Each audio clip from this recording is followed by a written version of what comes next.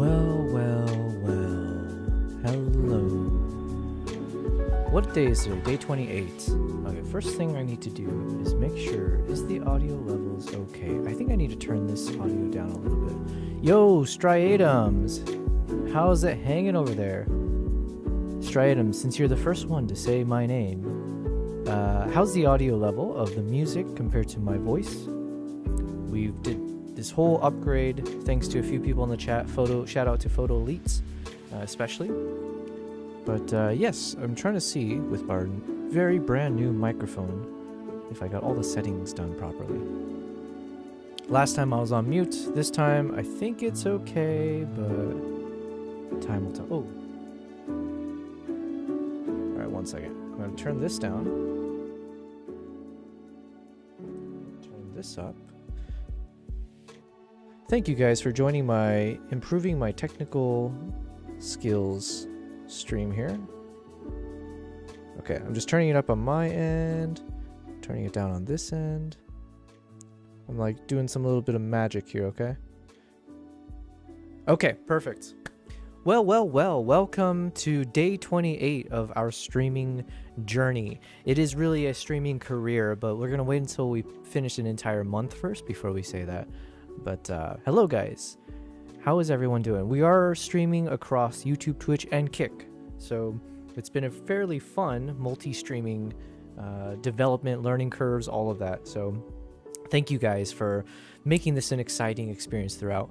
So I did say we're on day 28. What does that mean? Every day we have been streaming without fail for around 8 to 9 hours every day. And you know what? I think I could do more. Honestly, I feel like I could do like 10 to 12 hours if needed. But I think it's been a good portion of my time every day. You know what? Is like, could I do longer? I could, but the thing is, I also need time outside of stream, not to have a social life. I've already sacrificed that, so there's no such thing as a social life in my life anymore. But I do need time off stream so I can do other work and business related stuff. Other projects and endeavors that I can't necessarily be sharing my screen for, and yeah, all that fun stuff. But outside of that, we've been able to run streams and have the endurance for it. So thank you guys for making it enjoyable. All right, so day 28, what does that mean? Let's do a little bit of a recap here. In the past few days, we accomplished a few things in terms of milestones. Number one milestone, we have officially launched our video on YouTube, the one that we worked on since day 1 all the way until day 25. Project Mongolia, episode 1, Into the Blizzard. I'm going to go ahead and type it into the chat. ! Into the Blizzard. Now this should, if all goes well, link to my latest YouTube channel. I would be remiss as a YouTuber if I didn't promote myself better. So this is my attempt at doing so. Now, this will take you to my YouTube video. It is about 16.5 minutes long. I do hope you check it out if you haven't already. It is a labor of love. It is something that we've done together. We made the entire video while live streaming. So if you ever go into my YouTube and go to my playlist, you will be able to see the entire behind the scenes of how we made this video. And that is the point of my live stream. So going forward, what do we do on our live streams? Mostly it'll be focused on photography and videography as well as travel. That is essentially my kind of brand / like my entire life at this point. So I've been out of corporate for the past almost a year and a half or so, and during that time I wanted to spend full time focused on my passions, which includes mostly around storytelling. The art of storytelling, if you will, and traveling. So I love traveling. Why? Because you collect more stories. You experience more of the world that are, unique moments that most people don't have the privilege to be able to see. And so I love collecting those moments and then finding a way to craft a story, to retell it to a wider audience and hopefully inspire them to either travel or just to be able to escape into the other worlds that are out there, right? Besides whatever we are in our current realities. So that started with photography. So I did photography for I want to say like 8 to 9 years at this point. I never had formal training. It's all just practice, and learning from the internet. So YouTube was my greatest friend for that. So I started in photography, mostly shooting anything I see when I'm traveling. And then after COVID, for the past like 3 years or so, I've been focusing almost exclusively on shooting video. So I have officially shifted more to become a videographer as opposed to a photographer. What do I film? It started with filming my tattoos. During COVID, when I wasn't able to. Ooh. Hey, thank you very much. Oh, good timing, because we've been trying to test some things out. Yo, Kevin. Yes. Oh, wait, no, something didn't work, though. Damn it. Damn. And you had the perfect timing for it. Okay, let me interrupt my beautiful introduction of who I am, because we can do that anytime. I want to say hello to Kevin, Idora. Thank you very much for the bits. Now, I am a little bit upset. Not at you, at myself, because I wasted a lot of time this morning trying to figure out how to set up the TTS. I thought I set it up properly, such that if someone does any kind of donations, yeah, even the bits, it was supposed to read the freaking bits in different voices. So what the hell, man? Not to you, but what the hell to me? Well, like I said, we're on day 28 of our streaming journey, and there's a lot of things I still need to learn to be professional. Yes, Kevin, you see one for the channel points. Yeah. So I forget who it was. I apologize. Last night, some people were in the chat. Maybe it was Elle. Oh yeah, it was Elle. She was telling me about channel points, and I was like, no shot. And so I did activate that on Twitch. I don't know if that was an option for Kick. So I do apologize to my Kick and YouTube audience. It seems like a lot more of the things that I'm testing out is more on the Twitch side. Hey, good morning, KG. How are you doing? Oh, thank you for using one of our epic emotes, the first GIF emote, Boots and Cats. Yes. Although it's not really a Boots and Cats moment right now. I'm actually starting off with a bit more of chill vibes, chill lo-fi music. It's not really much of a beatboxing kind of a style. But thank you for that emote anyways, because it'll energize us. Now, KG, I was just letting Kevin know, Idora over there. Well, firstly, thank you to Idora, because he just used 100 bits and said, "Into the Blizz," all caps, cheer 100. And I was so excited because, firstly, thank you for using your bits on my humble channel. But then I'm a little upset. Well, we're getting hyped more. Listen, I'm hyped all the time. Let's be real. When have you not seen me hyped, okay? Although I'm a little bit hyped and angrily hyped right now, because after yesterday, our last night's conversation about the whole channel points, which I did activate. I don't know what it does yet. Oh wait, I did even created a custom reward in the Twitch channel custom rewards for channel points, where I think if you spend like 5,000 points, you can do a TTS donation. But don't use it yet, because what the heck, man? I thought I turned on... Hey, top of the morning to ya laddies. Sora, I unfortunately do not do accents very well, so... except for a Chinese accent, and I think I can get away with it, even though I'm not Chinese. Sora, welcome, and KG, and again, thank you, Adora, for the 100 bits to start off the day. What I was saying, though, is I set up TTS, and I thought I did, and now I have to waste time on stream. I'm sorry, guys, because I do really want to make sure I set this up properly. I thought I set up the bits and the TTS to run properly, and Idora just donated an epic amount of bits, and supposedly it was supposed to then, read his bits back to me in a voice that I selected. So what gives, man? And I even paid for the subscription for this because I was like, I want to test it out, and then we can always, end it after a month. KG, you said figuring the sounds out is so frustrating. Mine was popping up on my stream, on my screen. Now they don't. Ooh. Well, let's see if we can do some troubleshooting. I should just start every day with the troubleshooting session here. Okay, so here's... Oh, shoot. Okay. You know what? Idora, I apologize. I think on default... So I'm using something called TTS Monster. That was courtesy of what Mr. Atlas, or ChatGPT, told me. And TTS Monster has the default bits for voice stuff at 500. So I do apologize. Let me go ahead and drop that down, because let's do 100 then. Can I? Minimum for AI TTS? I don't think that matters right now. Okay, there we go. Oh, Sora, did you send a photo in the Discord? Oh, yeah. I was actually going to start today's stream. Did it work? Come on. Where's the... I didn't... Wait, did you guys hear anything? Do I have to... One second. Host said, do you even read Kick Chat? Of course I do. I have a connected chat. I saw you say, let's go, dude. Sorry, I'm on the... I'm trying to fix... I was supposed to have a TTS thing popped up. But hello, Host 2S. How are you? Yo, Adora, thanks for... Into the Blizz. Ooh. It worked this time. Wait, I heard it this time. Okay. Well, thank you very much, Kevin. You didn't have to do that. But thank you for testing with your real bits. I hope the rest of you guys heard that, because I did spend some time setting it up and I wasn't sure if it was actually working. Sora, you said I did send some photos. Aren't I in your Discord? Yes, KG, wait. KG, yes, you are in my Discord? Sorry, I'm catching up on what you guys are saying. Idori said, I forgot to type something. Oh, that's why. Okay. Well, thank you very much, Kevin. I owe it to you now to do something in repayment. But glad to know that the TTS is working. Although the voice should have been something different. Whatever, you know what? One step at a time. I was supposed to have like a Baymax voice pop in.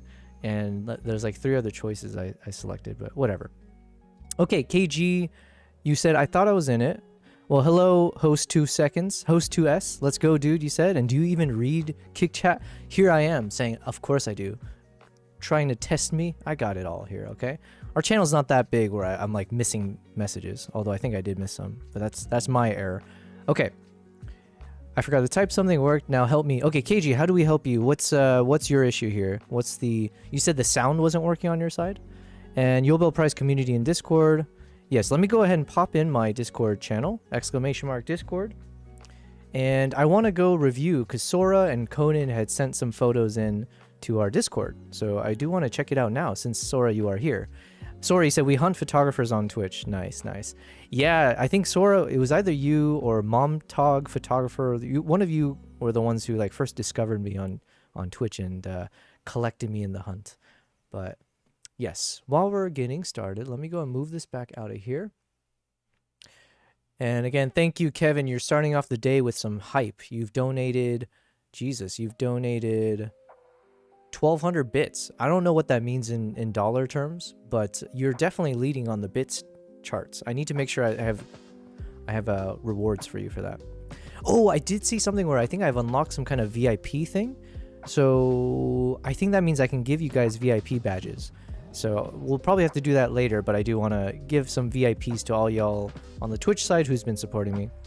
And Sora, let's look through some of the photos you sent. Let me open a link, and then we're going to share a screen, because we're improving as a streamer, where we know that we're not supposed to share something on my screen but not share it with you guys. KG, you said Yobel's the one who I started watching with my hubs. Yeah, lucky. And they both encouraged me to stream. You're welcome. Does that mean I get a commission out of every donation that you get for the remainder of your career? We'll see. We can negotiate on that one.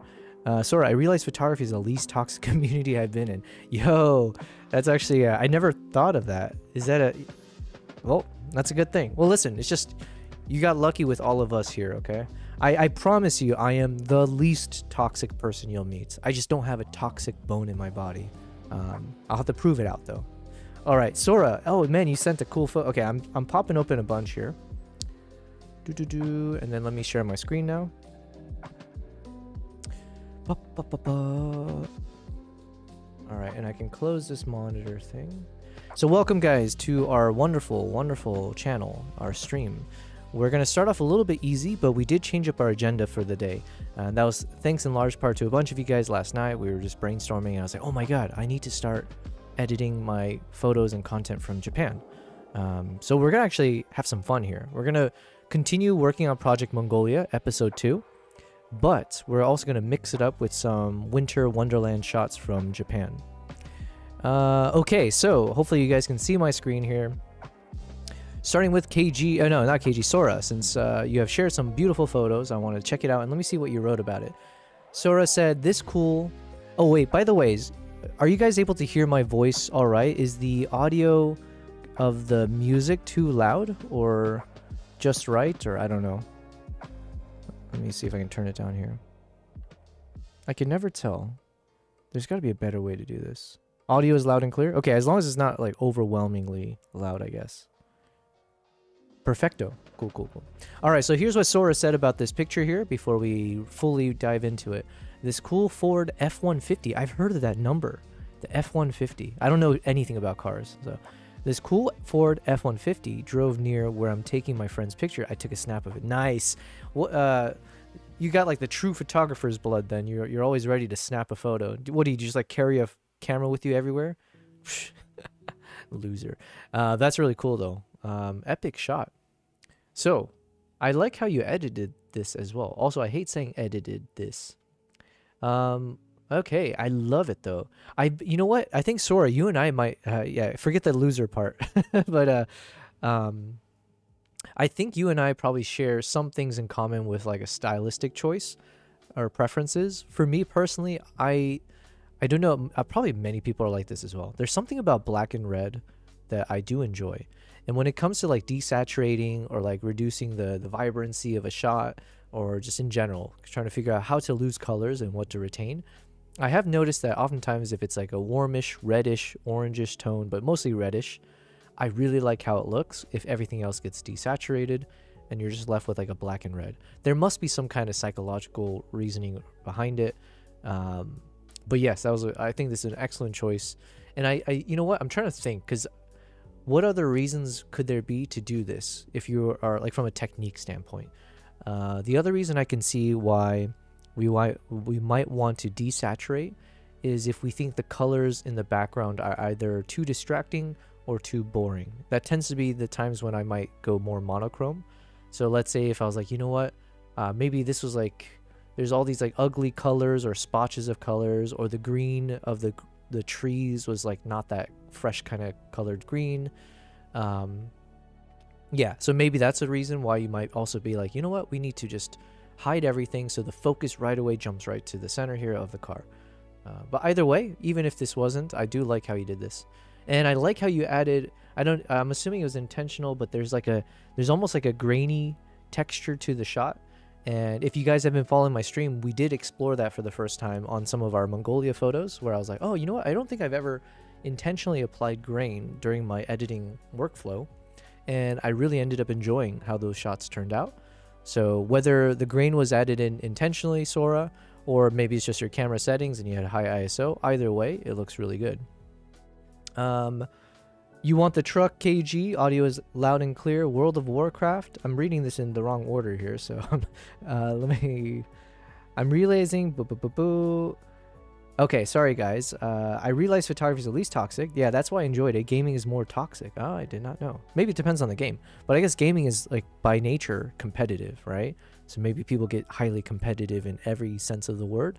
Whereas I think photography, I do know, to be honest, like there are definitely toxic photographers in various communities. Not to say I know them by name, but every once in a while I have like an inner, what do you call it?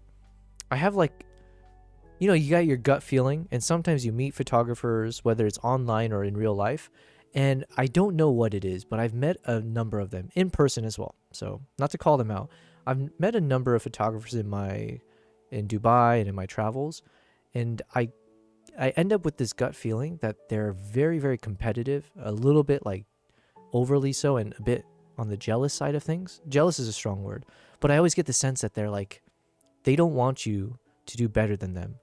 And I don't know. I wish I could like have, I wish I had like, what's the word I'm looking for? There's not concrete evidence of anything I'm saying, but it's just like moments you see, whether it's like when you're online, whether it's, I don't know, you'll have this gut feeling, let's say. And it is kind of sad because there are definitely those kind of people. And then I met a wonderful photographer in Vietnam. She's like an award-winning photographer. And then I think she was explaining a little bit also that even in Vietnam, like all the top photographers, they're like very overly competitive. So I don't know. So it's not just gaming. I think there's toxicity in photography as well. But at least in this Twitch community, the people I've met on Kick who've been really wonderful in the chat as well, and same with YouTube. So far, we've been able to avoid those people. KG, I'm realizing... Oh, that's why, Sora, that's why I transitioned to photography and retired from gaming. So, oh, and then that's when... Sora, what game did you play? I'm seeing here KG used to be no, Lucky used to be a big WoW player. Gotcha. I used to be a big ass Maple Story player back when I was young in school. Man, I used to play that all the time. Maple Story was the shit. Then my friend got into, I introduced him to Maple Story, and it turned into a gateway drug, because then eventually he got into World of Warcraft, and then he essentially dropped out of school for a while. It was like the most depressing thing to see his life go completely down the drain because of a game. Like literally, he would fake in, like call like he was like his dad or something, call in sick so that he could do whatever World of Warcraft stuff all day. But his life has turned around, and he's doing really well in life, so all's well.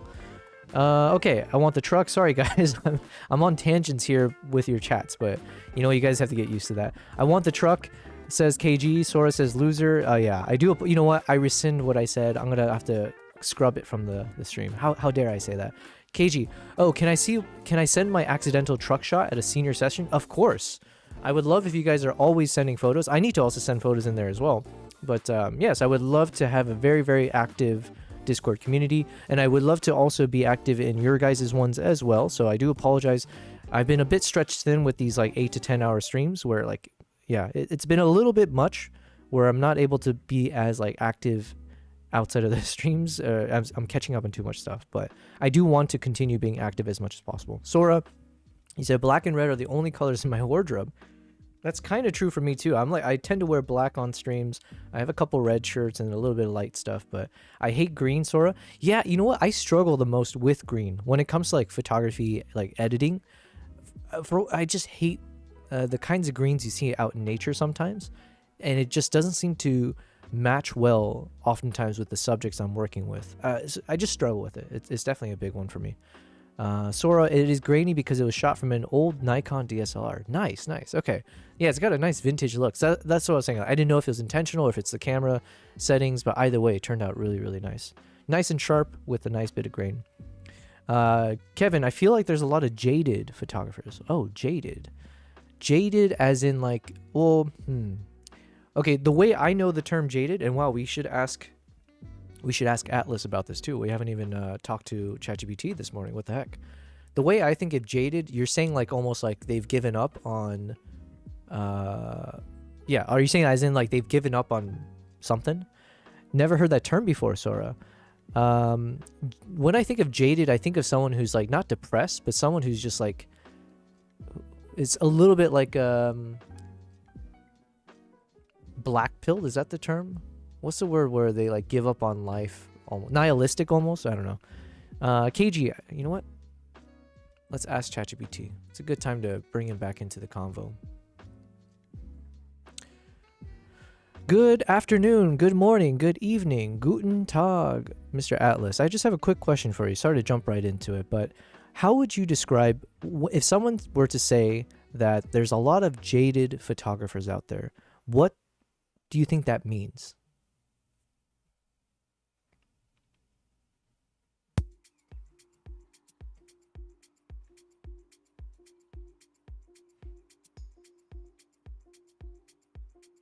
Are you still there? Hey there.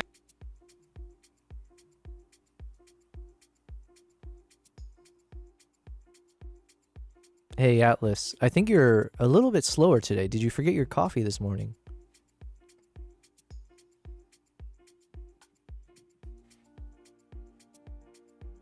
Hey, nope, no coffee forgotten here. Sometimes I just take a moment to gather my thoughts, but let's jump right into your question. If someone says there are a lot of jaded photographers out there, they generally mean that some photographers have become a bit disillusioned or cynical, maybe because of the industry pressures or just the grind of the job. It's kind of like they've lost a bit of their initial passion or excitement. But hey, there's always a way to get that spark back. Amen to that one. Amen to that.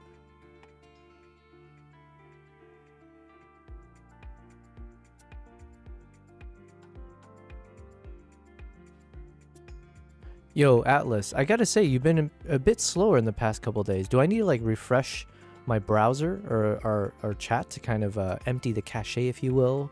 Because yeah, I feel like I can't tell if you're there. Or are you jaded? Ha ha ha.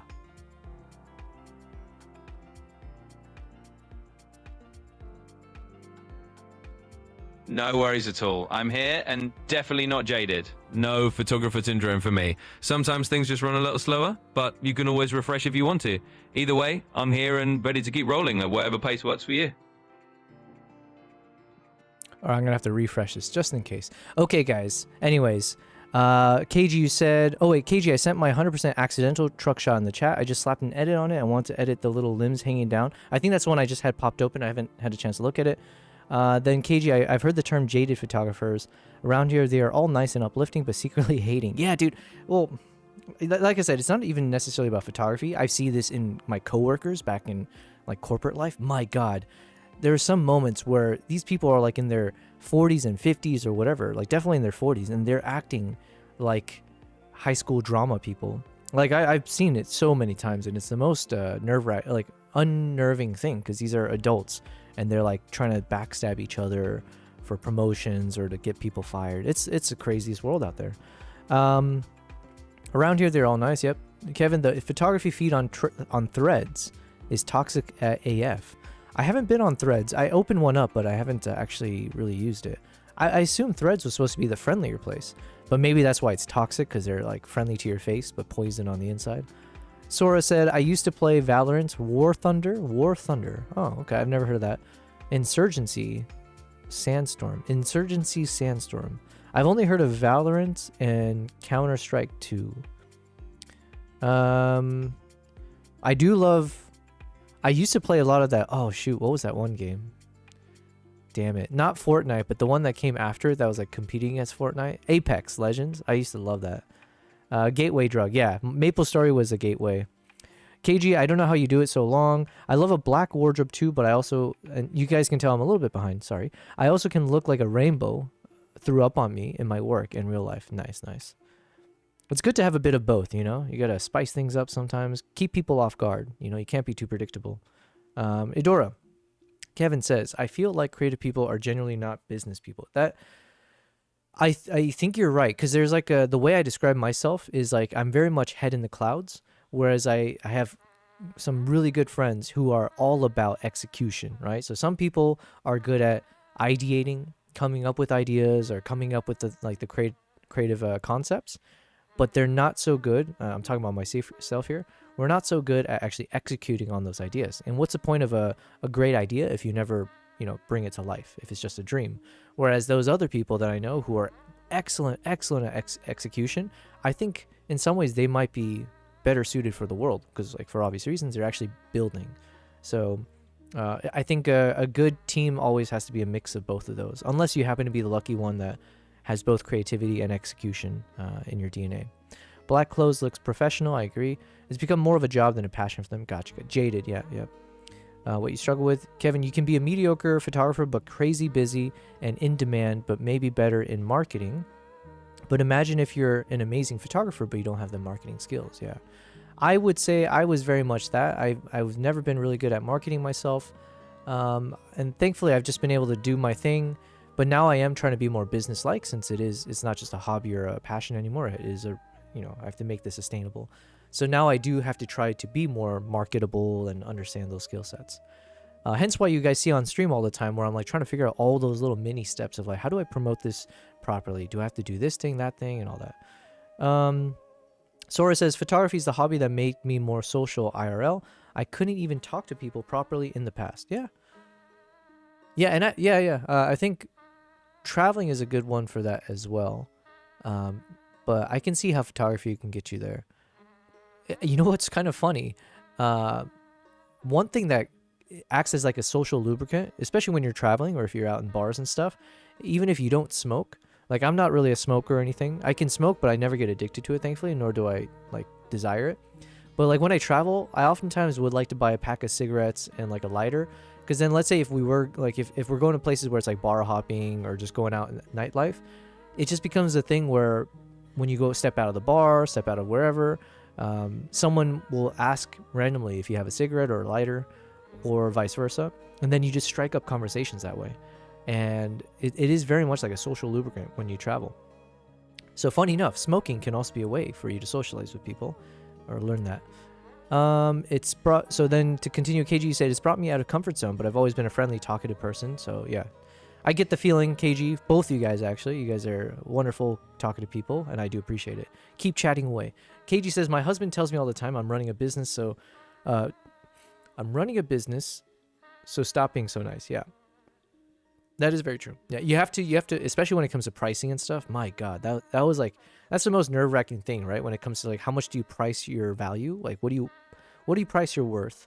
And then you will have those moments where someone reaches out to you, DMs you, being like, hey, would you want to do this thing for me?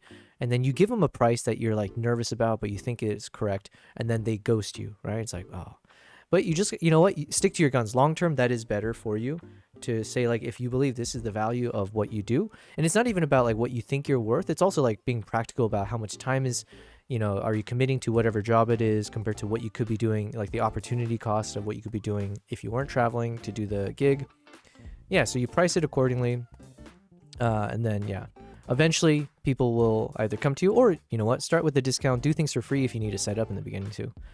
Okay, as far as situations where I need to handle things from a business point, but I'm always so personal, yeah, it is tough. Like, imagine being, like, you know, a lot of my friends, man, they are so successful in life. They're like, they run their own companies, they're the heads of different, you know, products and stuff. And like, to always be in a position where you have to let people go all the time, it must be yeah, it's hard, I'm sure, to do things like that. If you're a very personable person, especially, or if you're like, you don't like confrontation, things like that. Primal Nation, hello, what's up?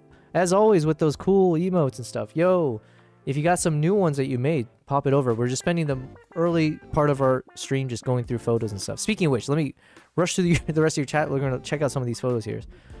So here's the thing. No to Nikon hate. Yeah, of course. We are Nikon lovers out here, okay? KG, I've had that a lot recently, and my prices are fairly cheap compared to others, even though I'm buying a Sony camera. No worries. No hate here. KG says, most of my clients I've known all my life, so that's hard. Ooh, yeah. It's like changing barbers, you know? Okay, so Sora, you had sent some other photos here. Let's go ahead and check it out.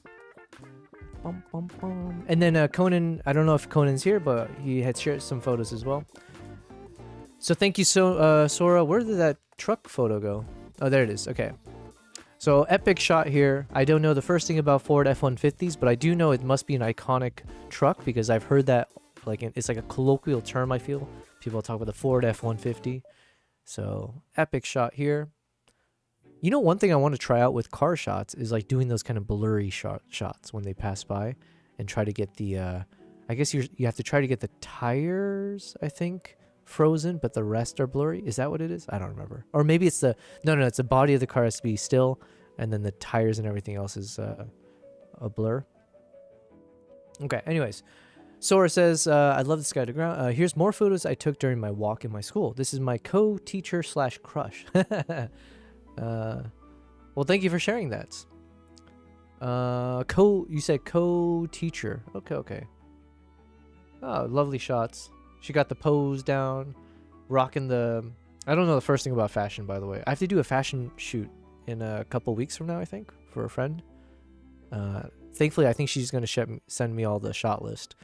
But when it comes to like actual understanding, like what goes well with what, my goodness, I don't even know what this is called. Is this called a blouse or you know what? Yeah, we'll just leave it there. Is that satin material? Yeah, I recognize a bit of satin there.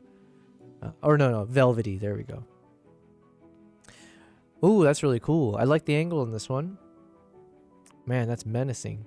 Same thing. I like the kind of the toned down colors here. Focus on the sunlight. That really draws all the colors anyways. The Deep South license. Oh, that's cool. And yeah, this is a cool lighting situation too. Yeah, nothing to be said here. This is epic. Very, very epic. You said you shot this with a Nikon? And then Sora, you sent some photos here. Using my friend as my model. Yeah. So I only clicked on a few of these. But this is kind of a cool shot with just the eye in focus here, let's say. Or like focusing in on the eye.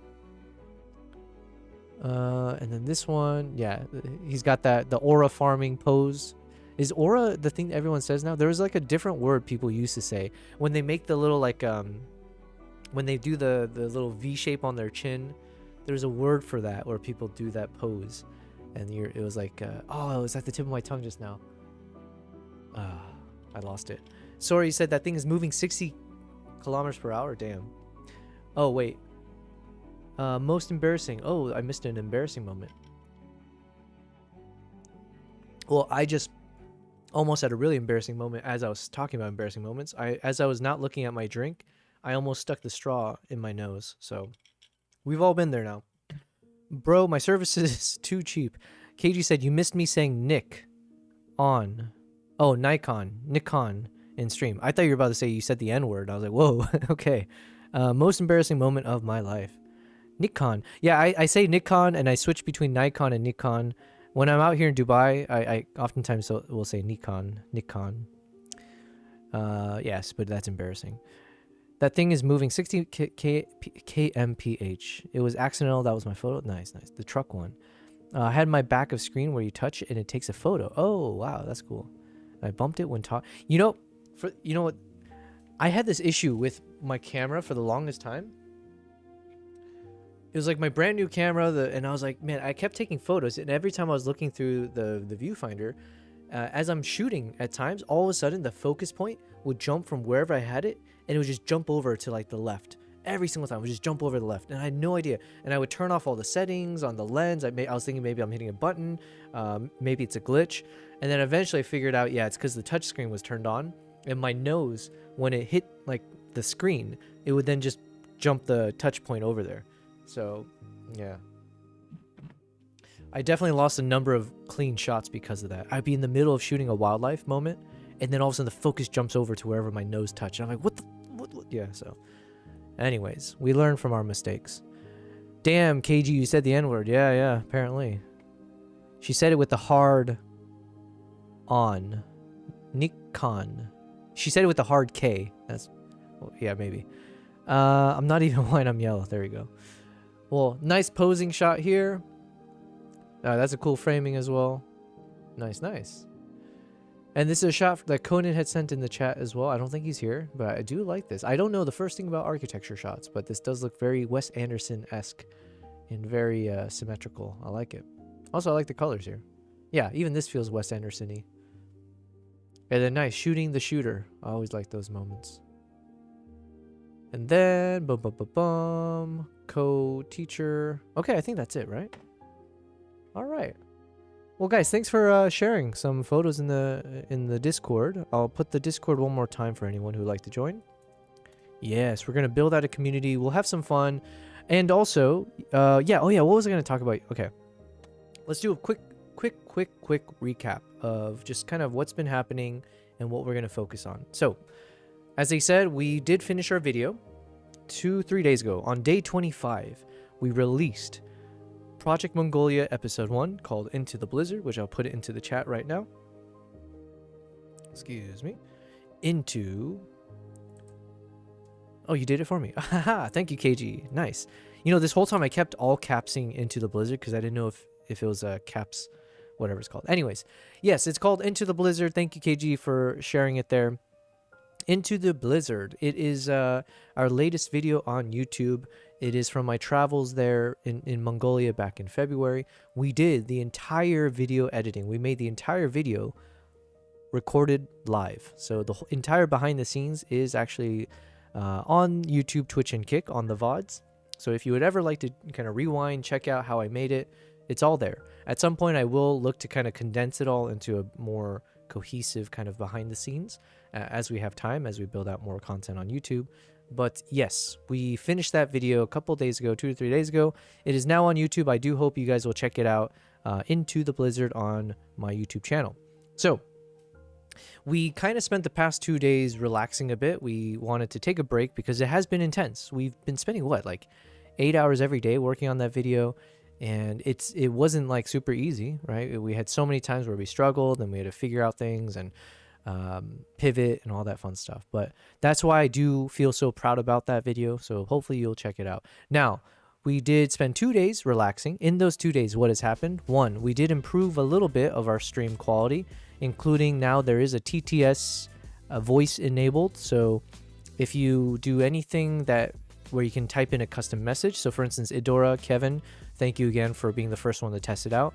So if you do like if you donate over, I think 100 bits, You can leave a message there. You can also, whether it's doing a donation via my Stream Elements tipping URL. Also, I did switch from Streamlabs to Stream Elements for the tip. Courtesy, or because was it Photo Elite in the chat yesterday talking to, basically he was letting me in on the lore with Streamlabs, and apparently they don't have the best reputation, so I figured if I can not rely on them as much going forward, why not? It seems like they had some shady practice. I don't know, maybe that's like in the yesteryears and they've improved since then, so there's that.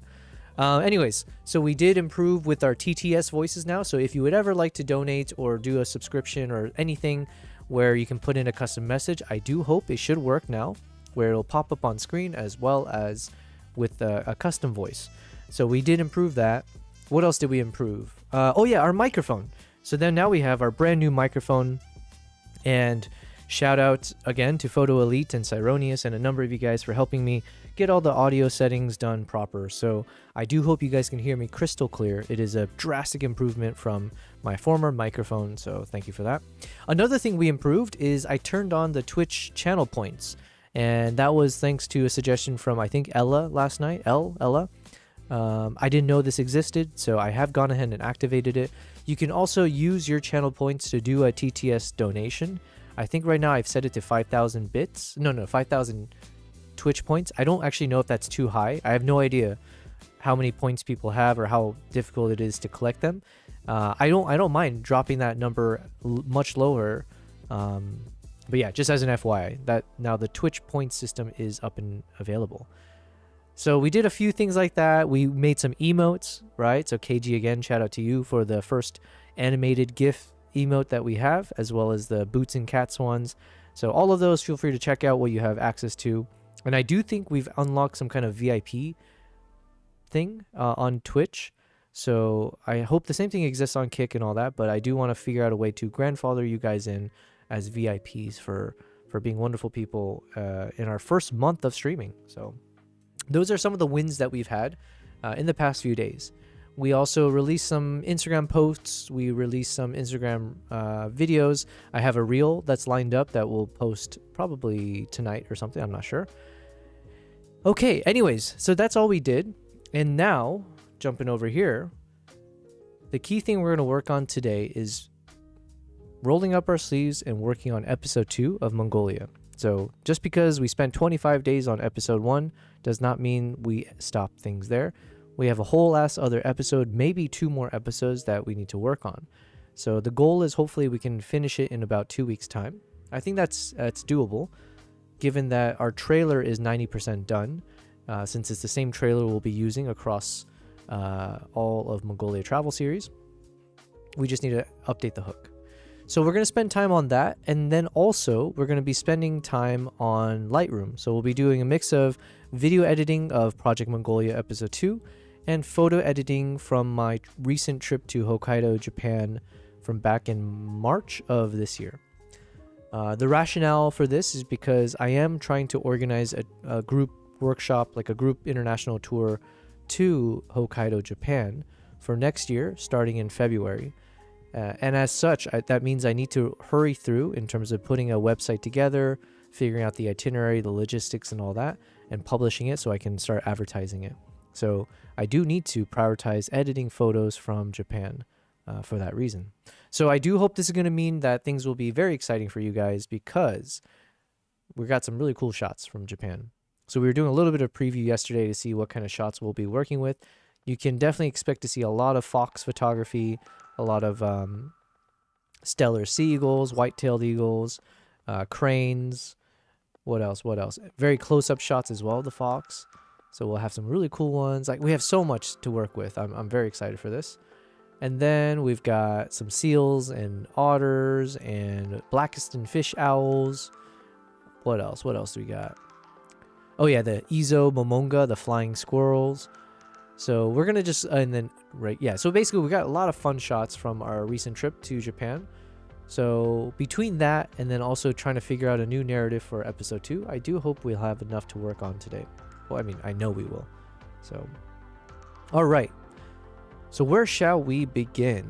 Do we start with photo editing or do we go into Mongolia? That's always a good question.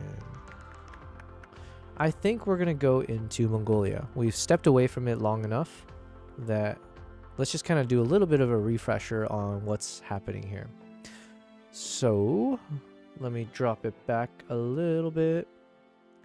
Let's play the trailer, remind ourselves what we worked on, and I'm going to have to keep an eye on the volume here. There are moments you never forget. Let's turn it all the way. Ooh, that sounds loud. There are moments you never forget when you witness something primal, ancient, unstoppable. Through blinding snow, I watched them emerge, eagle hunters with the spirit of warriors past. This is my journey to the heart of Mongolia.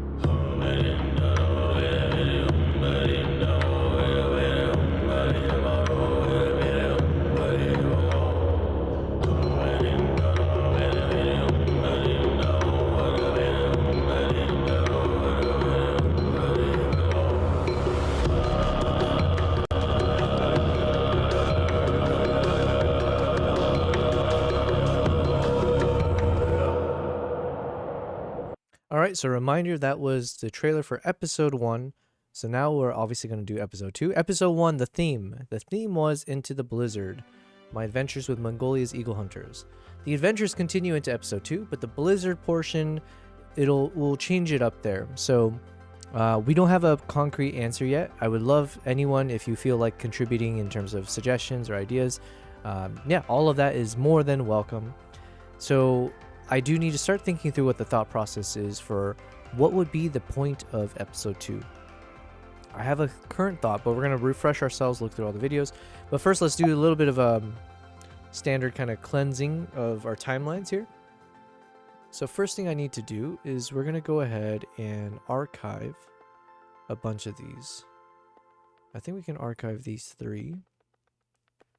And we're going to rename this timeline to Mongolia. We'll call it Mongolia episode 1 into the blizzard. And then we're going to duplicate this. Call this one Mongolia 2 episode 2. And then we'll leave it blank for now until we figure out the title. But this way I can start deleting things, cleaning things up. So it just makes our lives easier. Starting with subtitles, let me go ahead and see, can I easily delete all this? Delete track. Oh wait, no. Yeah, we're on episode 2. Delete track. All right, that saves me a little bit of space here for me to work with. And let's turn down the volume a bit.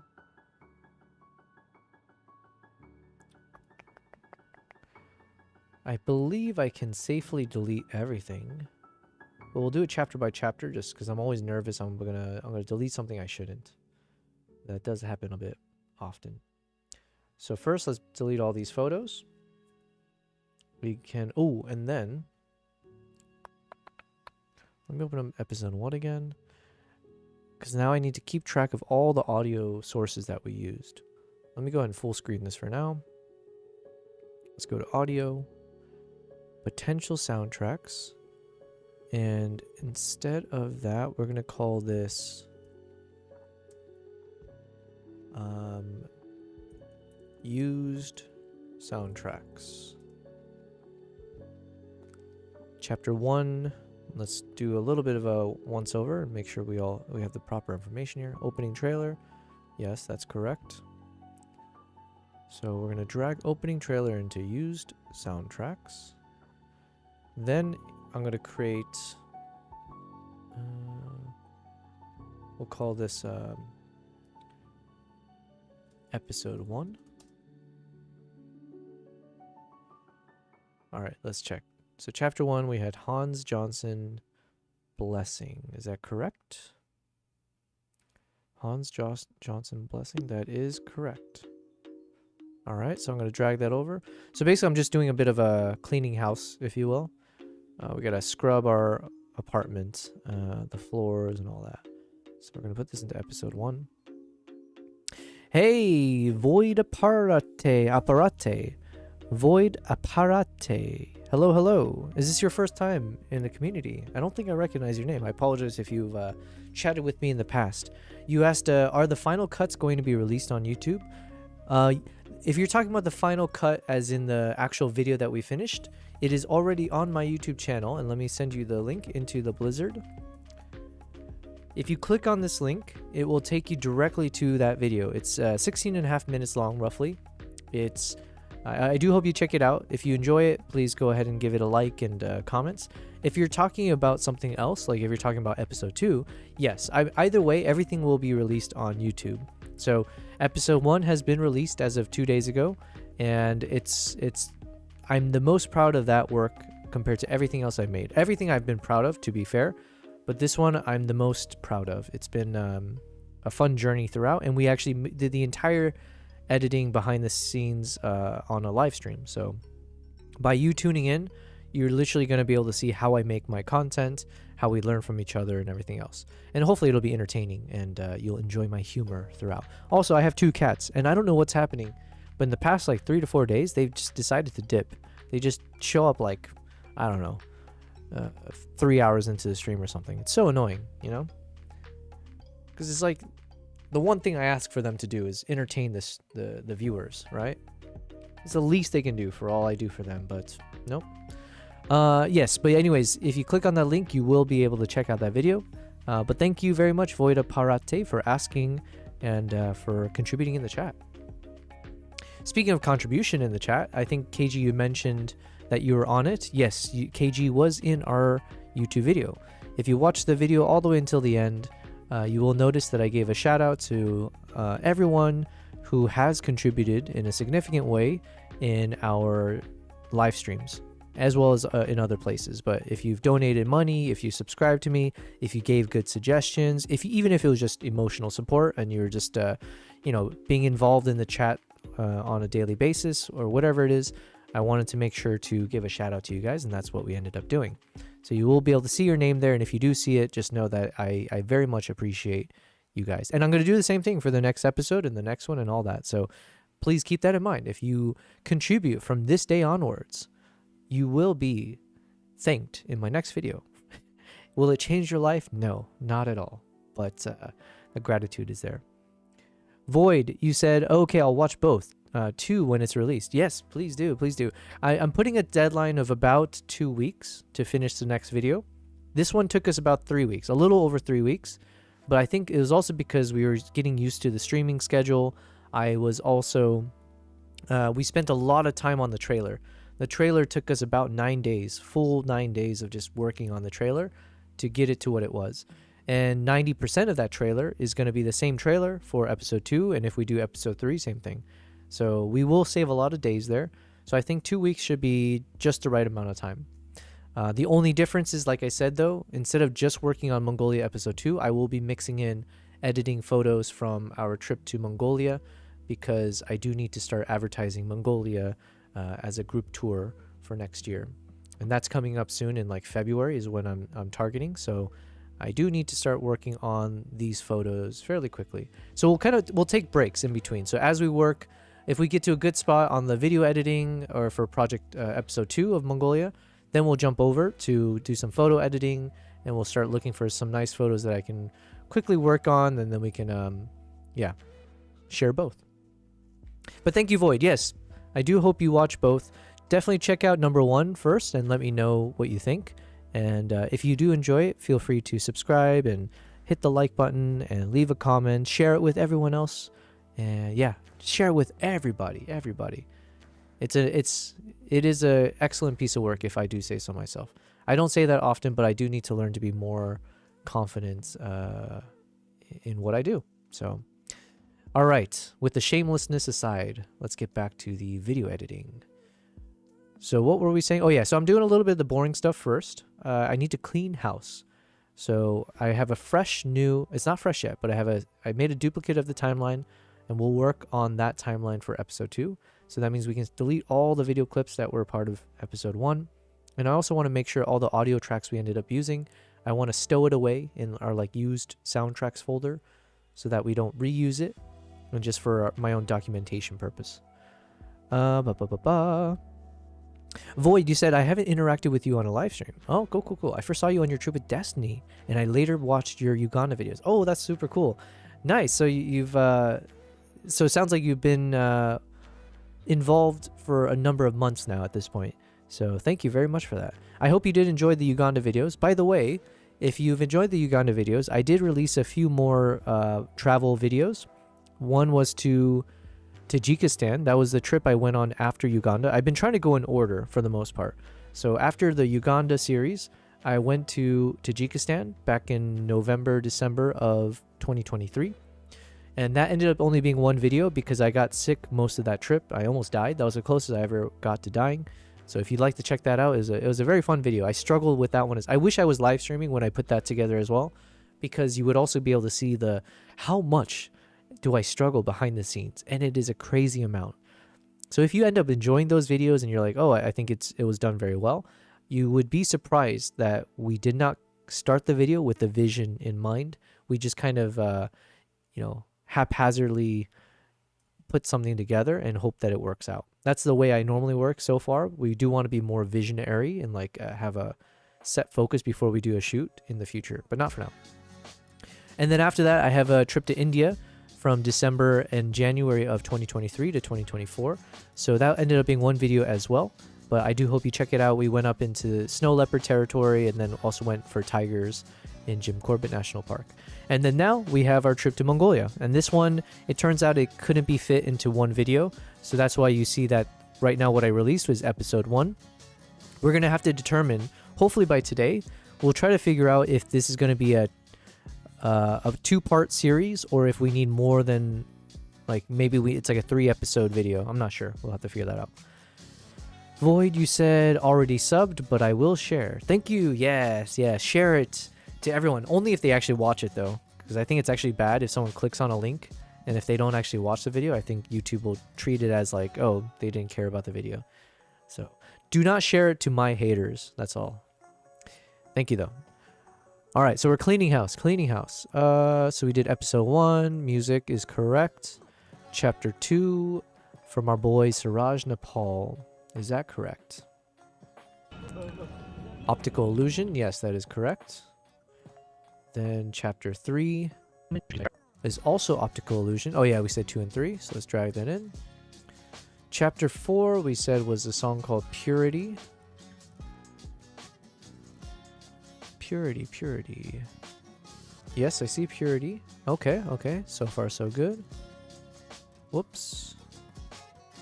So on chapter 5 we got Dreams Mongolia. Yes. Is that the only one? Yes, it is. And Void, if you would like to, if you end up enjoying episode 1, right now I don't have like a shortened version or like a summary of the VODs, but feel free. If you are a fan of Destiny, that means you probably watch a lot of live stream content. Feel free to watch some of our VODs. I will say the quality is not anywhere near like a professional live streamer's. You will notice that my audio quality is not that great. It's good now. We've upgraded our microphone and all that. But for the first, 25 days of streaming, I had a different mic. And to me, and at least with my ears, like how I hear it, I just didn't like it. The quality was not that good. And you'll also see, hopefully it'll be fun to watch. But we learned a lot. If you look at day 1, oh my God, I kind of want to do this as well. But if you look at day 1 of my streaming, and we went bold. We're live streaming. We're multi-streaming, right? So I was having to test all the technology, all the softwares, the third-party plugins and all that. And we were streaming across YouTube, Twitch, and Kick. I hope you'll see, if you watch those VODs, an improvement every day. Every day we learn something new. Someone in the community, someone in the chat joins, gives me good advice. And then boom. Eventually, we still have a lot more to do. But I do feel I feel like a streamer now. So that's the cool thing. Now we just need the followers. So share this with everyone. Share my stream with everyone. Void, you said, we'll watch all of them and don't let me distract you. Oh, listen, I enjoy the distractions. If I'm going to be a streamer, and the goal is, by the way, that I'm not traveling for the rest of the year. So I have way too many trips to catch up on and too much content that I need to catch up on. So I've already decided I'm not traveling for the rest of the year, but instead I'm using the entire rest of the year to work on my content, and I might as well do it live. So I would, even if I didn't do a live stream, I would be doing the exact same thing you're seeing me do now, except hopefully not talking to myself, but I would be in front of my computer editing these videos and photos. So that is the same thing I'm going to do. I'm going to be live streaming every day for around like 8 to 10 hours, unless I have prior engagements or some other reasons, like health reasons or whatever else. So yeah, I hope you enjoy. Do catch up on some of those VODs. If you want to watch them all, I mean, I would like to think that they're all entertaining. We have fun here, okay? But yes, enjoy it. And I would love to have you in our community going forward. If you would like to join the Discord as well, I do have a little Discord exclamation mark. I didn't even know about these exclamation mark things. That's how little we knew about the streaming world. So we've evolved. Okay, what was I doing? Oh yeah, music. So then we're on chapter 6. Chapter 6, the song is called Try Again by our boy Siraj. And I have 2 songs here, is that correct? Grounded. Yes, it is correct. Okay, let me drag that over. Chapter 7, we have nothing in chapter 7. Oh yeah, that's because chapter 7 is the same song as the opening. So I can go ahead and delete this one. Remove. Chapter 8. Okay, here I think I need to make a change. From the sudden snowstorm while I... Chapter 8 was a song called Deviation and Battle Hymn. Deviation, I see. We don't have Battle Hymn. Let me drag the rest of these out of the way.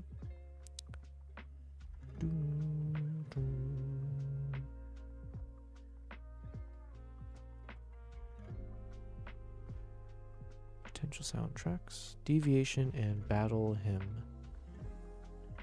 There's that one. Drag it over here. All right.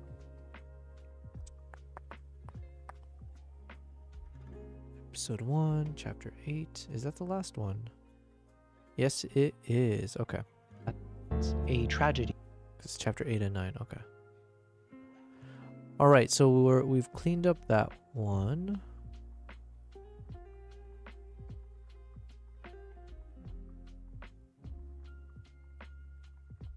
And then for moods, let's drag this into potential soundtracks. Okay, cool. Let me drink some coffee and water. Which one? It's 5:30 p.m. Let's drink the coffee now. All right, coffee comes first. If I drink coffee too late in the evening, it'll be bad.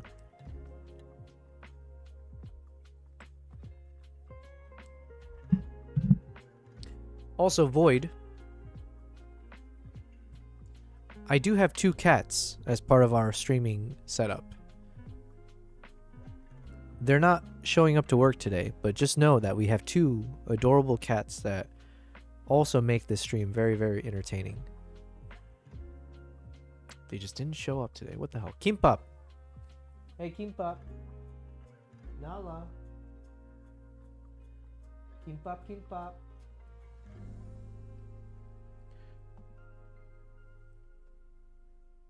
Kimbap! Gimme Kimbap! Kimbap!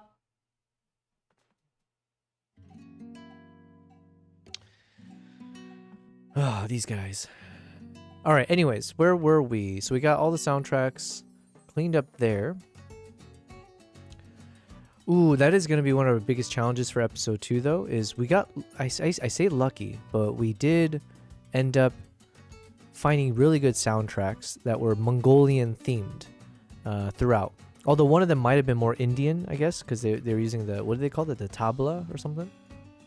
But either ways, we had really good soundtrack choices, I believe. But I think we were running out of Mongolian soundtracks to find on all of those sound platforms that I use. So we might have to start dipping into like more standard or traditional kind of music. Or it won't sound as cultural. So that is one thing, just as an FYI. All right. Let's open up episode 2 again.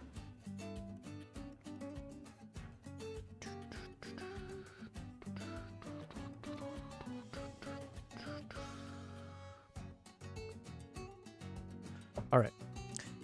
So we deleted those. Oh yeah, we can delete all the voiceovers. Let me make sure they're in the right spot. Yep. Dun, dun, dun, dun.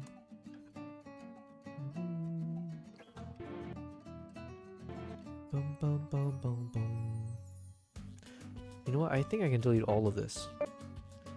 Because we already had the other playlist, so when we get time to needing all these overlays, we can always just go over there and grab them. So let's just start deleting things.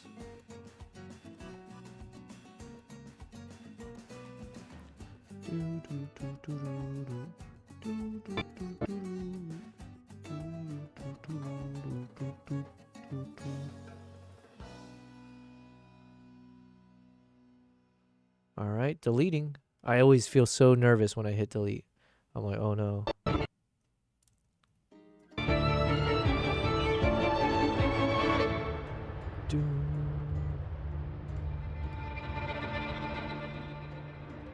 Alright, we can delete all of that. Void, you said I bet they're cute. Of course they are. We even have emotes for them, but oh, you know what? I can pop it up on the screen here. I think the emotes are on YouTube as well. So if at some point you eventually subscribe to me, I think on like the tier 1s and tier 2s, there's some emotes or stickers you can use on the YouTube side as well. And then on the Twitch side, we have, if you'll join me on Twitch, we're also there, and we're also live on Kick. So let me go ahead and type in socials into the chat. I think it'll pop up my different social media stuff. So if you'd like to support me on any of these channels, there they all are. I would very much appreciate it. YouTube is my main journey, but then now we've started Twitch and Kick and YouTube for live streaming. So all of that are ways that you can help me out.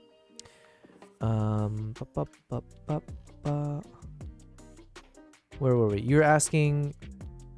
Oh yeah, I was going to say I have emotes of my cats. So all of my emotes are like photos that I've taken, like of wildlife photos, as well as my cat photos.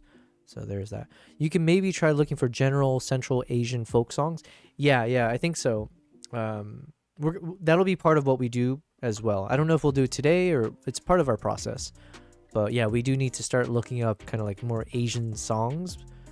But it has to not sound too Japanese. Yeah, exactly. It has to be like Central Asian. But the thing is, I don't know how many... I use something called Epidemic Sounds as well as artlist.io. And so I think we might have exhausted our list of like Asian traditional songs. I hope not, but we'll have to definitely do some checks. Well, yeah, it's going to be hard to beat the songs we've used already. Like the one we used for the trailer, I mean, that is just like as epic as it gets.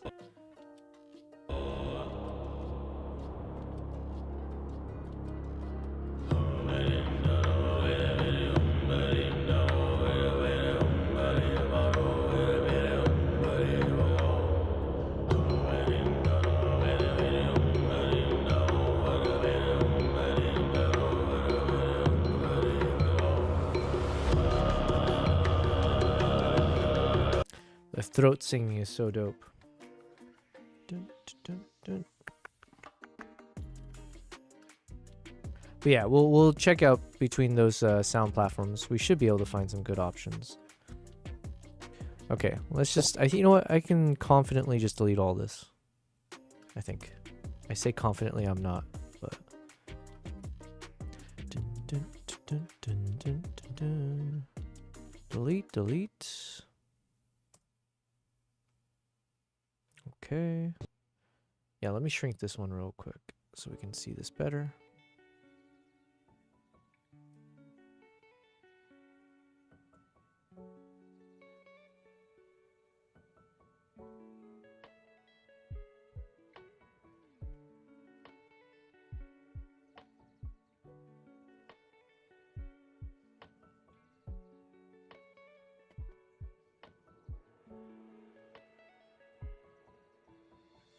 Okay, yep.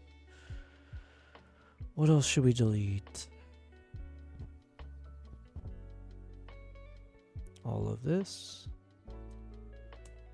Music tracks, voiceovers, ambient sounds, soundtrack, sound effects. Except for the trailer. I need to keep the trailer.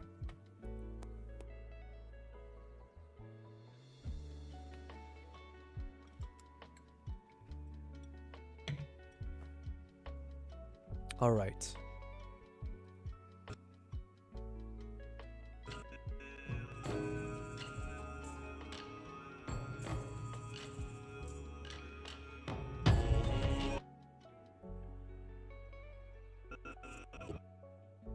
Okay, I think I'll keep these elements. And then... Alright, so the rest of this we'll keep. Because we'll probably do the same messaging about, like, hey, if you'd like to see the behind the scenes of how we made episode 2, blah, blah, blah. And then you'll see all these live stream images. And we need some shout out stuff. And we have one of our chapters open in. Okay. But then what do we delete? We delete some of the soundtrack. We delete that one. I think that's it. Cool. All right. Now let's look through what else we can delete here. I think these are old stuff. Yes. I think these are all shots we ended up not using, right?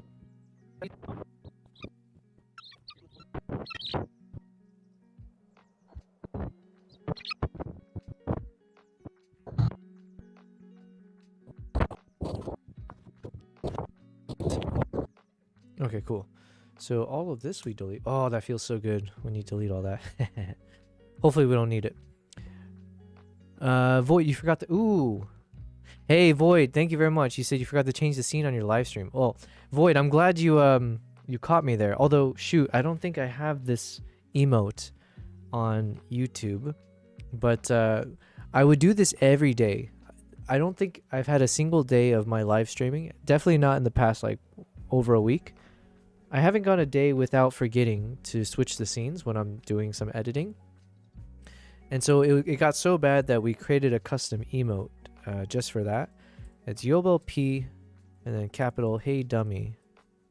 And so then people would use this emote to let me know as a warning that I need to change my screen. So when someone types that in, I would see this photo of a gorilla that I took a photo of back in the day, and with all these exclamation marks. So then that was my way of being warned that something is wrong. And usually it was because I forgot to switch scenes. So thank you very, very much for that, Void. And you know what? Just for that, we do have a point system in our chat. I use Streamlabs right now. And on Streamlabs, they have this whole channel, or it's like a chat point system. And so I make sure that if people help me out, then I will reward them with points. The point system is called Prize Pixels, but we call it for short PPs. So when you join my chat and you engage, you are actually collecting a lot of PPs. And if I can give you more PPs for helping me out, who am I to keep you away from them PPs? So let's go to loyalty. I'm going to look for your name now, Void. Where is Void? There you are, Void. See, you already have 25 PPs in the chat. Look at that. And you can type exclamation mark points to see how many PPs you got. And usually I give 200 PPs anytime the first person to warn me that I'm on the wrong scene. What can you earn with those PPs? Right now, there's really nothing you can do with them except for just me shouting you out and thanking you for it. However, in the end of our episode 1 video that we released on YouTube, you will see at the very end of the video, I gave a shout out to a number of people who'd been a part of my live streaming journey, who helped me out. And I did rank those names based on the top of the leaderboard of our PP system. So just as an FYI, at least there's that. In the future, I would love to do giveaways and all the fun stuff, but yeah. Someone yesterday had a good suggestion where can we redeem channel points from Twitch and stuff for the PPs or vice versa? And that'd be pretty cool. At least with the Twitch points, I know that you can if you collect points on Twitch, you can use some of those points to then do like a TTS voice donation. What is it? Dono. So we're always looking for ways to just kind of have fun with this. So it's going to take some time, but we'll eventually get to that point. Void, you said my PP's small now, but it will get bigger. Exactly. Yes. Yes. Just be patient. You'll grow into it, okay? You just got to believe in yourself and believe in this channel and this chat. And one of these days you'll look around and you'll be like, my goodness, everyone can see my PPs. I'm at the very top. All right, anyways. So I'm deleting all the shots that we don't need. So these are all like the extra shots that didn't make the cut. So Void, since you are just tuning in, so just a fun little things about this trip. This trip was only, I say only, I think it was about a week and a half that I traveled through Mongolia, and probably like 5 or 6 days with the Mongolian nomadic couple. Overall, I ended up shooting around 9 hours worth of videos. And so we've been having to go through all the 9 hours to see what we want to use and then turn it into a 16-minute video. Like I said, though, 9 hours, it is quite a lot. So that's when I decided that I don't want to try to put all of it into one single video. We do need to have this in like a multi-episode series, which has been fun because now we can work on episode 2. And that way we don't have to feel rushed about whatever we're working on. So right now, these are all of the clips that we had looked at, and just unfortunately we weren't able to fit it into our video because otherwise it just gets too long or too boring and all that stuff. But there were some really, you know what, actually let's go ahead and watch some of these moments. Yeah, actually that'd be fun. Okay, let's do that. So what I'm going to do now is we're going to watch, I think in its entirety. Let's just go ahead and see some of the clips that we had that didn't make it into the YouTube video.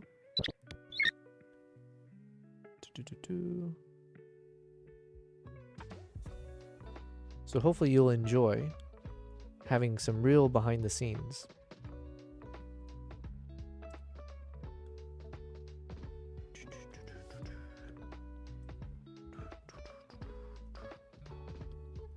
But bear in mind, a lot of these videos, they're not color corrected or graded properly. So these will not look as pretty as what made it into the final video. But like I said, this is the raw version. So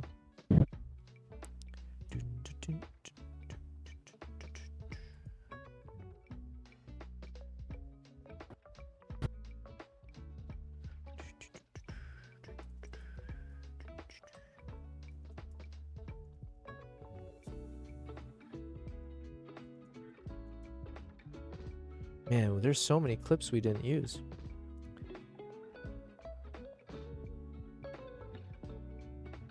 It just never ends.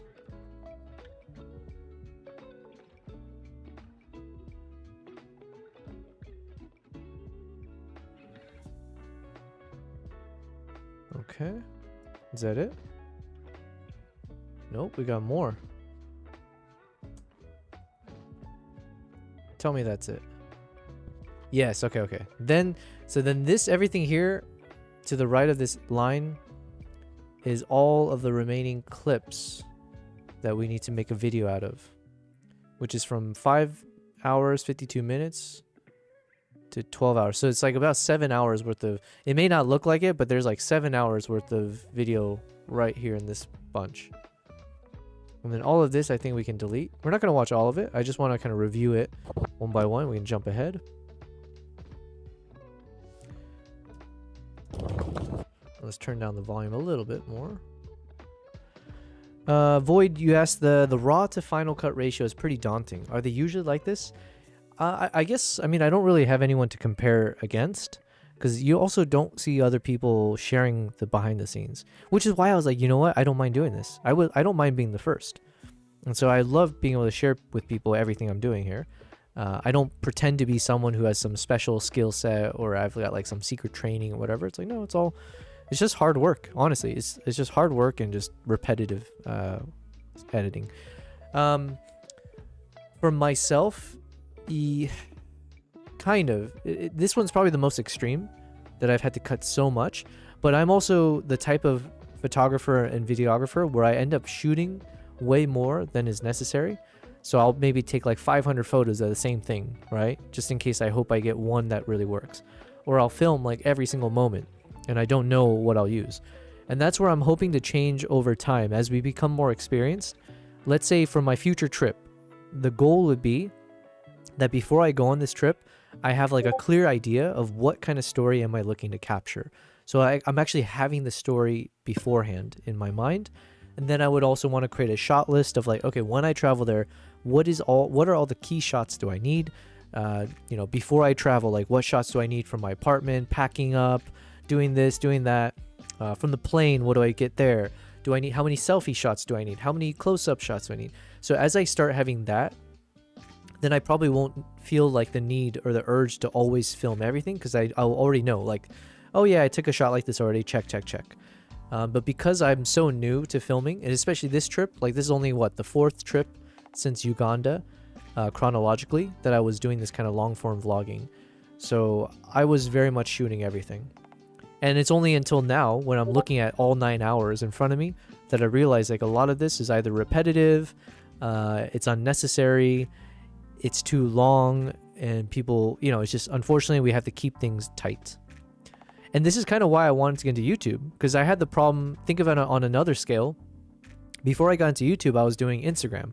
And on Instagram, it was always photos. So, you know, even that, it's like, what happens? Like, a photographer goes on a trip, and then they only show like 1 photo, 2 photos, or like 1 photo at a time. Or now maybe they'll start doing some like montage collages or carousels. But still, it doesn't feel like, of the thousands of photos you take, you only get to share like not even 1% of the photos on your social media. Mainly because people are very selective, including myself, like what makes it onto your portfolio. It has to be your best work. And people don't want to share like their medium quality work. Even if it's good, they want to make their portfolio look nice and clean and polished. So the same thing, I was like, as I started getting into Instagram Reels and like creating more like the TikTok kind of content, I was like, oh, I was able to create some really cool short videos, like the short Reels. But then imagine the short reel, it's like, wow, that's like 3 seconds. That's like a 5-second video, a 10-second video, compared to the hours and hours of video footage I have from a trip. And then you're telling me maybe only less than 1 minute of an entire trip actually gets shared on my social media, like on Instagram. So then it did feel like an injustice, where it's like, man, what's the point of me traveling? And could I really truly have a desire to share the best of the world with the rest of the world if I'm only sharing a few precious seconds? So, and that is something I really do truly believe in. Like, I do want to share the best of the world with the rest of the world. And so then I was like, oh, I need to do longer form content then. Give it some justice.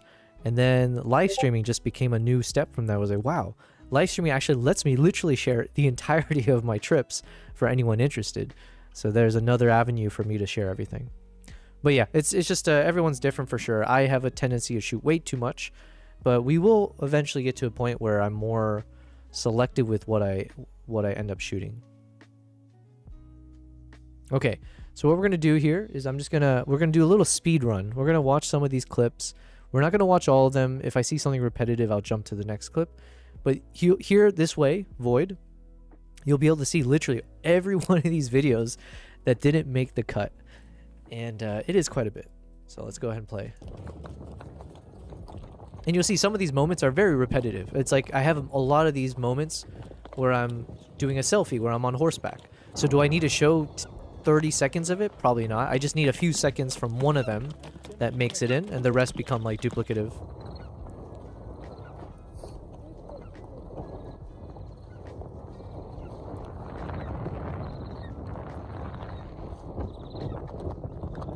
For this, I was shooting with an iPhone connected to a Zhiyun Smooth 5S gimbal, so that's why it's a lot smoother.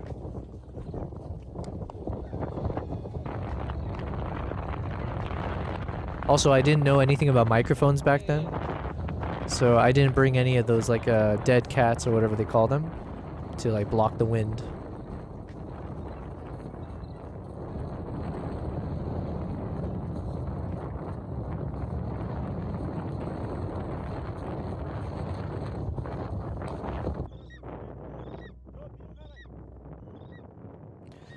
Dead kittens, yeah. I feel I shouldn't say them, right? I think I'm just going to call them dead mouse from now on, Philip. Welcome, Philip. How are you? How's everything? Philip, we got some new emotes. I don't know if you were there when we made the Boots and Cats emote. It's an animated one now. Also, you can start collecting channel points. And I have created a way that you can use your Twitch channel points to do a voice TTS donation. Speaking of which, I've also set up the TTS system now. So thank you, Idora, for donating like 1,200 bits. And so he was the first one to test out the voice dono, because I didn't know if it would work. And Philip, what we're doing now, I'm just kind of as we're starting episode 2, and then also there's Void in the chat, and so Void is fairly new to the streaming, or this is his first time tuning into my live stream. So again, thank you for being here. So as part of that, I figured this would be kind of a fun exercise where we can actually go ahead and watch a decent amount of the behind the scenes clips that never made it into our video. So it's not to say that these video clips are worthless or lower quality. It's just we had to make some creative choices. We had to cut whole sections out at times. So I am happy to be able to share this on a live stream for those of you who happen to tune in. Void, you said that looks lovely on video, but it might not be as lovely in the moment. Hells no, it was not lovely. This shit was freezing, and you'll see more of that in episode 2 because it got so cold that basically everyone, not just me, all the locals, the eagle hunters who live in this world, they all said like it's too cold now, we have to go indoors. And so we crashed one of the neighbors' homes, and then we all started drinking Mongolian vodka, eating some good food, and just singing, like they were playing songs and stuff for us. So even for them, it got too cold. For me, man, my God, like my extremities, my toes it felt like I was going to lose them at various points. So we had made it up to the top of this mountain. We did a bit of like the eagle calling. So they would let the eagles loose, and I would see how they trained them to come back to them. And then at some point we headed back down to the valley or into the main, like the flatlands. And then I got some photo shoots of them charging towards the camera and stuff. Feel free, Void, at any point, ask any questions. I'm here to, we usually, yeah, I'll answer most things, right? As long as it's not too like personal, but generally speaking, I like to do travel talks, camera, photography, video, gear. Yeah, just sharing just what it is to be in my shoes, I guess. And Mongolia here was an amazing trip. I ended up going back here later that year. And I do want to plan another trip going back here going forward. They have like the Eagle Festival every year, like in the fall, beginning December, or beginning winter season, or like end of fall or something like that. These Mongolian horses are like super pretty. They're like super fluffy. They're short and stocky with like long manes. And yeah, they're just like very, very adorable looking. They're very durable, built for this. But even though they're built for it, Void, not to spoil too much of episode 1, yeah, a lot of animals died during the time I was there. Because when I visited last year, they were experiencing one of the worst storms, one of the worst like winter seasons in the past decade and a half or so. And it got so bad because the weather was like hitting -40 and even worse while I was there. That's why the video is called Into the Blizzard. But it got so bad that over apparently close to 8 million livestock died in that season, which was over 12.5% of like the entire Mongolian livestock population. So even the guy I was staying with, Arctic, the eagle hunter, he lost one of his horses, which I documented, and it's in that first video.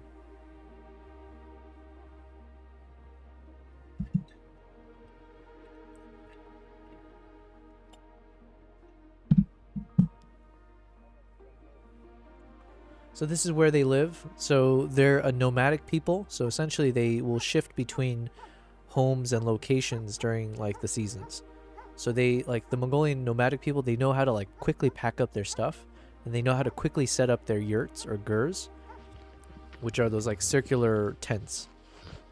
They can set up in minutes, which is crazy. This is the lovely dog. Yeah, the behind me is the gur. I tried staying in there for one night, and it was way too cold. I was freezing my ass off because then the fire went out sometime in the evening. And oh my God, I was like an icicle. Philip, you said doggos. Yes, let's go. Man, that dog looks so menacing because he's like pitch black and his eyes like are glowing almost. And so when it came straight up to me, I was like, oh shit.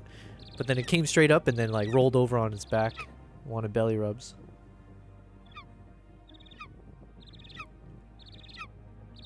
The irony is I'm looking at some of these clips and I was like, oh shoot, I should have used moments here compared to the one I ended up using in the video. Because here it's actually really stable, and I think I ended up using a shot that was a bit shakier. So that's kind of funny. I missed a quality moment. Void, you said that's a bummer? Yeah, it was crazy. Very, very crazy. But you know what? It's like, again, it kind of goes to the toughness of people throughout the world, and clearly, at least the people I met, these like Mongolian nomadic tribes and people, they're like built to be like tough and survivors. This horse did not like me at first. Or I tried to get friendly with it. He just did not give a shit. Horse meat or horse sausage. It's a Stomach, it's mixed actually. Yeah. Oh. Yeah, so I ate a decent amount of like horse, yaks, beef. Yeah, it's like special. I think goats. So each time, like 3 times a week. Delicious, by the way. All of it was delicious. Philip, you said this is a great shot, the eagle on horse shot. Yeah, yeah. I thought it was a nice framing, but yeah. Before we start eating, like, I think it was better in my head compared to the actual results, though. He's blessing, you know. Oh yeah, yeah. Blessing for it. We salt it, you know. Okay. And then I think majority of the population in Mongolia, or a decent population, at least where I was, they're mostly Muslim. So I didn't know this at the time, but they call this a 5-finger festival, and they use their right hands to eat. And I guess it's the same thing. I think it's like a Muslim tradition. Mostly, that's Stomach? Cow stomach. And then that thing was so good. The sticky pasta looking thing. From one plate. Void, how did you account for the lack of power? Lots of power battery banks? No, they had a power strip. I forget, it was like the most precarious thing, but they did have something I could use to plug in everything. But yeah, I always bring a power bank. I need to get a solar powered one though. I don't have one. We are also we didn't see them since October, you know, since the festival. Yeah. So this is where I stayed actually. Let's see. Oh, you know what? I might need to keep this video clip because I don't think I shared this yet. Just one second. Let me drag this up so I don't delete it.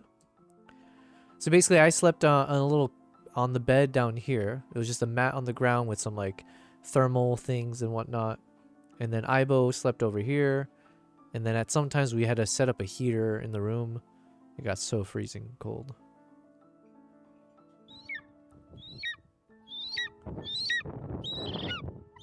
Yeah, but Void, they had like a little portable like generator. It's like whatever, like gasoline powered or whatever. Yo, those birds were like so yappy. It was crazy.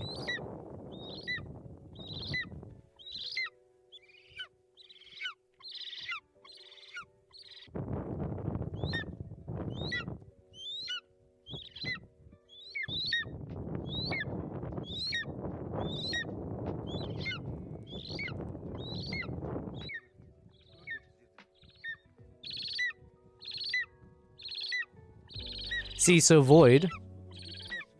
Philip, is this footage stabilized? It's probably a mix of some that are stabilized, some that are not. I don't recall exactly, because these are all the shots we ended up not using, and it could have been that I stabilized it and I cut a clip out of it. Some of this definitely doesn't look stabilized, though. But Void, back to your question, though, about, like, all the footage.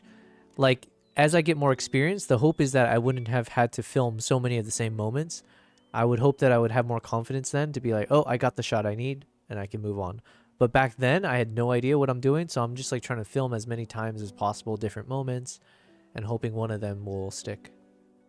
Like, even to Philip's question, it's like, I didn't know how much I didn't know how much I'm shaking the camera just by taking a few steps forward or backwards. Because sometimes you can't tell on a small screen that you're really, really shaky.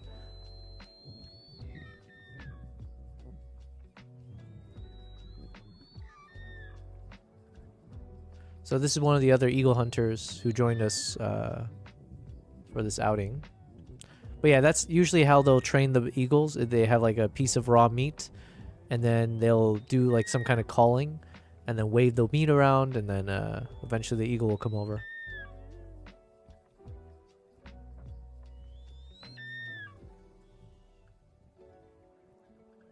Oh, and then I think Void to your... Oh, hey, KG, welcome back. Welcome back. We have a new chatter on the YouTube side, which I'm really happy to see. Void is in the chat. And so Void was just asking a few... He's watched some of my YouTube videos in the past for a few months. but this is his first time on the live stream, so he was just asking a few questions. And also, I figured as we were kind of cleaning up episode 1, going to episode 2, all of these are the shots that didn't actually make it into our episode 1. So I figured that'd be a fun way to kind of show all of these moments that didn't make the cut, but I still think it had a lot of value. Like, for whatever reason, we couldn't show it, but, you know, you guys at least being on the live stream gets to see it. But one of the other ways that hopefully I'll be able to share a lot of these moments that didn't make the cut is that I've started doing these kind of 4K wildlife cinematic music videos on my YouTube channel. So essentially I take especially I just focus on wildlife, but anytime I have like nice animal wildlife kind of shots, I'll slow it down like you see now, and then I just put some peaceful music in the background and we make a full montage, so it's like an hour-long video or however long I can spare. I try to make long form, so then this becomes like a nice relaxing background music playlist, kind of like when you turn on those lo-fi, what's that one girl? Lo-fi girl, that kind of playlist. But the difference here is that you would have like a wildlife cinematic shots to go with the relaxing music. So that's another way that hopefully any of these moments will actually still end up using in a YouTube video. So it'll still see the light of day in a different format. KG says, welcome. Philip, I followed. Oh, wait, what did I miss? Always good to prepare. Yeah, Philip, yeah, I need a shot list. So that's one of those things I never did on my previous trips. Always good to prepare. Yes, with the eagle. I need an eagle emote. Oh, wait, we do. We have the locked-in emote. Never mind. Void, you said, you asked, were the guides accustomed to filming? It seems like the eagle hunter sort of took it to it well. Yeah. That's why you saw when I was when I was circling around him like awkwardly. He knew the drill. So he was just staring there, like kind of looking off into the distance, while I was just going around taking as many shots as he was very patient with it. So yeah, because it was through a tour company called Beck Travel that I work with, and so they have relationships with a number of these kind of locals. And so, yeah, like these trips support them as well. And so they know that I'm here as a photographer. KG said, yes, I do that with my photos, take more than needed. Yeah. I'm a machine gunner. So I do know people who are like the one-shot wonders, right? Where they just like, they see the moment, they seize the moment, and they move on. I'm just like spray and pray. KG says, I feel like our messages come in backwards. Sometimes I read them backwards because I realize I missed a bunch. Philip says, that's why analog is good. KG slows you down. Yeah. Yeah, Philip, remind us what kind of photography you do. Also, I need to blow my nose real quick.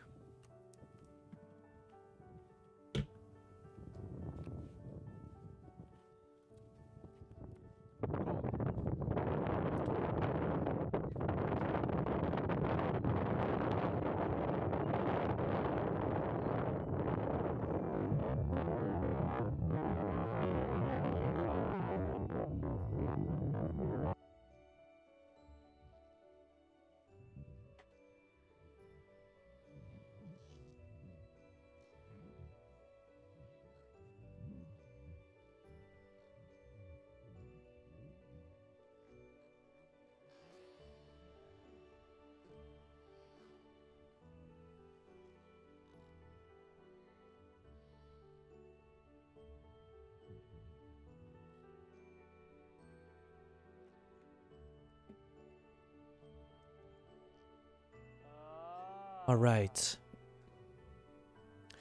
Let's see what you guys are saying here. Also, I forced my cat over here. I don't know if he's going to be happy with it, but Mr. Cat. Void, here's one of my cats over here. We even got a little cat camera set up for them. So this is Kimbap. He's my second of 2 cats. And then the first one, Nala, is chilling in my room, but I decided I'm going to disturb one of them, and he's the one. Okay, anyways.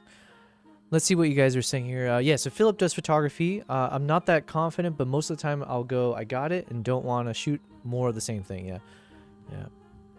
Well, I got 1 terabyte memory cards in my camera, so... but that's usually reserved for my video stuff. That's from analog times, I guess. Yeah, that must have been worse then. I'm so glad we live in the era of like mirrorless cameras where you see exactly what you shoot. Back in the DSLR days for me, it's like, oh man, I remember so many times making the rookie mistake of thinking I got the shot and then realizing the exposure was like completely off or something. Something I need to work on is slowing down in my sessions. Yeah. I think we all do. Although, to be fair, I need to work on rushing my sessions a bit more. I tend to take it way too slow. Philip says, nowadays, most corporate headshots and art projects... Oh, you do mostly corporate headshots and art projects, but before it was a lot of travel and what I guess you call active lifestyle. Yeah, I call it like day in the life shooting. I do love that about travels. You just don't know what you'll see. You just shoot everything. It could be people, locals, traffic, cultural shots, landscape, cats and dogs. KG with the emotes. Yes. What do we call it? Boots and cats. Void, you said cute? Yeah, he's a cute one. Both of them are very, very cute. KG, I think mirrorless cameras have been the most helpful to videographers, but I love mine too. Yeah. Yeah, I love that these cameras are like hybrid. That's one thing I really enjoy about Nikon. They have committed to going into videography after their recent investment or whatever you want to call it with Red.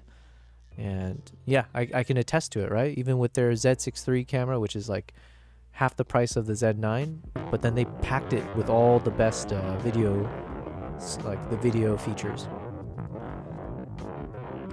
Sold stock images. Oh, nice. Good on you on that. Jeez, I hate the sound of that wind.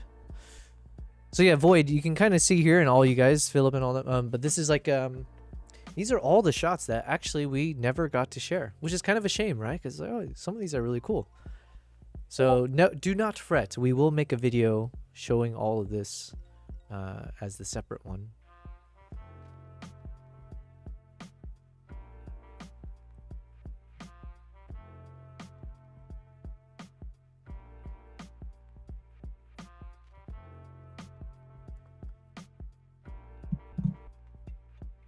Oh, my cat went away again.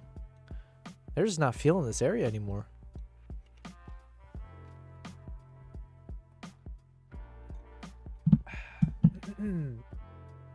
Okay, we're not going to go through everything. I just want to see what are some of the examples. Some of them, like, so we didn't use any of these because the eagle was so far away, and you know, we had more exciting shots to use. Another fun fact, Void, is apparently the eagles that they capture, the eagle hunters, they're always female eagles because the female eagles are actually larger than the male counterparts. And the same is true for falcons. I don't know which other animals are like that, but at least for the falcons and the eagles, the females are larger. So they will actually, when they catch the eagles at like when they're very young, they will target the female ones because obviously they will be much stronger, much more effective at hunting.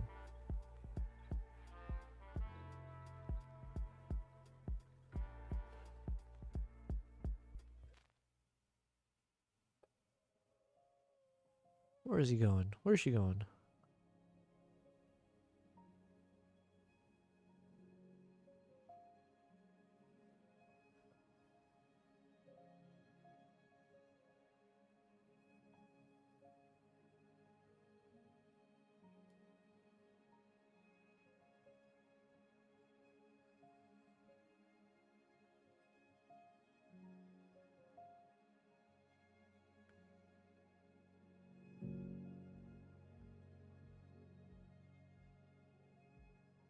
Getting closer.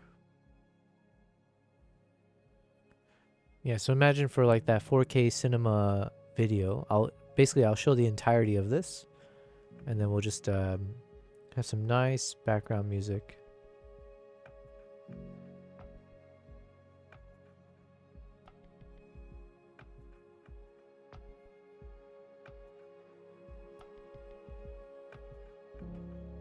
And it's gone.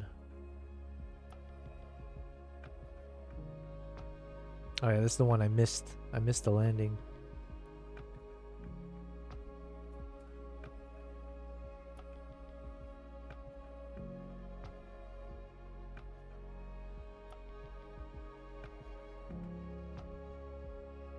And it's kind of cool. They have the hunters have this like stick, in the shape of a Y. And so then they use that to rest their hands or their wrists. So they'll set their arm there. Because yeah, those eagles are massive. You know, it's quite the workout. If you have, especially when you're holding it like that on horseback.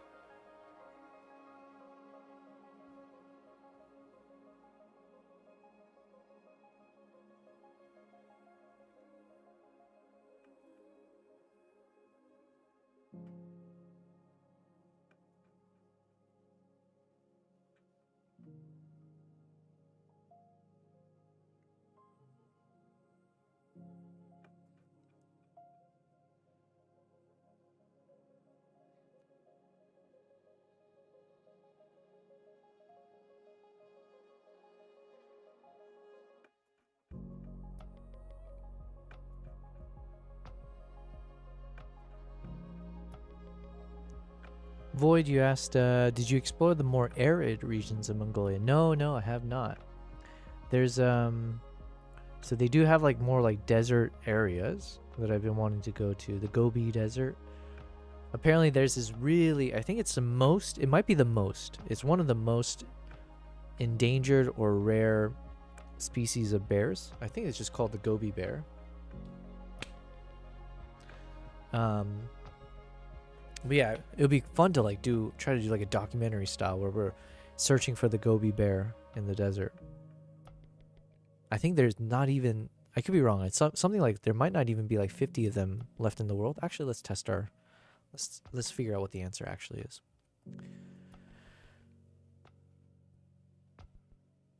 Hey, Mr. Atlas, can you hear us okay?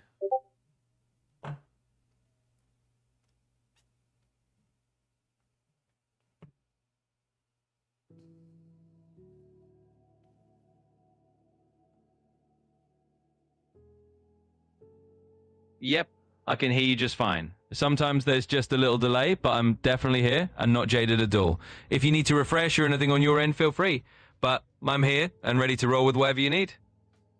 All right. I had a quick question because we're looking at some of my footage from Mongolia, and there's a question about, you know, the different locations within Mongolia that I still need to explore.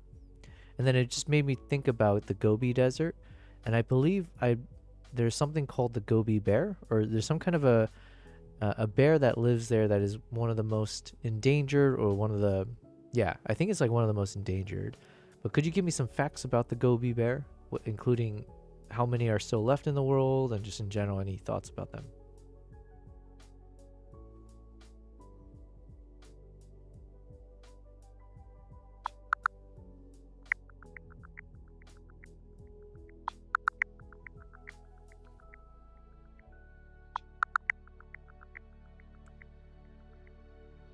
Absolutely. The Gobi bear, also known as the Mazalai, is indeed one of the most endangered bears in the world. As of 2024, there are only about 40 to 50 of them left, so they're extremely rare and critically endangered. They live in the Gobi Desert in Mongolia, and they've adapted to that harsh desert environment. They mostly survive on a pretty limited diet of roots, plants, and the occasional rodent or insect. So yeah, they're a really unique and precious population, and there are conservation efforts to try to protect them. It's definitely a special species to know about if you're interested in wildlife photography or just wildlife in general. Cool beans, man. Thank you. All right. I feel like ChatGPT's voice mode has been struggling the more and more we're using it. It's definitely slowed down a pace. Like I think in the beginning it would just respond fairly quickly, and now it feels like it's weighted down.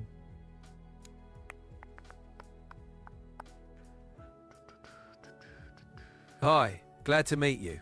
I think we're going to do great work together.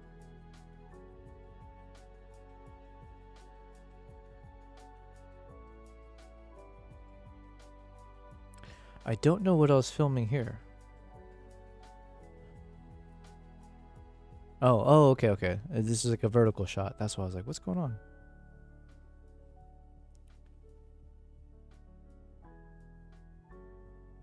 Yeah, it's a vertical shot, so we ended up having to crop it a bit. We'll just keep it as is, but yeah, you'll see when it comes up. Technically, I should turn this... Did I already turn this into an Instagram reel? I think I did. I should if I haven't, because it is technically a vertical shot. This is definitely one of my favorite shots, though. I think this one we did include in the, we did include a portion of this in our video. But it was definitely one of my favorite shots when it was just barreling towards us. Void, you said you just looked it up. It looks like a teddy bear. Yeah. Man, it would be so cool to photograph that. So I'll tell you my aspirations, Void. If we can become successful as a YouTuber, if we become successful as a live streamer, the goal for me is to eventually have like my own film crew, like a travel crew, where we can chase after cool stories, right? Probably mostly focused on wildlife, but it doesn't have to be. But that would be so cool. So imagine if like I could have a film crew and we just go out to the Gobi Desert and we're just dedicating like a month or two, just, you know, spending time with locals who are trying to search for them, or with like different, you know, scientists or whomever. And I'll be there to interview them, document the process, try to find a cool storyline out of it. So yeah, that would be really fun if we could end up chasing stories like that.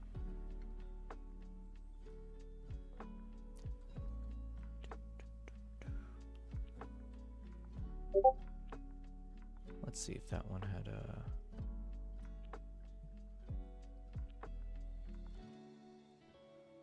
Oh yeah, I don't think I used this clip because the eagles started struggling on the flights.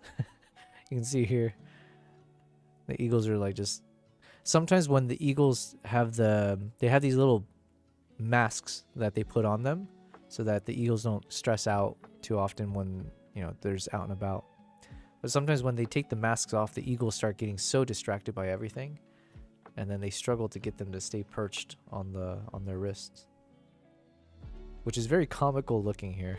It's like, look at this eagle. What the hell are you doing?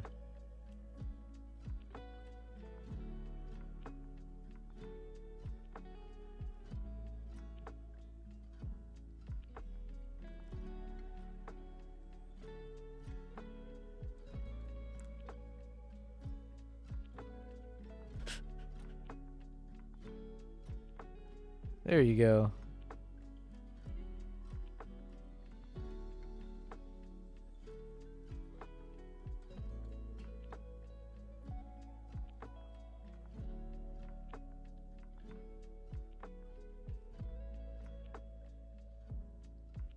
Yeah, it's beautiful landscapes in Mongolia.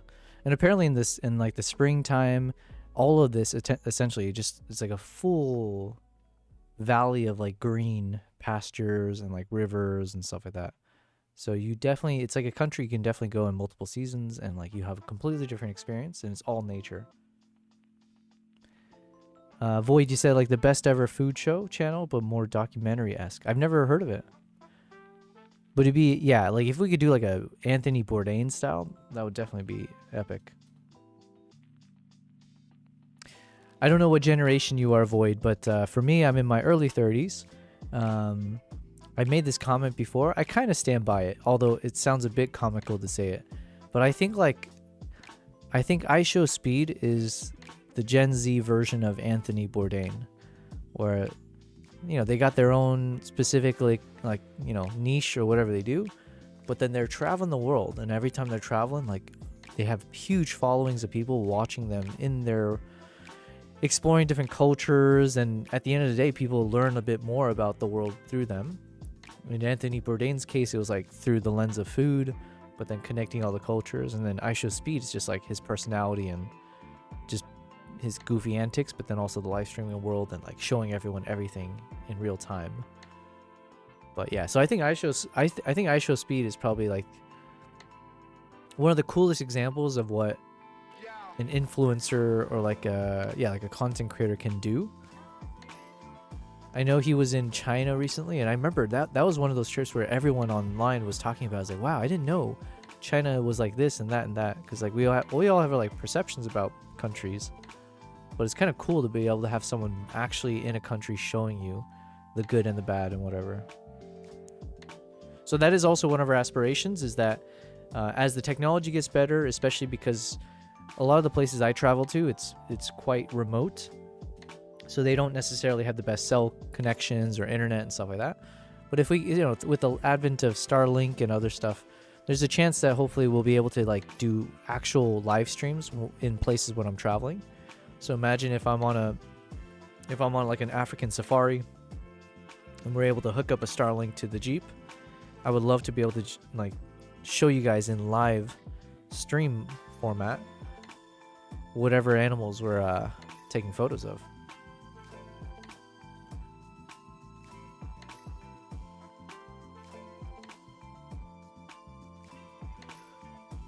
Yeah, we have a lot of these kind of shots. I wish we had ended up using them because I do like these. Like, I need to stabilize this footage, but then once it's stabilized, it's a cool little shot as you see them heading down the mountain. I actually might not delete this because there's a chance we can still end up using it in the second episode because it's like vague enough that we might be able to repurpose it.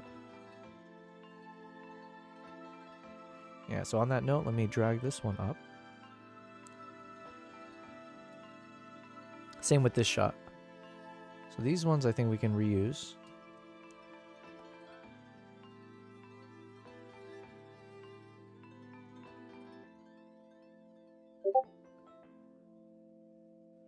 Yeah, look at these horses. They're like super photogenic.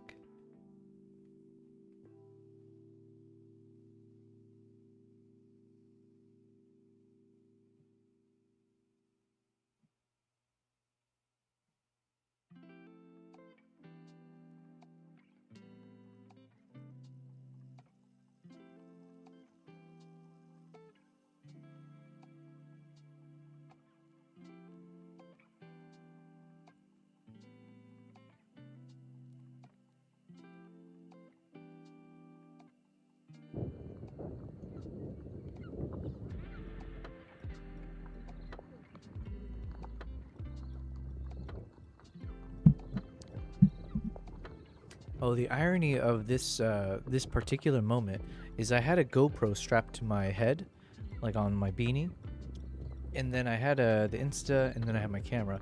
I don't think I ended up even sharing any of the GoPro footages, because then I ended up just at some points I used my actual Nikon camera to film a few moments, and those just look so much more cinematic because the quality and everything. So I ended up just using that.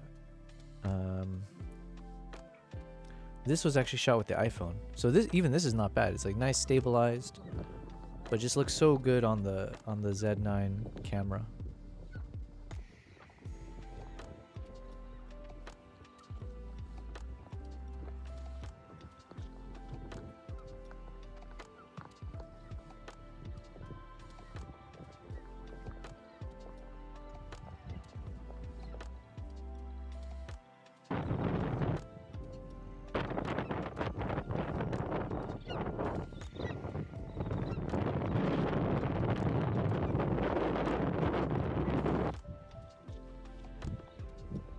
Yeah, this is where I strapped a GoPro to my head. The problem with the GoPros and stuff, it's like it can capture really unique moments. Goes down, maybe. Yeah, but I don't know how to tighten it. The problem is the quality just doesn't match like a professional camera. Here, goes there, like this. Can you TikTok? Yeah. Like this.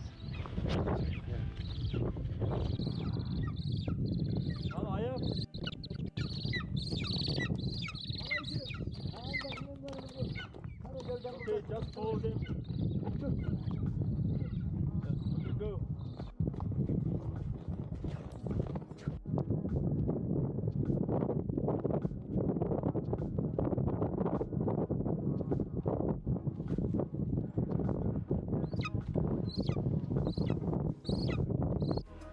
So this is kind of a struggle for me when I was on horseback. Not to say I'm a bad rider. I'm sure I can be good. But the way I travel, you can kind of see here, I had the Insta360 on a long like selfie stick sticking out, and I was like, I had to squeeze my arm to my side to keep the stick from falling. So I'm like kind of already awkwardly stiff on the right hand side. And then I have my sling bag, which contains one of my cameras here. And then I have another strap here, which is my other camera that's bouncing around on my left side. So it's just like, and then I got a GoPro on my head. So there's a lot going on here. So it wasn't the easiest to do horse riding. So I think eventually they stopped, and then they just led my horse with a rope. That wasn't good enough.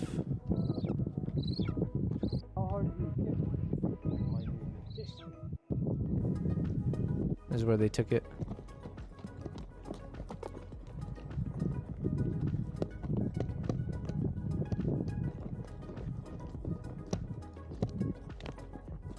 Yeah, I got so nervous with my camera right there.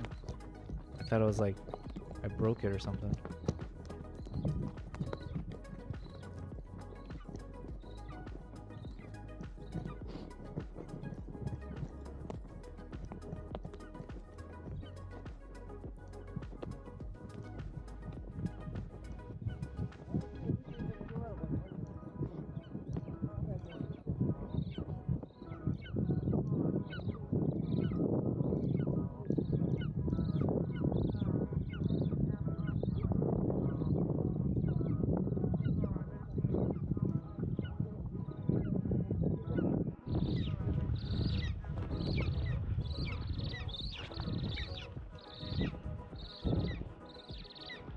Oh, we might be able to use some of these shots actually. There is a world where we can use some of this. So we'll keep it for now. Same with this one.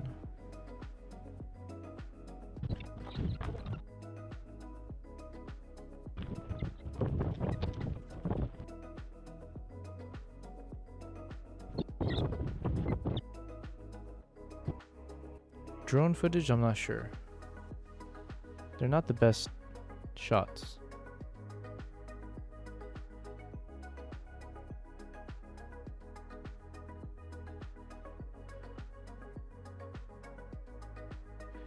Yeah, that's one thing I realized is like, maybe in the springtime when it's all green and lush, a drone shot here would look nice. But in the dead of winter when you got a lot of like barren soil and like streaks of snow, it didn't lead to like really cinematic looking moments. Also, I didn't know what I was doing.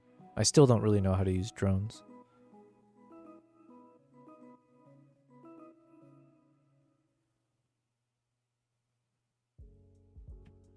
Yeah, I think we can safely say we're not going to keep any drone shots.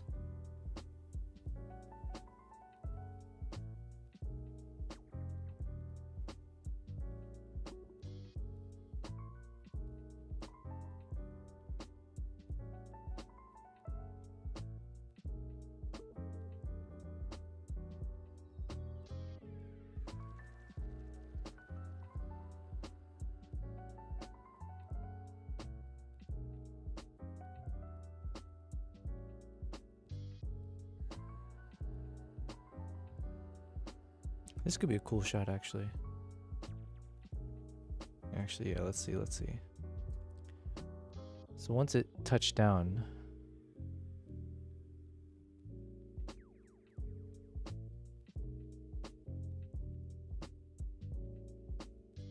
yeah, I think this actually, this could end up being a decent shot. So we'll keep this. Just some kind of B-roll footage. You got the eagle, horse, hunter, Aibo.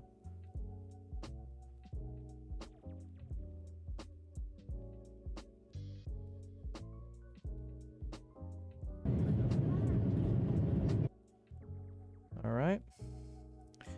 The footage never ends. My goodness. All right, so we didn't use a lot of this.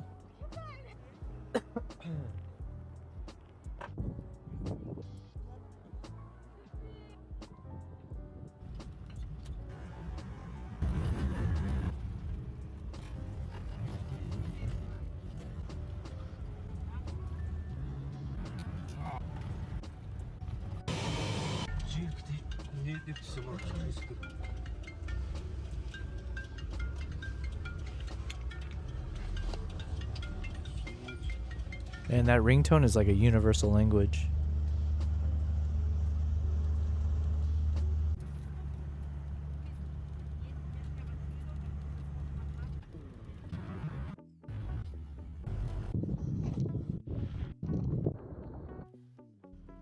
Oh, I didn't get to include the choco pies.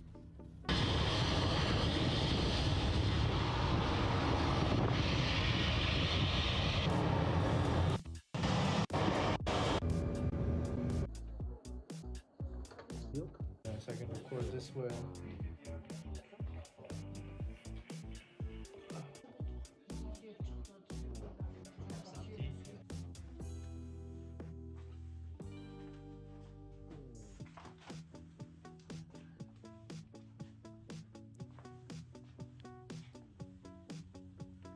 Oh yeah, so this is where we stayed.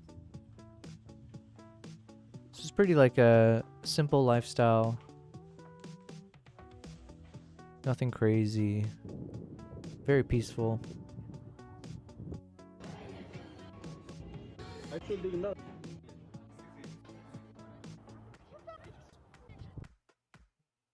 I tried testing out a few of those like hyperlapses and stuff. Didn't end up using any of it. The quality just wasn't that great.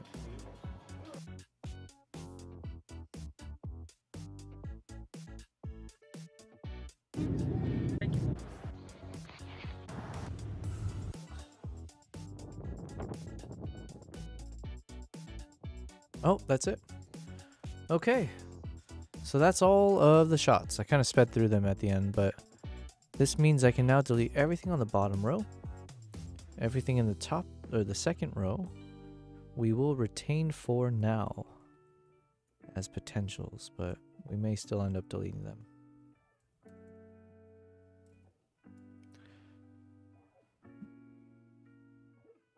All right, and let's go ahead and maybe drag all of these down one notch. Okay, so I feel like we made, did we make good progress? I mean, it was productive because we got to go through all the shots that we didn't end up using, and then we also highlighted a few that we might still want to keep in episode 2. But what I'm thinking is I want to now kind of switch gears, and this is a nice little pause moment for us to now jump over to Japan. So we're going to cross over to another part of Asia where we're going to edit some photos from my time in Japan this year. So we're literally fast forwarding one entire year. Mongolia was February of 2024. I went on this trip basically beginning of March 2025. So just to catch people up to speed, I think there's 2 reasons that we're going to do this. One, I am planning a trip, like a group trip to Japan for next February. And February is coming up fairly soon, so I need to edit photos so I can put it on my website and create like a web page where I advertise the trip, and hopefully we get enough people to join. These trips are not cheap, so it is something where I need to make sure I have it polished. I need to have the best shots. I need to make sure the site looks super professional, and then I need to throw some ad dollars in, and hopefully the SEO will pick up and we'll get people to join. So I will be busy off stream every day. We're just working behind the scenes to try to like figure out the logistics of these types of trips. So yeah, we're at the beginning of August. So ideally, if I can be able to publish on my website this trip in like the next 1 week or so, 1 to 2 weeks, then that hopefully will give me enough time to get people to sign up to join. It is Japan, so in some ways I do hope it'll fill up quickly, but because it's not cheap, this is what you have to weigh. Now, to help sell the trip, though, I need to have wonderful photos to show. And then what we would do is, as we have some like hero images, some really amazing ones, I need to start publishing them to my Instagram and just like promote them there as well. Because then sometimes people will see the photos on Instagram, and then that would be a way that they show interest in joining my trips. All of it is kind of tied together in terms of how we can bring the right people, eyeballs on this, and get enough attention. So that's the reason 1 for why we're going to start prioritizing doing some of the Japan photos. Priority 2, or reason number 2, is I don't know if you guys are going to start getting sick of seeing the same landscape and a lot of eagle shots and everything else. I hope you won't. We'll do our best to make things exciting throughout. And it's like you're watching me not just hopefully entertain you guys with like regaling you with stories or something. I'm hoping you're here watching how we create content as well. So like the editing process, all of that hopefully is entertaining and interesting. But still, by switching gears, I do hope this will make things even more exciting to be able to switch between the shots and the landscapes of Mongolia. All of a sudden now here we are in Japan. So yeah, those are the two main reasons. Void, you were asking, excuse me, I'm still like congested. These trips must cost quite a bit. Do you have a way to monetize your work? How do you stay afloat? Well, before doing this, I was at a company job and it did pay very well, and I was in a good enough situation where I said if I leave corporate for a while, if I were to stay in kind of the situation, I can technically pull from my savings and hope for the best for a bit of time. I set myself like a 2 to 3 year time window where I wanted to see, can I A, monetize my YouTube channel, and then B, can I figure out some of the sustainable models to do this long term. And we have actually been able to monetize the channel in large part thanks to that trip over the summer last year with Destiny. So big thanks to him for that. Yeah, I mean, it was a mutually beneficial thing. Obviously, I was there as a job. But yeah, so anyways, that helped out quite a bit. And then I have been able to run a number of these tours. So to date, in the past year and a half, I have run 7 different client group trips. So some of them were through Nikon. So with my relationship with Nikon, I was able to organize some group tours, and then basically some Nikon photographers would join. Some of them I just promoted myself on my former website as well as on my Instagram. To Uganda was my main spot. And then I've been to Sri Lanka and Japan. So Japan this year, I took 3 photographers with me. And then I took a honeymoon couple at the end of last year to Zimbabwe and Uganda. And so, yeah, point is I have been able to do a few of those, and I do want to continue doing that, but in a more sustainable, forward-thinking approach. So I'm trying to put a calendar together for next year. And the goal would be that I have a healthy calendar of locations 1 year in advance. So people, if they go onto my website, they'll be able to see, like, oh, here are trips all the way for all of 2026, and then even some trips for 2027. And then I can just focus on always making sure to create content on my social media that will continue promoting my brand and get people to join.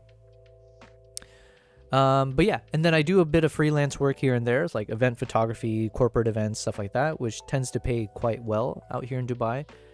So it's the best bang for your buck, where for like one event, you can get paid, a couple $1,000s, stuff like that, somewhere in that range. So I don't necessarily advertise myself doing that. I haven't like built it up as a business per se, because I don't want to end up getting into a situation where I get so sucked into doing corporate work that I don't have time for what I'm doing now, which is what I actually care more about.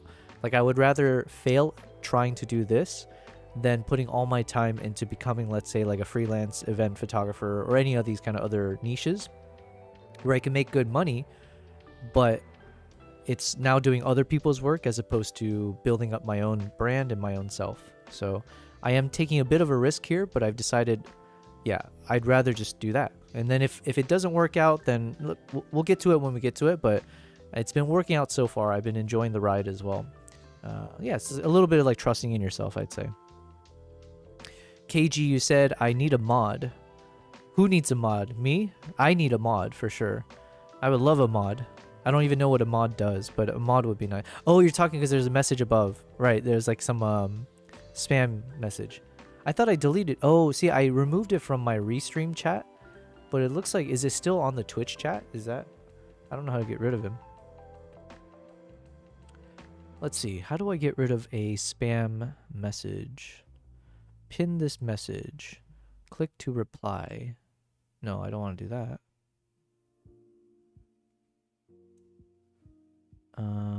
Do I just click on the name?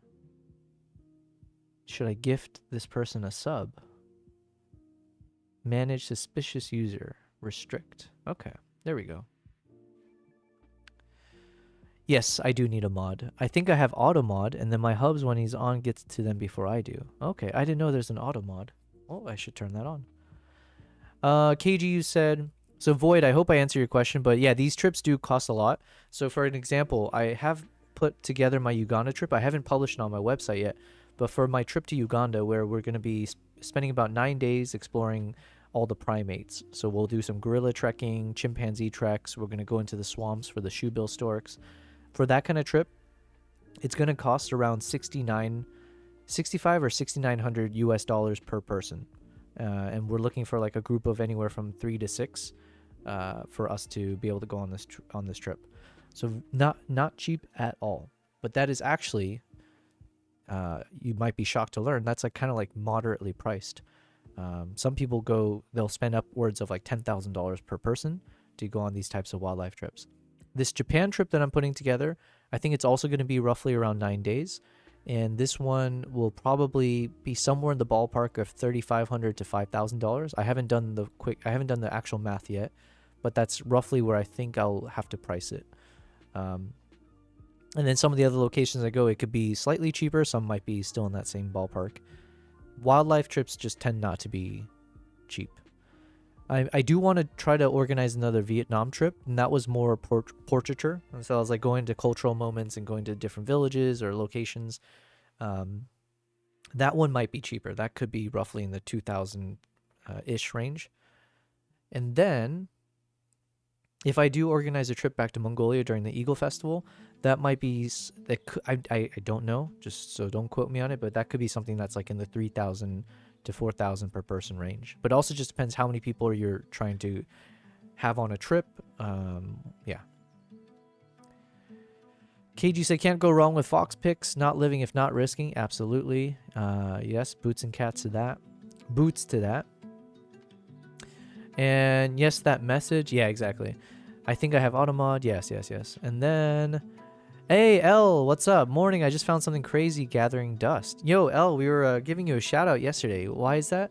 Oh, because I was saying you, I think you were the one who told me I should turn on the channel points. So yes, we have activated channel points. We have activated TTS mode. I am subscribed to something called TTS Monster now. So if you ever do any kind of bits gifting or straight up donation to me, it should work where now you will hear, I think I chose 4 custom voices, so hopefully that works as well. But you should be able to hear your voice, or hear a voice read out your message. So thank you, L and KG. I think you guys were telling me about these things. And you can use your channel points to do a voice dono as well. Anyways, so KG said, I wish we could. L, you said an old CD player with a 3-slot rotatable player. Oh, wait. Why is that ringing a bell in my mind? Have I seen one of those? Are you talking about where you literally have 3 slots for the CDs that you can stick in there and it chooses it? I feel like I can almost conjure up a visual, like in my memory bank, of this kind of a CD player. Man, I feel old. Have you charged for your people portraits before? I'm curious what you charge. Is that for me? I haven't done much people portraits, to be honest with you. I've had some people ask, and I just, honestly, I've kind of not necessarily turned it down, but I just haven't wanted to. Just because, yeah, like the per hourly rates, let's say, I've made a decision a while ago that like it has to be something worthwhile for me to invest time into doing it. And unless it's like a one-off thing where someone asks for a favor or whatever, I just don't want to make a practice out of making that part of my business, because that isn't the reason I left corporate, is to then get into another kind of like I don't want to enter into too much of a freelance mode. I have a current vision of doing these types of travels, as well as doing YouTube and like content creation in that sense. And that does require a lot more like full time from me to be able to set that up. And the more freelance stuff I do, it ends up being so much more time that you have to, invest into that than you think. It's not just like, oh, it's just a 1 hour shoot and that's it. It's like, no, it's like you got to do some preparations. You got to you got to do some briefing with the clients. You got to obviously spend money advertising your brand and do this and that. You got to head to the shoot site. You got to do the shoot, then the amount of time it takes you to edit and then send it and revisions. So then ultimately, even for like a quick shoot, it ends up becoming quite an investment, or even if it's like 2 to 3 days worth of your time that you spend on it, those like 2 to 3 days that I could have been spending you know, creating YouTube videos or reels or anything else for like the broader vision I have, a more ambitious vision of like trying to be a full-time YouTuber, let's say, or things like that. So yeah, I've been avoiding a bit of the people portraits. I did just sign up to help a friend of mine do like a fashion shoot. So she just started a brand with her sibling, and so it's like clothing, apparel type stuff. And so I did, but this one, it's like I kind of told her straight up, like, if I were to do a job like this, here's the kind of price range I would do for half a day, and she agreed to it. And so I'm you know, grateful she still trusts me to do it. And so we'll do a bang up job, but that's definitely like a full day and a half at least of a commitment that I'll spend on it. But the costing there is much higher. That's like maybe like $1,000 ish range. I don't know the conversion properly. For the corporate event shoots, those things also, like for like a full day commitment for the ones that I've done, that can net you like a couple $1,000s. So that's definitely something where it's like I don't want to turn that down necessarily, because then that's best bang for my buck. If I commit even like a full day to 3 days, that's great. Yeah, to have a few thousand in your bank from that. Yeah, so those things I won't turn down, and that's why I was like, okay, that makes sense. But I haven't, like, I don't have a website. I don't advertise myself as doing like corporate events and stuff. Maybe I will have to in the future if the stock completely tanks and all my money disappears. Then okay, yeah. Anyways, let me read your messages real quick. I take my time answering questions. L, so you say, hey Kate, yeah, of course you guys are buddies. L thing says it's an Akai TC813R. Okay, well, it sounds like something that's worth Googling. Akai, what'd you say? Akai TC813R. Whoa. Yo, this thing looks crazy. This looks like an emote that Primal Nation would make.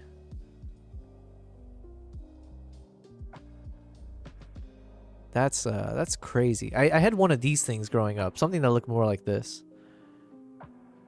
Yo, that's insane.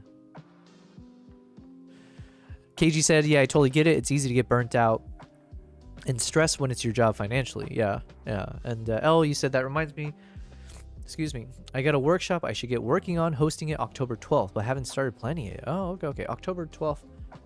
Well, you got a couple months. What kind of workshop? That's cool that you're already planning ahead of time. That's great. KG said, me to weddings, even though they aren't my fave. Yeah, weddings is another one I'd be willing to do, especially if, you know, money requires it. But maybe if I can find another photographer or videographer out here that I feel like I can trust, because like I do want, if I'm going to do weddings, I want to be good at it. Like, you know, I don't want to just half-ass it. So that one, it's like I want to have same thing, kind of like a small crew, where it's like I feel that I'll always be confident if anyone signs us up to do the wedding. It'll be like, okay, you got me, you got another photographer, and you got a videographer. So whoever's doing what job, like there's someone dedicated to it, and boom, they're gonna go away feeling confident. So that one, if I do it, I need a lot more resources. Concert photo workshops. No, oh, it's not the thing at the top. The thing looking like what you had. Oh, okay, gotcha. Okay. KG, I've worked on Canva, so I think I can make my emotes now. Hells yeah. Well, hopefully you can learn from my mistakes or be inspired by it. Canva is very, very easy. I wish I had an affiliate link. My God, I'm missing out on opportunities here. Concert photo workshop. KG says, I'm a major procrastinator. Same here. But by the way, this is why live streams have been great, because it's kind of keeping me committed or productive, even with my distractions. KG said, me, I'll do the wedding for free. Just pay my travels. Yeah. The whole budget goes to just paying for your travel at that point. You know what I would love to do is destination weddings. Well, you know, the honeymoon kind of turned out to be the perfect thing. If I can actually that one, I actually might commit to doing first. I might even build out like a whole website just focused on like luxury couples private travels, you know, something to that effect, and then targeting honeymoon couples and all that. Because that one does pay the bills. And that one, it's like, it's a mix of they want adventure. And if I can prove that I can take the epic shots of you and your you know, significant other. And like, thankfully, I have the honeymoon couple I went with in December. I have a number of awesome shots that I took of them. So like, I have a portfolio. If I put the website together, You know, all you need is 1 or 2 of those every year, and like, my God, it's real good money. Yeah, honeymoon photography. But it's honeymoon photography is like it's almost like a catch-22 kind of thing. Void, you said I have something important to do, so I'll head out for a bit. Have a great stream and day. Thank you very much, Void. Thanks for showing interest. Thanks for being a part of my YouTube channel for a number of months now. So I appreciate the longevity and hope to see you again. So yeah, on to the next stream. Enjoy your day. But yeah, L, with the honeymoon photography, it's a little bit of a catch-22 where I don't know if catch-22 is the right word for it, but it's one of those where you need to have a good portfolio to convince someone to spend tens of thousands of dollars to pay you on like their honeymoon. But then, and maybe you have the skills to do it, but it's like, well, yes, I would love to do it, but in order to promote myself, I need to have a client to begin with where I can show those photos. So then you end up in a situation, yeah, take care, Void. Yeah, see you next time, anytime. I'm here every day, 8 hours or so. So yeah, then with the honeymoon, it's like, well, what the hell do I do? It's like, so you have clients who are willing to pay for you to be their photographer, and maybe you could do it, but how do you get your first client? That's the issue, right? How do you convince that first client that you can do it when you don't have the photos to show that you can do it? And so thankfully I knew someone who trusted me enough to say, yeah, like, yeah, could you take us to Africa? Could you organize everything, figure out the right countries, the places to go? Here's our kind of what we're looking for. They trusted me enough, and thankfully it turned out swimmingly. Yeah.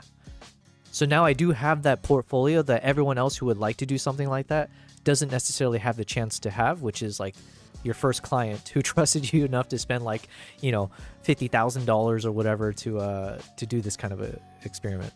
So because of that, it would be a waste for me not to try my best to maximize upon that. So that is definitely something I will try to explore as I have time. It's, yeah, I'm a little bit time crunched. I do need to like outsource things if I could, but yeah, I would like to start promoting like luxury tours. If you need a third wheel, if you and your spouse wants to travel on these amazing African safaris or whatever, just reach out to me. I'll do all the planning and the logistics. You just pay me a huge lump sum, and then you just need to show up, follow my instructions.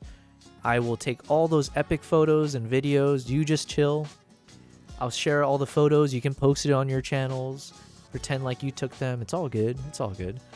And yeah. Just a private elopement destination wedding, KG. Yes, yes. Yeah. Okay, so with all of that, we want to get into some fox photos.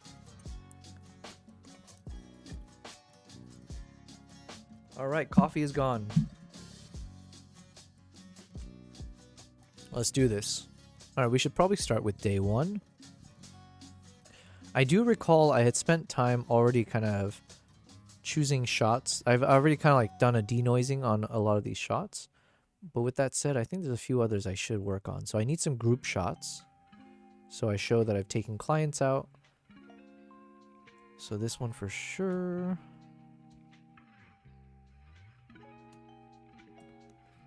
I think we need some landscape shots.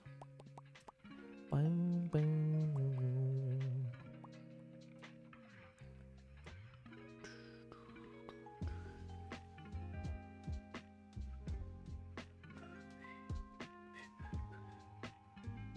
I'm struggling to pick one of these. So this location is where these crown cranes gather in the morning, and it's really cool in this time of year because you'll see a lot of steam or like fog and mist low to the ground.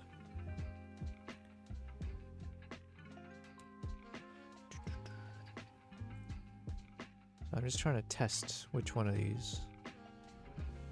I think the first one's fine. Do, do, do, do.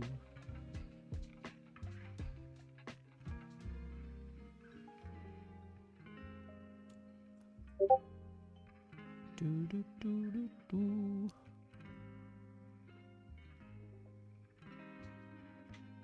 So you're seeing the machine gunner in me in effect.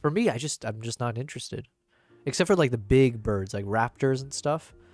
Like tiny birds and stuff. I'm like, oh, okay, cool. L, you asked. I'm so congested. KG said, if that's a bad shot, then I need to level up. Oh, well. It was a good camera, and it took a, you know, the colors popped on that one. L, you asked, what would you get as a lightweight kit for wildlife all-in-one? Oh, okay. That's a good question. And you said, yes, I follow a group on Facebook, and it's all bird photos. Yeah, I'm interested too, I'll think. Okay, so maybe for wildlife, for instance, most of this trip, I was actually using a 180 to... Oh, shoot, what was it? 180 to 600? Let me look it up real quick.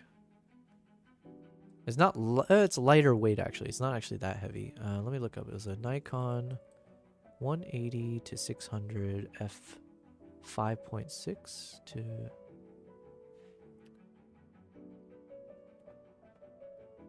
Was it the 180 to 600? I think it's this one. So funny enough, I used it in Japan, and they're using a picture most likely from Japan. Yeah, so this is like this was a nice lens. I actually enjoyed, especially for video. For photo, it just depends. Like, I think if you shoot all the way at 600, you might get it might not be as sharp. It'll be a little bit more soft. For video, it was very fantastic.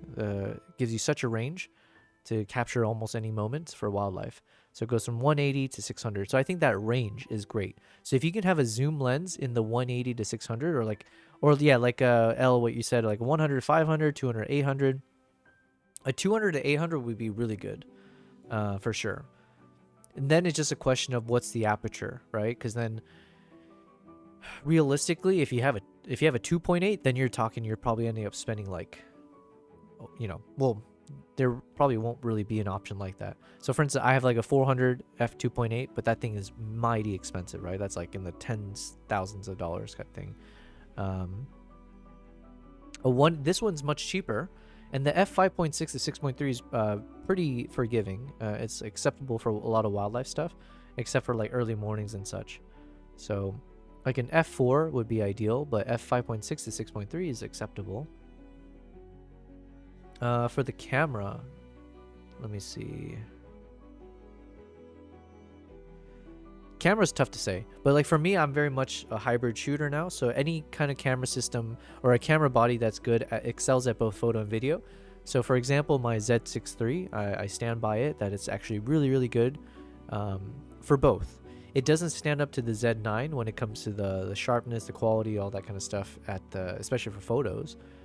But videos, it's like video tends to be a bit more forgiving in terms of like if a shot is blurry or not. So yeah, 100, 500, 200, 800, that's definitely good. 800 starts to be on the side of like that's like specialty zoom. Like for instance, an 800, if you had a fixed 800 lens or a fixed 600 lens, that's the type of lens you would use for like the snow leopards when I went to India, where the subject is so far away that you need something like a 600 on a tripod. 400 starts to be in a good range where you can hand hold it, but it might sight, you know, yeah, it's like hand holding. 400 is good.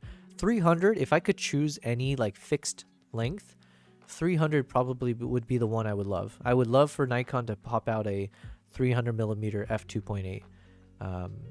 That probably would end up becoming the lens I use the most.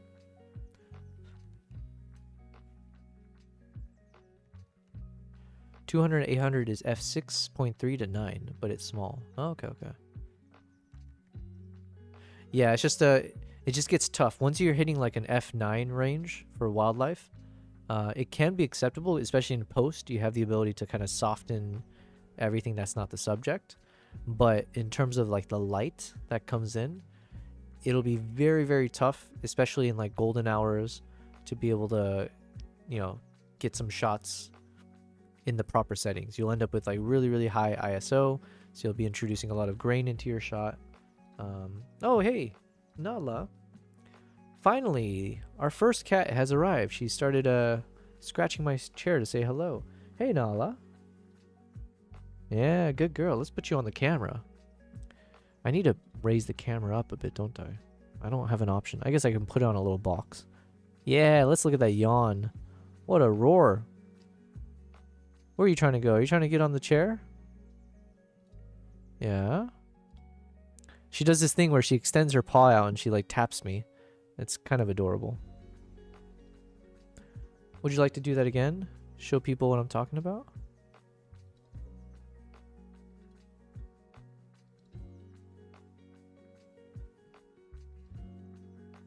Good girl.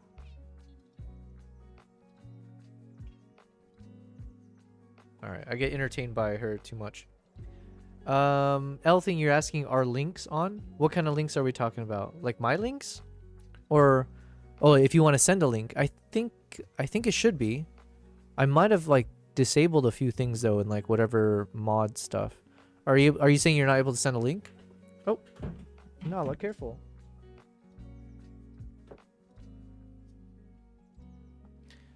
Sometimes my cat fails at the jumps. I've seen so many times because she has to hop up to the kitchen table to get to her food because I keep her separated from Kimpop's food. And sometimes I'll see her try to jump up and she completely misses and slaps the wall and falls back. Not the most dexterous. Thing, you've got an attachment here. Ah. The Sigma 500 f5.6 or the 70-200 f2.8. 70-200 was like my favorite lens for the longest time. So the 70-200 2.8 is like it's such an excellent camera. It's not necessarily the best focal length for wildlife. You can always attach like a teleconverter as well, KG. So if you put like a 1.4x teleconverter, that could help. But usually I find when you add in those teleconverters, it just makes the shot, it's hard to put that on without introducing a bit of like blur to your shot. So especially at the far end, like if you try to shoot at the 200 range, it'll not be as sharp of an image. And if you're okay with that, that's one thing. But then as you become more picky with some of your wildlife stuff, yeah, it could bother you. But for like the foxes, you could use the 7200. Yeah. Well, it depends. Like for one of the areas in the region I went to, the foxes, you can go right up to it. And sometimes the fox approaches you. So we have a crazy number of footages. So for instance, we'll get to it actually. We'll get to it. But yeah, sometimes I was actually shooting with the 20mm. So I literally had the 20mm and I was basically getting some wide angle shots of the fox come right up to you. And then the 24-70. You guys will see those shots in a second. We're going to go in order here. So let's continue. Oh, sorry, you guys couldn't see what I was doing. My bad. I shared the link, L, but then I wasn't sharing my screen. This is what L shared. So yeah, the 7200 I really like. 500 is a really good range for wildlife. 5.6 is pretty decent actually. So have a fix with 5.6 is excellent.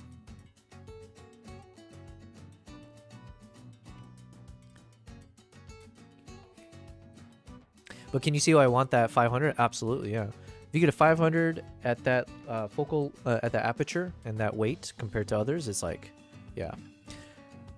Yeah, the f4 is twice the size. Yeah. Once you start hitting the lower apertures, like the lenses just have to be heavier and like larger. That's just unfortunately, that's what the physics allow for. All right, let's keep looking at our photos, see what we want to keep. For like so basically when it comes to like how my photo editing workflow, I tend to look through all the photos. I'll initially do like a 2-star rating. So all the 2 stars I will then put through like a denoise processing, and then once the photos are denoised, then I'll make it a 3-star, and then I look through all the 3 stars, and then I might do something like color code them. So then that's my next level of filtering, and then I can either lift it to a 4-star or eventually a 5-star. So yeah, we just go with like a star system. So right now I have a lot of these 3-starred images. Actually, let's drop it to 2-star.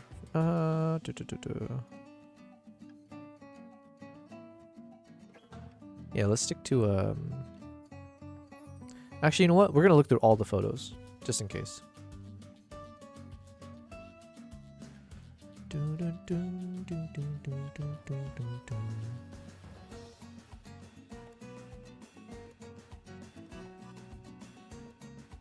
So now we just look through these, see which ones we like.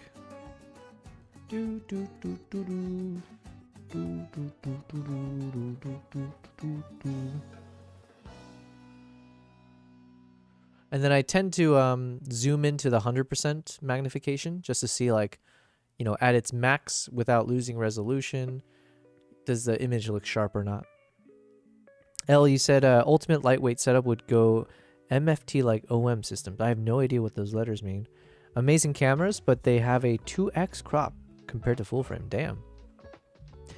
Yeah, I think that's one of the values of doing, if you have like an APS-C sensor for wildlife, it could actually be really useful. Because then, yeah, you end up with, what is the APS-C crop? Is it like 1.5? I don't know. You're saying the micro four thirds. Ah, I see. Oh, I've never seen that with that acronym. Oh, this one is clean. Okay. Sometimes you got to see the sharp one to recognize the other ones were not that great. This one was okay sharp, but I think that one's better.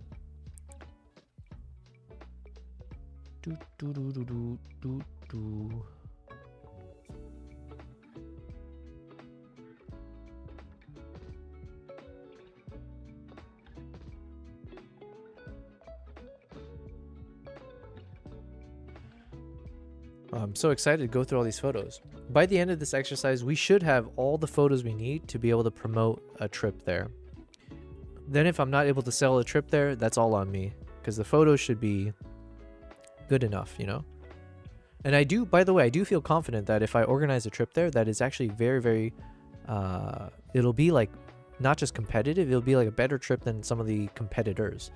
I know this for a fact because one of the clients I travel with, he shared with me like one of the itineraries from like an established tour company, and I was looking at the itinerary for them and the price, and I was like, yo, we basically did all of the same things, all the best parts, and it was like a first time going to Japan, so we were trusting another guide and his itinerary, and then it was kind of like I was trusting this guy, and then the 3 photographers were trusting me by proxy of that. But anyways, the places we ended up going, most of those places I was like, I would definitely take clients here, so most of them were wins, and it's like more unique in terms of the kind of itinerary I'm planning. I was like, wow, this established company is charging like almost 2 times the price per person for like double the group size for a lot of the same things we were doing.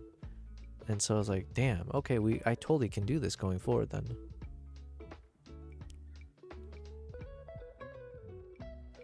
But yeah, like I said, most likely this is a $3,500 to $5,000 per person trip. But I usually I want to hopefully target like a small group, like three to 4 people. L thing, you said 1.5 on Sony and 1.6 on Canon. Oh, Sony and Nikon is 1.5. Oh, gotcha. And KG, you love this pic? Awesome. Well, I'm glad you do. We have so many iterations of it, so this is where we struggle. This one has a weird little thing in its mouth, but kind of looks cool from a distance. It's a bit of a distraction when you're close up, so we'll probably ignore that one.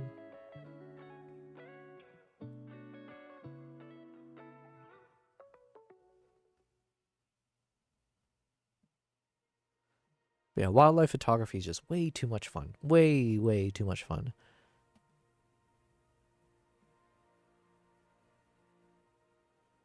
And so for these shots, I was using the 180 to 600 millimeter lens.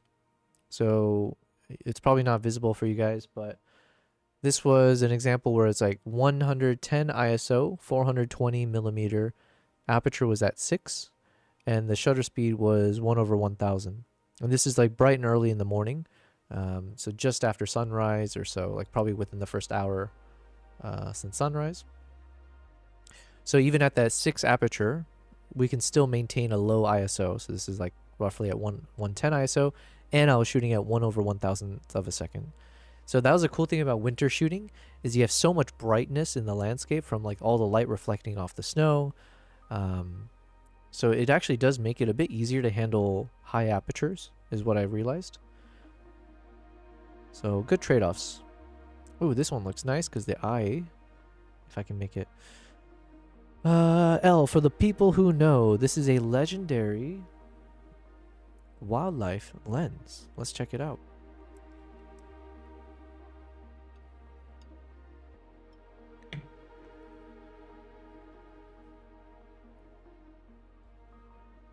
Reject all cookies. M Zuiko Digital ED 150 to 400 f4.5. Nice. Oh, it has a built-in teleconverter. Nice, nice. Damn, that's like $20,000. Or no, I don't know what DKK is. Never mind.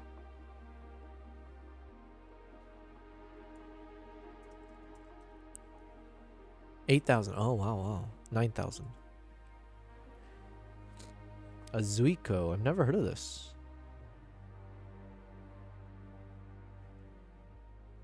It looks very pretty.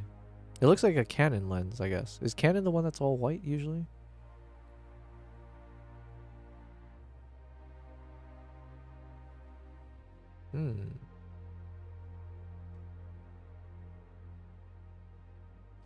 That's a good length and a good aperture for that. And the fact it's got a built-in converter, that's really cool. Yeah, my 400mm has a built-in 1.5, I think.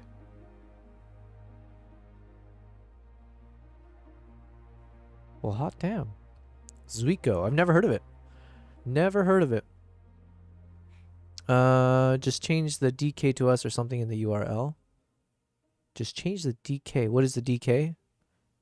Remember the 2x focal length for the sensor. Oh, it's like a micro, or is it? So that's on a micro. Wow. Wow. It's amazing. M-Zuiko is a premium, like a Canon L. Gotcha, gotcha. But for OM systems, okay. Country code. Gotcha, gotcha. Thanks for sharing that. That looks really, really cool. That was like a very beautiful lens. It's funny. It's like I have some friends who collect watches, and for me, it's like cameras. It is. KG. Some of these can end up becoming new emotes, by the way. Especially these cranes, because they just look so elegant.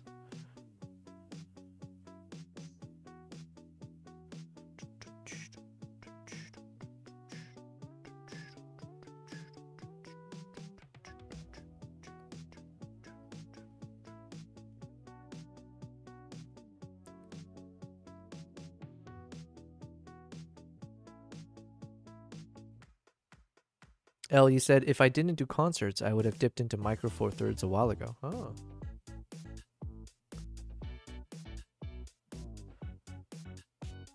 What's the, for concerts, what is like the best practice? It's like, you're saying Micro Four Thirds are not usually considered good for that? Is it just too cropped in or something, or what?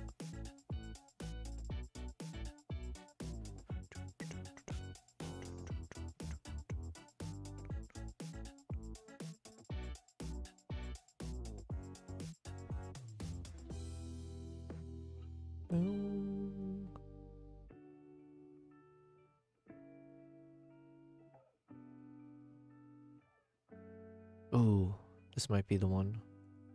I don't know if it'll be a good shot or not, but I was kind of hoping for a shot where in the open beak is the eye of the other one. So that kind of works.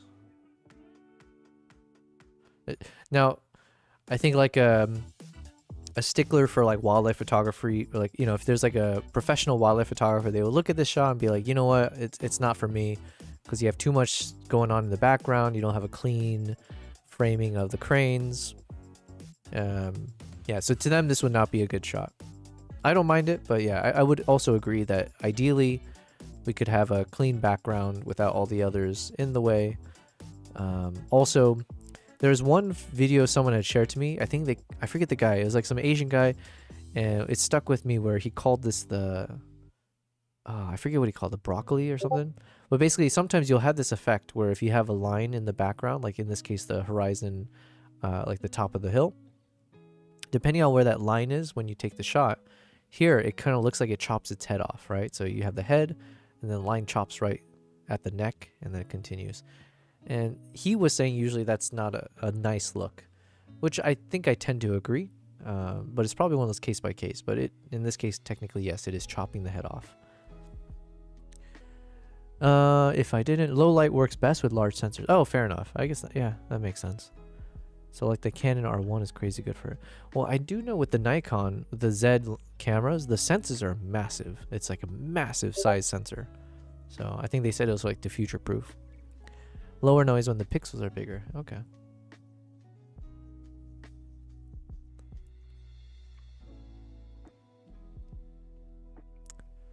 Come on, what is the best one?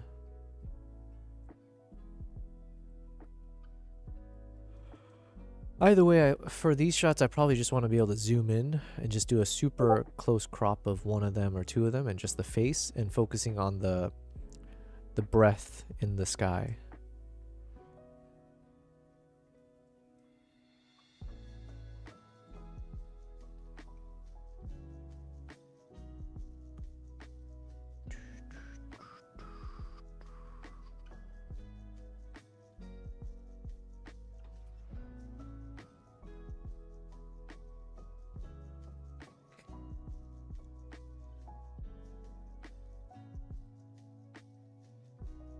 This is the curse of taking too many photos, the machine gun effect.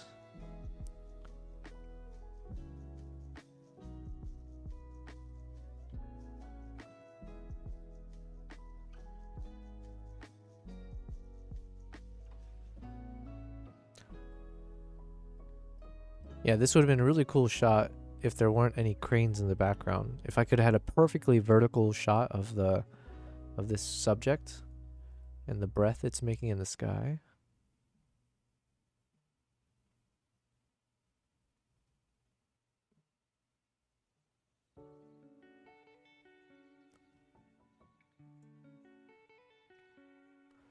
L, you said in theory at least. The processor also means a lot.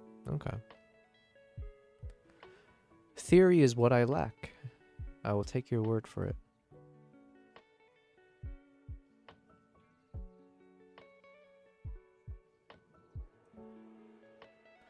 Alright, so we got some in-flight shots. We'll have to check these out.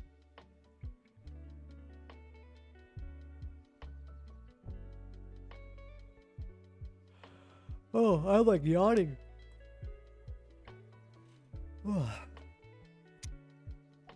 Yeah, I had this habit of like, I've been going to sleep around like 2 a.m. or so, and then I've been waking up at like 8 a.m. and then not being able to fall back asleep. So we're just kind of running on a lot of coffee here, guys.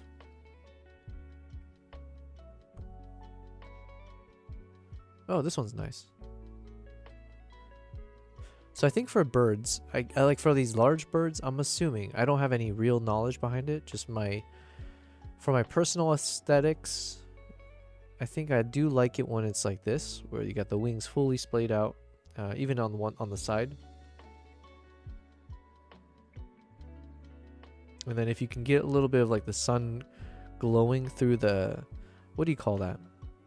Because the feathers are so thin, so if it can look like it's glowing, or you got the backlighting on the wings, it looks really cool.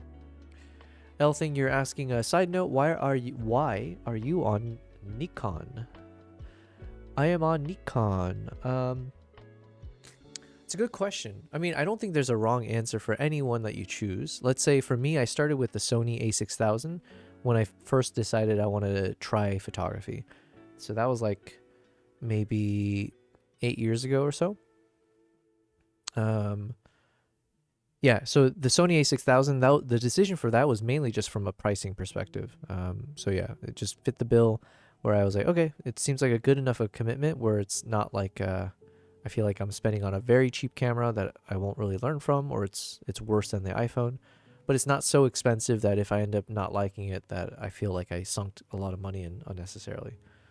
As I got more into it at the time, so this is like, years back, I was focusing mostly on photography and for landscape, because I was traveling a lot, and landscape just at the time was what kind of I enjoyed the most. And so I had read about the Nikon D810, and it had like some of the best reviews. And this is back when like really Nikon was dominating in the DSLR world, and this is before mirrorless kind of blew up to what it is today. So yeah, the D810, I bought a used one and I loved it. I'm sure I don't know, maybe in an alternate universe, someone would have told me about the Sony XYZ or the Canon ABC or something. I don't know, whatever it is. But the D810 is the one I had heard about, and I heard really good reviews about it. I ended up hearing about the glass quality of Nikon lenses being like unparalleled. So yeah, I ended up getting a used D810, and then once I was there, it's like once you're in a system, it's hard to get out, right? So I stayed on Nikon, then I ended up getting a D850. Then I started building a relationship with the Nikon community and like the offices out in Dubai once I moved out here. And so then with that, the community of Nikon is really, really strong in the Middle East African region. So speaking for like, let's say where I live in Dubai, Nikon will let you borrow any of their gear as long as it's available. And they'll let you borrow it for like international trips. I don't know if they'll just let anyone borrow it, but it's like because I purchased Nikon gear and as I was building a relationship with them, they were much more lenient where it's like, look, you just, you know, as long as you don't break it, everything's good. So I was able to borrow like their flagship cameras, borrow like the, you know, $10,000+ worth of lenses. And that's how I started getting into wildlife, was because I went on a trip where I was able to borrow some of the top end gear. So yeah. So even that alone was enough of a reason that I wanted to stay with Nikon, because they, you know, I owe a lot to them for allowing such an amazing service. So I think that part plays a big part as well. Otherwise, like I'm sure all three of the top brands, like quality wise, sure you can quibble about like, you know, which one has the better focus, which one, you know, has better lens quality or choices, or, you know, which one's more ergonomic, or all of it is like you can probably weigh it. But at that point, when you're spending that kind of money for the top end cameras, it's like they're all going to serve you well. So, and Nikon more recently has been investing in video, and that is the direction I've been going in. So that's been really cool to know that like all their latest cameras and whatever they're trying to work on, it's going to be video focused, at least a decent portion of it. So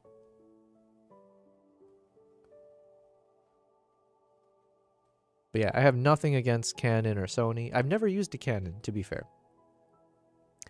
Sony I did use, like I said, the first camera. Now one thing I will say about Sony is that I don't know if I'm alone with this, but every time I've borrowed someone's Sony, like when I'm traveling or I pick up one of the Sony cameras, I absolutely hate their interface. And actually, I think I was talking to someone about it, and someone I think said that they might have changed it in one of their latest cameras or something. But like, dude, their interface made zero sense to me. There's nothing intuitive about the Sony camera, honestly. Like, I was with a friend in Vietnam for a whole month, and like she had a Sony camera, and every time I'd have to pick it up to like try to adjust some settings, like what the hell is going on? None of it made sense. I think Nikon's, it's also complicated, but it's more intuitive. Like once you understand like where things are, it just feels like, okay, yeah, everything makes sense. Canon, I don't know. L, you know a lens I am jealous of that Nikon has? Ooh. Is it the 135 Plana lens? The only internal zooming 2470 2.8, but it's the F mounted one. I don't use 2470 anyways. I don't know. I might have sold my 24-70 F lens. I see my F 70 to 200, but I don't see the 24 to 70. There's a chance I might have sold it, but yeah. You're still jealous of that one, yeah?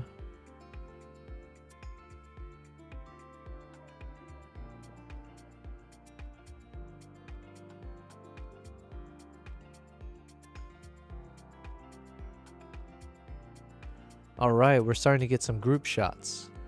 This one looks really cool for the crane on the left.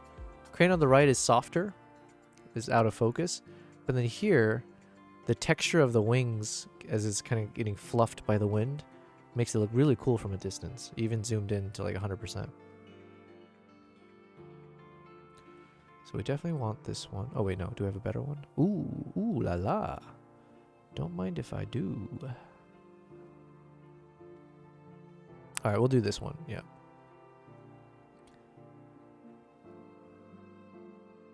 Ooh, this one's nice as well. They're both striking like a similar pose. Okay, okay. L, how long have you been doing photography?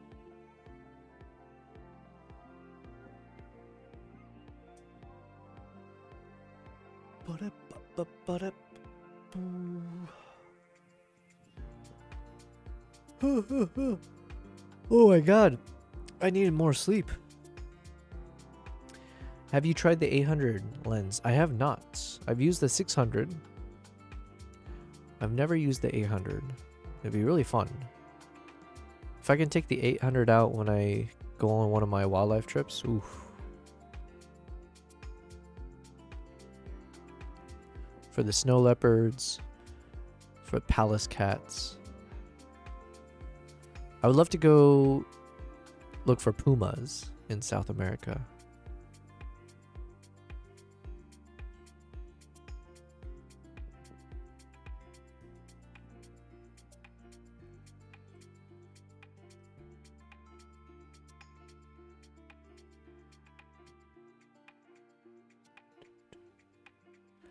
All right, so L, you're saying you found a picture in a photo album I took in 2008. Nice, nice. But you got your first camera for your own, started actually learning in 2020. All right, all right. Post COVID hobby then. Yeah, no better time to learn something new than after COVID hit.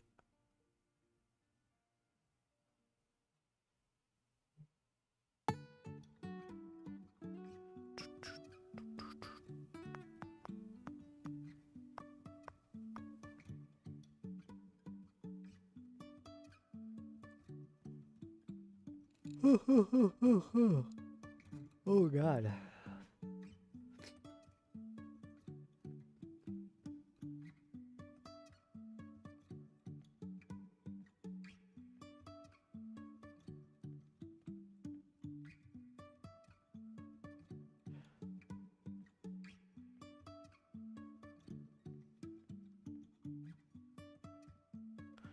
Got this one crane right here photobombing. I'm hoping I have a good like landing shot. Ooh, oh, what a shame. What a shame. Can you imagine if I had this shot without the crane in the front, and if I had just been a bit better with the framing, if we had all three of these guys in frame, all kind of striking the same pose, oh, that would have been good. You said early COVID got back into it because of a classmate who brought in a Canon 250D to class every day. Okay. He's honestly not that good, but I don't mention him directly, so it's morally okay. Fair enough, yeah. You know what? Couldn't you argue saying that's... Could you argue being honest? Is being honest always morally the right thing to do? That's question number one. And then question two would be, if you were to tell that person that they're not that good, could you argue that's actually morally a better thing to do? Because not only are you being honest, but also maybe by being honest with him, he would be able to either not be so delusional or make corrections to his skills.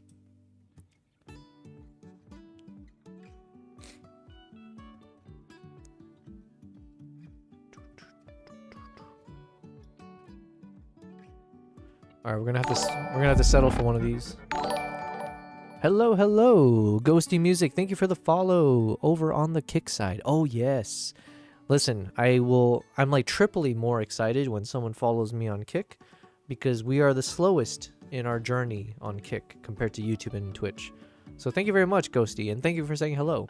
Unless you're spam, I have been getting a lot of spam messages on Kick. I've noticed. I hope you're not spam, okay? But with a name like Ghosty Music, how can you be? That's an epic name. How am I doing today? I'm doing very well. Thank you very much. Ghosty, if you're just tuning in, let me do a quick little brief or intro of who I am.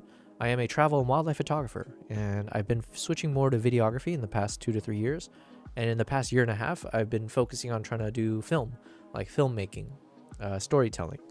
So that's what we focus on. We actually finished our first film. I'll call it a film, but a short film. I released it onto YouTube, was it 2 days ago? We created the video in its entirety from the start of my live streaming journey. So we are on day 28 of me streaming every day for about 8 to 10 hours every day. We've been committed, and we're going to do this for the rest of the year at the very least. So starting day one, we started working on Project Mongolia. It's a trip I went to back in February of last year, and we spent 25 days straight just working on that video, and then we did release it a couple days ago, and I'm going to use this moment to plug myself. So if you look in the chat, Into the Blizzard, that is the name of the video. It's 16 and a half minutes long. You said you're not spam, so don't worry. Oh, nice, you spelled it as SMAP, just in case. I got you. But if you check out this link, basically, it is our latest video, and again, I'm very proud of it. It's my best video I've made to date, I would like to believe. And if you check out my YouTube channel, that is where I've been focusing most of my attention in the past year of, the past year to year and a half. So everything I'm doing on my live stream tends to be more towards building content for my YouTube channel. Instagram is where I started, but YouTube is where I'm focusing more of my time. Because YouTube, I can do more long form content, so I can become better at storytelling and filmmaking and all that. And also, it's easier to monetize videos there. So in terms of like longevity of like, if you know, which one can you do long term or full time, YouTube is the one that makes the most sense. L, you said, I don't know if the Kick or YouTube chat shows up on the stream. Oh no, it shows up on my side. I hope you're able to see everything. But yeah. Basically, I'm multi-streaming across YouTube, Twitch, and Kick. So, yeah, at least from my side, I should be able to see it. I think you should be able to see it as well. But we keep it a little bit on the hush-hush because I don't know. I kept hearing that Twitch has a lot of weird kind of rules and stuff. They're a little bit more jealous about and more guarded about their users, I guess. But right now, for what it's worth, Kick is actually the one that's outperforming the other two. We got 6 of you guys from Kick over here, so well, welcome. And we got 3 on YouTube, and we got 2 right now on Twitch. Usually Twitch is the one that's in the lead, but we have shifted around. Maybe it's the timing. But welcome, guys. Hey, KG, welcome back. Yeah, so you should be able to see everything, but yeah, we keep it on the hush. That was the goal. Yes. KG, you're almost at 3,000. You still got a lot to catch up on with your husband. Ghosty, you said, well, that's sick. Best of luck to you. I will check your YouTube and let you know. It is nice to meet you. I'm a new artist. Ooh. Well, Art, if you're an artist, I would love for you to join my Discord channel. We're also, listen, I didn't know the first thing about streaming. I didn't know the first thing about Discord 28 days ago. And look at us now. We know how to use commands, exclamation marks. We know how to tell people to join the Discord channel. Feel free to join that Discord channel. We are trying to build a community of artists, whether you're into music, photography, illustrations, whatever it is, anything that's in the creative side. We hope to build a community of them across YouTube, Twitch, and Kick. And then if you'd like to share your work there, and you know, we can go over it on stream or even just within the Discord, feel free to do it there. So you said, Ghost, I'm a new artist. I go by the name Ghosty, underrated artist. One day I make R&B, but my friends call my music baby making music. Hells yeah. Well, you know what, Ghosty, we'll be the judge of that, but we do have emotes. I even learned how to make emotes, and we got KG in the chat. She also helped us out making some of our emotes. We even have emotes specifically for banger music, okay? So if a music is hype, we've got a GIF animated emote on Twitch. I think it's actually available on Kick as well for free, I believe. But we have emotes to mimic the boots and cats, the beats, the beatbox, and the boots and cats. Yes, thank you, L and KG. By the way, L, we have a animated version of that one. If you type in the chat Yobel P capital boots or capital B boots and cats, that will give you the animated version that combines both of my cats into that emote. Ghosty, you said I mean, I can show you something on unreleased, and you can let me know. Can I play it on stream, or is there any issues? I've been very, very nervous about showing things on stream, or I've been like copyright struck too many times to count. L thing, it's sub only. Okay, we'll find a way to fix that, L. Don't you worry. I think that I saw something where I unlocked like a VIP feature. I don't know if that'll allow for me to share more of the emotes and stuff. We'll find a way to fix it. Ghosty said, I love the stream setup. Thank you very much. Yeah, I did spend a lot of time prior to day 1 of my streaming trying to make sure I had some of the other things set up to look nice and polished to kind of compensate for my fear that we wouldn't be an entertaining streamer. So I'd created some nice little, if you ever tune into our streams in the future, or if I go away from the setup, you'll see I created some nice little be right back scenes or starting soon videos that play my YouTube videos and stuff. And then we do have a cat camera. I have 2 cats. This is Kimbap over here, just showing his ass, but hey, buddy. So we got Kimbap here, we got Nala. They'll pop in and out on the streams. And yeah. So we like to have fun with it. And this is just the editing setup, so whenever we're in work mode. So right now I'm working on some photos I took from Japan, because I'm going to advertise a trip there for next year. You said it's sub only. Yeah, we'll fix that. And then Ghosty, sure thing, you can show on stream. It's not copyrighted. Oh, okay, good to know. Well, unless you're lying to me. If there's like a long con. Well, joke's on you. It's not like this is going to make a lot of money right now, but it may be in the future. So, did you send in the Discord? Oh, that means I need to create a channel for audio, because we have a media channel for photos and videos. Ooh, a wild ghosty appeared. Hello, hello.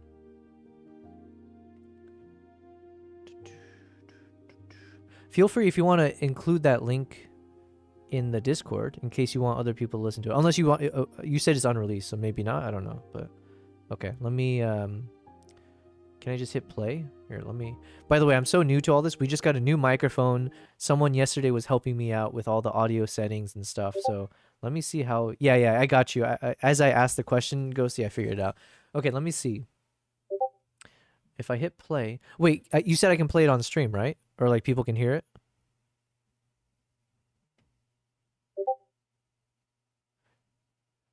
I appreciate it, Ghosty. Ghosty, would you want me to... I can play it on stream? Okay, cool. All right. Let's see if I just hit... Let me monitor. Is the audio sound too loud or soft? She said you love this. I said, baby, don't play. Body talking reckless. Dripping all on my face. Bag bent like ballet.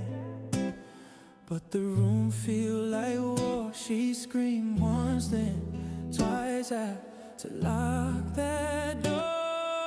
Yeah. Don't run, don't flinch. Bite that lip, take every inch. You know what I like, so don't pretend. Say that shit slow, then say it again. Say my name like you own that sin. Say it again. Whole room spinning, I'ma die right in. Say it again.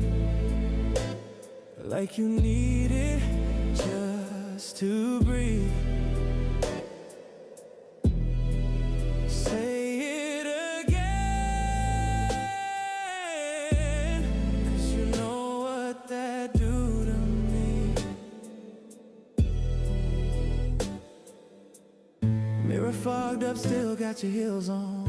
I told you once I don't do love songs. This that red light feel, that hands-on kill, let your mind out for real. Booty talking like it got a mouth, saying daddy don't pull out. Yeah, you bad, I'm worse. You want pain, I'll give you thirst. Back arched, no breath.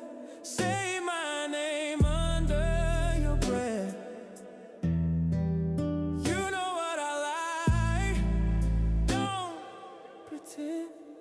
Say that shit slow. And say it again. Say my name like you own that sin. Say it again. Scratch my back when I slide back in. Say it again. Let it echo.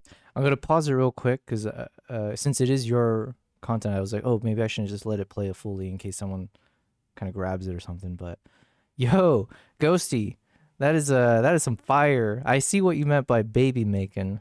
So your friends are definitely not just blowing smoke up your ass. That's dude, that was epic. Wait, so let me ask you, was that your voice in there as well? So are you singing it as well as doing everything, or like what role in what we just heard is like all you? Or yeah, because I'm very curious. But yeah, this is very baby making.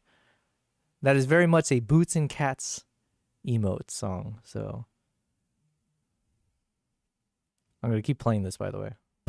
Through your skin. All you, wow. Say it again. Dude, your voice is insane.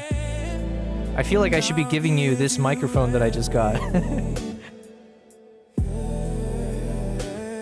Don't stop now. Say it one more time, real slow. Say it like you mean it.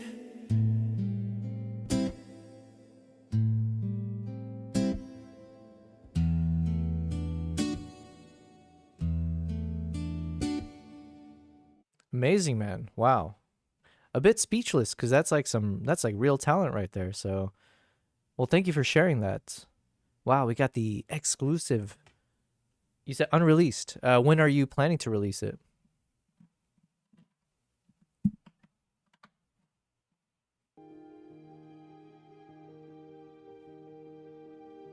Yeah, so that would be, is that like a R&B style? Is that right? I don't know technical lingo or like, yeah. I would like to think I have a good ear for music, but I don't necessarily know much about music theory and all that. But that means you do you also play guitar, and do you play like other instruments then, or yeah, that's a lot that goes into it if you did everything. Jeez. Yeah, I might have to ask you for help in the future then, with any of my audio issues and stuff. But yo, well done. That was awesome. Are you do you make content on Kick as well, or are you a Kick streamer? It's not out yet. And yeah, I play the guitar, piano.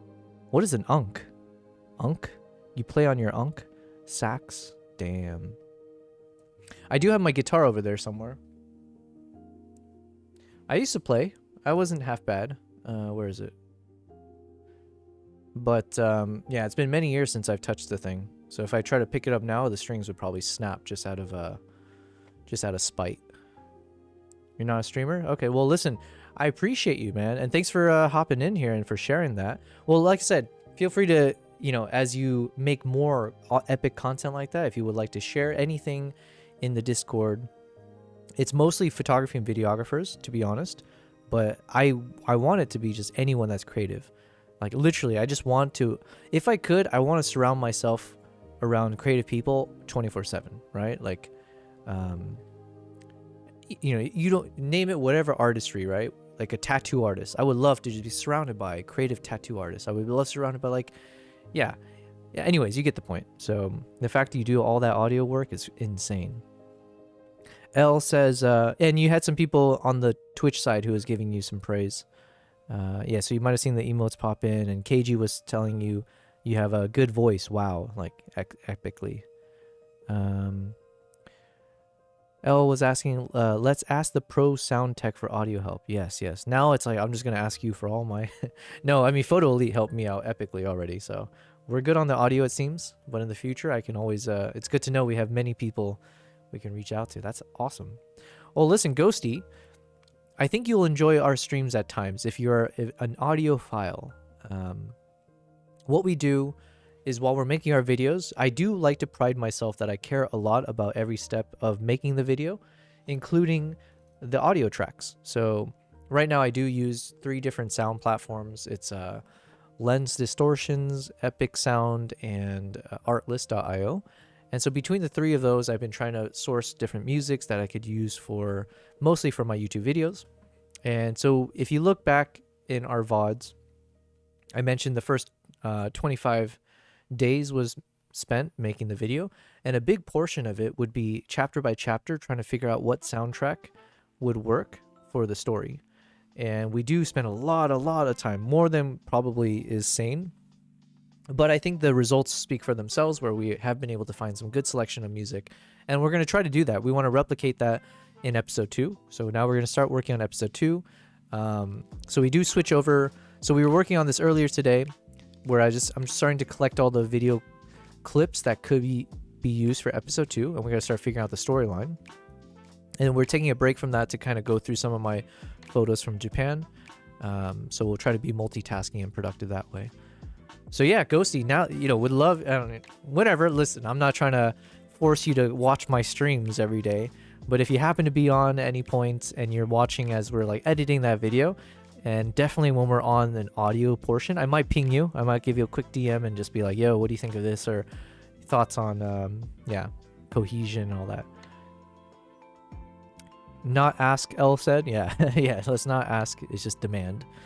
Ghosty, your YouTube looks amazing. NGL, not gonna lie. I thought you were calling me something else there for a second. Well, thank you very much, Ghosty. It's a labor of love, as we say.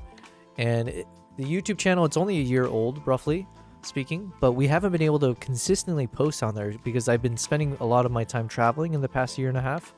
So this is the first time for the past like 3 months that I haven't traveled. And also with the rest of the year not traveling, I am hoping to be consistently publishing on YouTube. We're trying to push out videos there like every 2 weeks in terms of long form content, as well as I'm trying to publish almost on a daily basis, like different types of YouTube shorts. And then I do have a third strategy where I want to start doing talking head videos. So imagine off stream, we'll be able to switch modes over here, and like I need to work on scripts, some content ideas. I need to drop the camera down here, and then I'll do a lot of like, hello guys, I'm going to talk about this gear today, or what do you think about this thing, or did you know this feature on my camera does XYZ, and then pop out some like 5-minute long videos or whatever. So that one also I need to start working on, but that one I do think I need a video editor for it. So hopefully all of this will work out. But that is a big goal of ours, is to just be very, very consistent on YouTube. So, with all of that said, here we are, over here, looking at some photos of big birds to see which of these will make the cut for us to continue editing. So this one's not bad. I was saying that there's a photo I took that could have been really good. It could have made the cut, which was, where are you? This one right here. This would have been really good, but for 2 things. One, if we didn't have this crane in the front, and if I had been able to shift my camera ever so slightly to the right so I didn't clip the wing of the bird over there. All 3 landing, doing similar poses. Oof, that would have been chef's kiss. But this is why I love wildlife photography, by the way, because you can't, you get what you get. You can't tell the birds to, hey, can you redo the flight? Like, hey, can you try that one more time? Can you look at the camera this time? You get what you get, and you have to be happy with it. Ghosty said, hell yeah, anytime, homie. Yeah, dude, I wish you the best of luck with that. Thank you. And by the way, I thank you, because since you're saying this on Kick, and like I was saying, I have no kind of loyalty or affinity towards one platform. For me, it's like, look, if I'm going to plan to do live streaming, I might as well go big or go home. So I was like, let's figure out all of everything. I'm going to try multi-streaming. I'm going to try to figure out from the deep end of things, like how do you get 3 streams to run at once? What software programs do you need? What are all the other technical things that we got to figure out? Thankfully, I have ChatGPT helping me with most of that. But I was also like, I would love to see if Kick is one of those areas that I can grow a community there. And it has been pretty slow on Kick, I will say. Twitch, it was much easier. It seems like there's a thriving like artist community that's there, especially photographers. So, a lot of the people you might see in the chat, they are fellow photographers, videographers, and the like, such as Elthing and KG, who are listening to your music earlier. And so that's been really fun to see that there's an existing community out there on Twitch.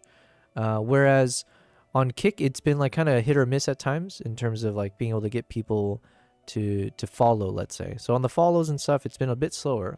No issues per se. It's all out of curiosity here. And then YouTube's been right there in the middle. It's been in the middle of the pack the whole time. So yeah, it's good to see. I think you might be one of the first ones that I've met on Kick who's like a fellow, let's say, artist or a fellow like content creator type. So great to meet you there. You said, yeah, dude, Kick is the better streaming place in my opinion. It's easy to grow, and they pay you more, and it's more fun. You don't have to worry about everything you do. Fair enough, yeah. So maybe it's a bit more lax on the rules. Yeah, I mean, in my current... Okay, so my current thoughts on day 28. So we're almost at the first month of streaming. So my completely unbiased kind of thoughts on this. L thing, I'm heading out now for dinner. Enjoy the rest of the night. Hells yeah, no worries. Thanks for being here. Thanks for sharing as much as you did. I appreciate it. I'll see you next time. So enjoy your dinner. And yes, Ghosty, by the way, I am streaming from Dubai. So I'm originally from the States, but I've been living in Dubai for the past number of years. And yeah, so for me right now, it's around 8 p.m. And we do stream around 4 p.m. until midnight my time. So I would normally stream for another 4 hours or so. But yeah, so kind of my unbiased thoughts on this is that Twitch has actually been the most... I've seen the most growth there. And technically, I've actually seen money come through from there. So I was able to hit the affiliate within the first, I think 10 days or so. And it seemed like it's a bit more robust. So I will say Twitch seems to have more steps in place in terms of how to take you from each micro step of your journey. So they even have a bunch of these kind of mini accomplishments, and they have ways to kind of make you feel like you're making progress every day if you hit X number of hours of this or doing that. Oh, you live in Dubai, Ghosty? No shot. Okay, well now I'm getting creeped out. Maybe it's wait, is this is this a long con? You are spamming or scamming me, huh? L thing, you said last thing I want to try and use the Nikon 28 to 135. Oh, I've never used that actually, but that sounds really good. The 28 to 135 would be a good one. Listen, L thing, I'm supposed to go to the Nikon office in a few days, and so I'll let you know if I'm able to try one out, and I'll give you the thoughts on that. Ghosty, you said you'll find me. Well, you are a ghost, so I should be a little bit concerned. But oh, welcome to the desert. Yes, it's a video lens, big and bulky. Oh, is that the one that came out recently? Oh, sorry, I haven't been really paying attention. That's the one that came out recently as part of the Red series. Is that the one? Yep. Yeah. Okay, I know exactly the one then. Yeah, as you can imagine, I wish I could get my hands on that as well. Listen, I am slowly building up my relationship with Nikon, so I do hope in the near future. There's not many other creators in Dubai, especially, who do what I'm doing. Hey, see you, L. Thank you so much. Yeah, but there's not many, obviously in Dubai and in the region, you'll meet plenty of amazing wildlife photographers, but you don't meet many who do wildlife photography and videography. So in that sense, I'm happy I've gone down that direction. And then on top of that, you don't meet many people in Dubai, let's say, who are, and I'm speaking from the lens of a Nikon creator. So then you don't meet a lot of Nikon creators who are both photographers and videographers and doing something on YouTube. So thankfully I am going down that direction. And then one extra layer now on top, you don't meet many Nikon creators who are both photographers and videographers who have a YouTube channel and also who are doing live streams. So I do hope, thankfully, as I go down this path and realize it's not the easiest thing to do, but I do have the endurance and the ability to do it, I believe. It's oh, okay, I do hope I can set myself a bit further apart for a company like Nikon or any other brands that hopefully they will find value in the fact that, it's not as replicable in terms of what I'm doing. So we'll see. But that is one of those things where as I try to think things through a bit more strategically or from a business angle, I am happy I'm going in this direction. All right, Ghosty. Sorry if I'm saying goodbye too late here, but gotta go, homie. Best of luck with your stream. I need to make fun of someone real quick. Hells yeah. Don't take your time. Make fun of them for as long as you need. Make a song out of it. Why don't you? But yeah, much love, and I'll see you another time for sure. And if you're in Dubai, who knows? Maybe I'll run into you. Once I get over the fact that you might be doing some long con here, okay? But for a long con to make such a cool music like that, it's almost why not? All right, but thank you, man. Thank you, and thanks everyone on Kick. Wow, what a day on Kick. We started off strong on Twitch this morning, and YouTube has, like I said, it's always been in the middle of the pack. So YouTube tends to be kind of right in the middle, anywhere from 4 to 6 people watching at a time. That's been really cool. And then Twitch right now, we just got that loyal one of you out there. Well, I appreciate you. And then Kick, we got 6 of you. How cool is that? Oh, you know what? I have been testing new things on Twitch. So this is probably a sign that I should switch back, because I've been trying to test out different categories. What if I change it to art? Let's go to art. Alright, since we are doing more photo editing now anyways, so I'm going to switch that category. In Kick, I think I've been leaving it as is and hoping they don't change it. Yeah, it's still in just chatting. Well, thank you guys. I appreciate you all on Kick. I will say, more often than not, though, the problem with Kick has been that there's a lot of spam I'll get right off the rip. Like, you know, someone saying, hey, you should go to this website to do this and this. We can help you out. And then we had a few people on Kick saying hello. So there's not all fake people. I'm glad you guys are out there and you're real, like Ghosty Music. But it's been more difficult to actually get people to follow on Kick. So that's been interesting in terms of just kind of my learnings here. Okay, so anyways, now that we've calmed down a bit, let's continue looking through some of these photos, see which ones we need to maybe highlight for the next round of a filter sesh. So as a refresher, these are shots that I took from Hokkaido, Japan. I took 3 photographers with me. I'm very grateful to them for trusting me because I'd never been in this part of Japan before, and they trusted me enough to pay real money to join and hopefully get some epic shots. Now, after I've come back from this trip, I do want to organize another trip here because I loved it that much.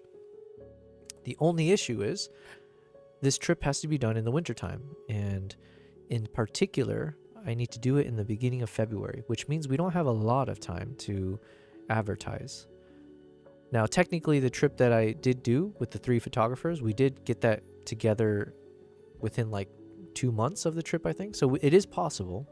And now we will be a lot more, you know, organized, and we have all these photos to go with it. But either way, we do need to have a little bit of a pressure to force ourselves to work quickly and fast and efficiently, and yeah, all the words. Dun, dun, dun, dun.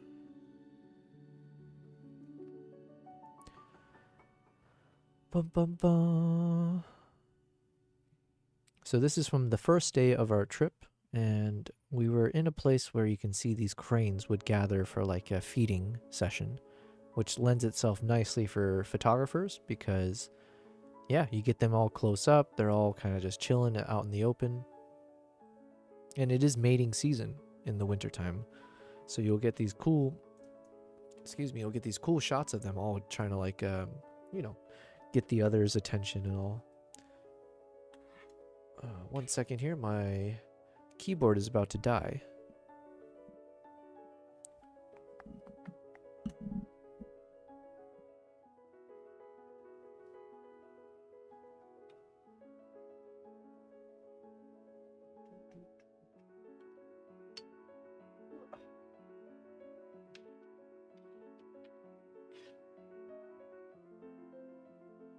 Just gotta plug in my keyboard to my charging port.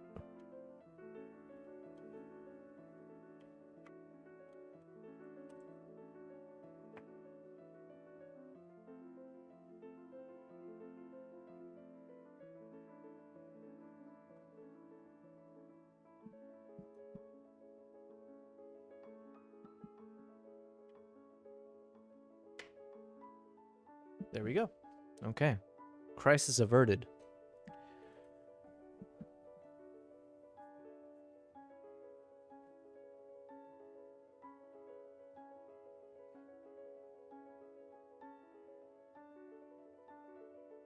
All right. There's one thing I want to do though. I want to... God, this one thing I need to figure out is like how to arrange my microphone and this in my headphones, because the headphone cable keeps like bumping everywhere, gets in the way. Ugh. Hopefully this works. All right, I think I want to multitask even more.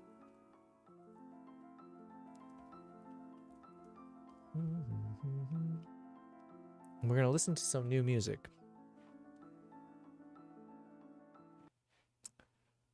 So I'm gonna pop open Artlist. I think Ghosty listening to his song has kind of inspired me to keep listening to cool music. So instead of listening to the ones we got already, let's keep doing some music search. This is important for me in terms of what I do because I do need as many copyright-free music for both our playlist on stream, but then also for future YouTube videos.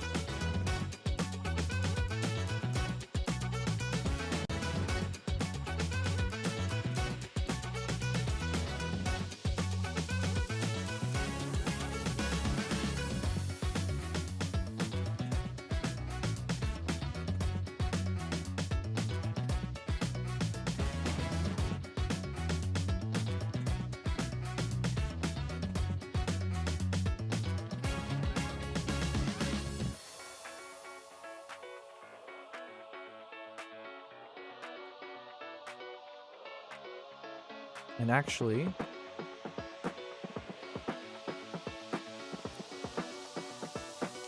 speaking with was it L, I think, mentioned it. Anyways, now that we're listening to music, one other thing is like, okay, you know what? We should probably use this time to start searching for some Central Asian music as well, because now we need to create a new potential soundtrack list for episode 2. And we do want to keep with the Asian vibes, like the Central Asian vibes. So let's keep trying with what we got here. We're going to try Artlist first. So some of these we already downloaded, which means we've already used them most likely, but some we haven't. So let's go ahead and check.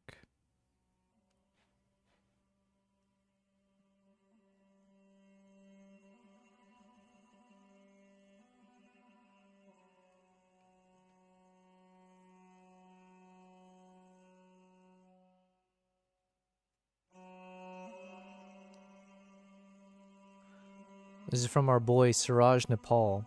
He hasn't let us down yet. We use a lot of his soundtracks in our video.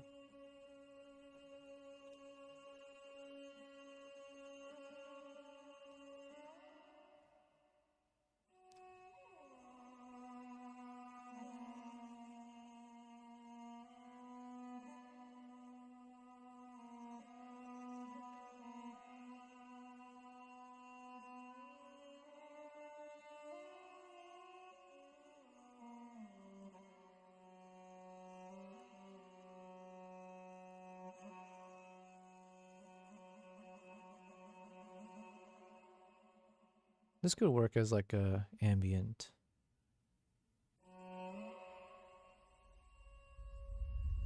Ooh, and it's picking up. I like that. I'm a sucker for the build-ups.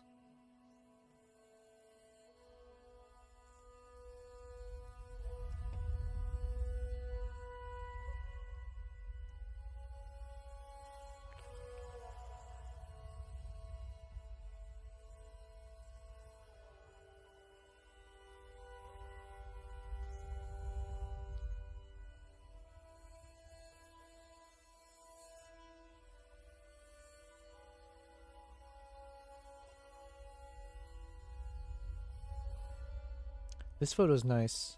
Well, the wings kind of almost kind of look like a heart shape, which would be really cool.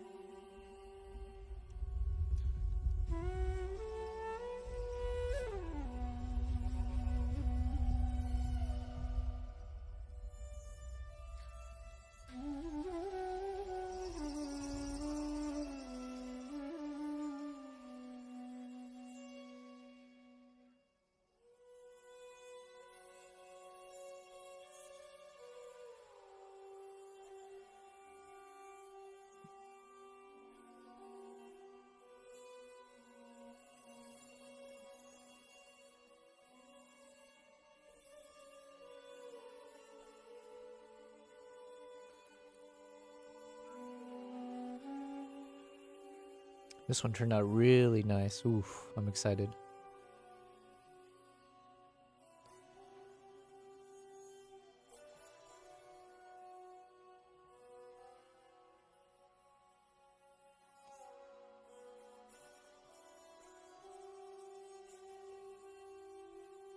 Yeah, this shot right here, for sure, I think it'll be on my website.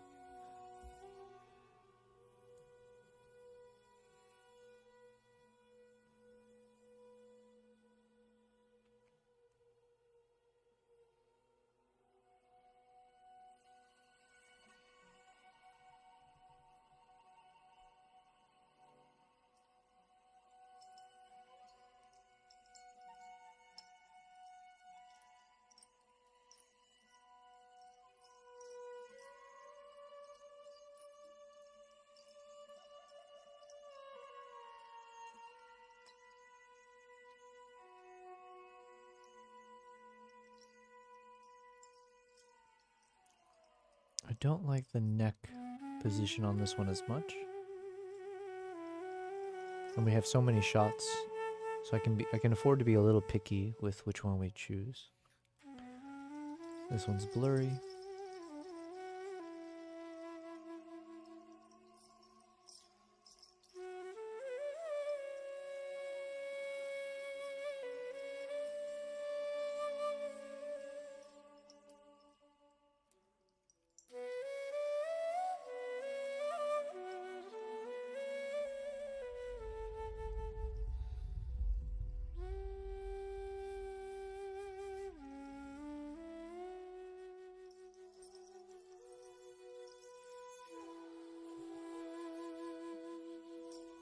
Ooh, this one's good. What a pose. Now this is a kind of pose I like.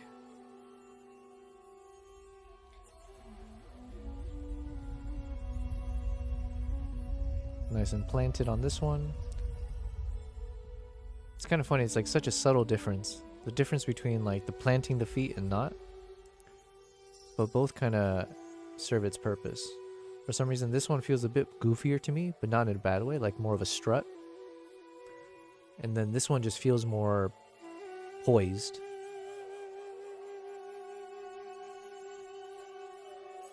So we're going to keep both for now.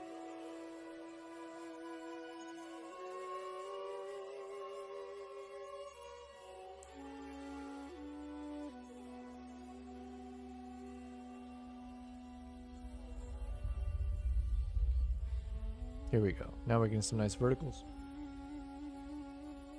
Okay, the soundtrack is decent. I can see us using it for like some ambient moments in the episodes. But it's not like a leading one. I was hoping there would be like a build up and then boom. It can kick off like a dramatic moment in the chapter. But yo, Rob. What's up, man? How's it going? Saturday night stream. Love the fine. I'm gonna have to teach you some English. If you teach me some design skills, I'll teach you English, man. You a boss, Yobes. Can you put some roller skates on that bird? You know, you laugh. You say that. Rob, you say that. But you think I wouldn't do it? Didn't I show you the boots? Did I show you the boots? Or are you saying that because you saw the boots?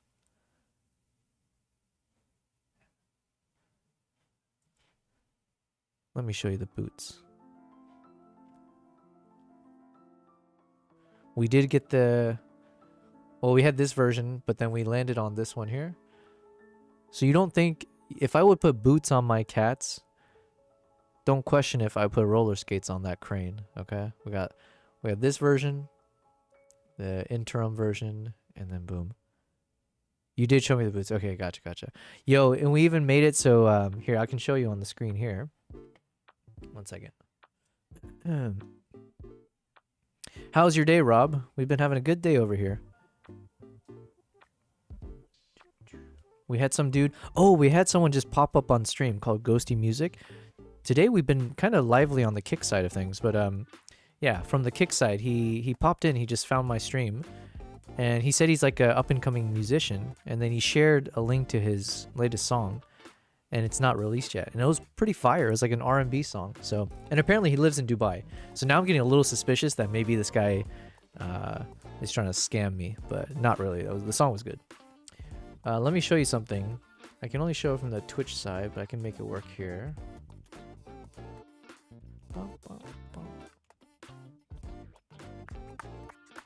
Alright, here we go. So, we worked on the little boots and cats.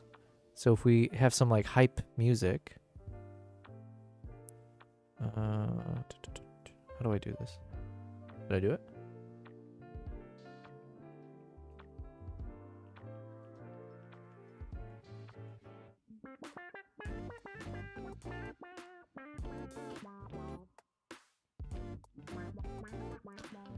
There's some, okay, let's try again.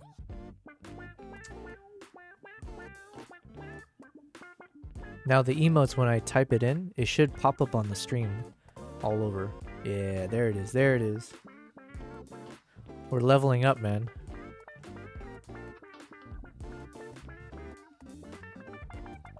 You said the new place? Oh, all is, oh, you, okay, gotcha. All is good. Nice, first weekend and you moved to a new place. Nice.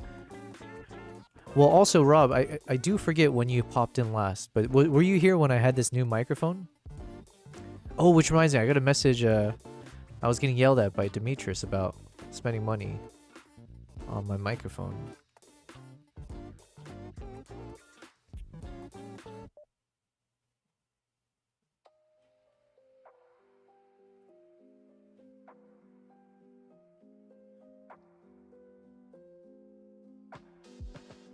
Alright, in the meantime, we do need to listen to new music for our episode 2. We're multitasking over here. But yeah, congrats on the new place, Rob. We started working on our... Basically, I need to multitask between... We were working on Mongolia first. So we got to a good place where I said, let me take a break. I'm shifting gears now over to the Japan photos. Because I need to start advertising my trip to Japan as soon as possible. Because it's going to be beginning February. So we don't have like that many months. So hopefully we can get all this done in the next 1 or 2 weeks. So I can start publishing it on my website and start advertising it.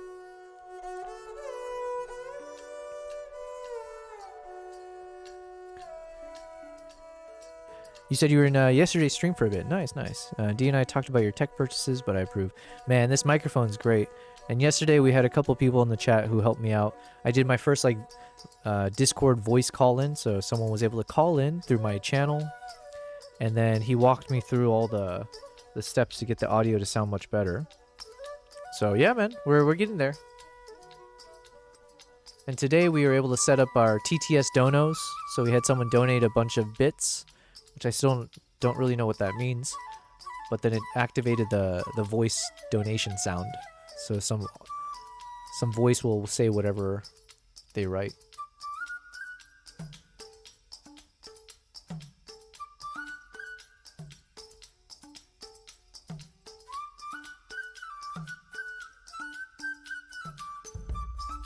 Alright, this one's good. I think I'm gonna add this to the list. Wait, did I download it already? Oh. Well, just in case, I'm going to download it again to this one.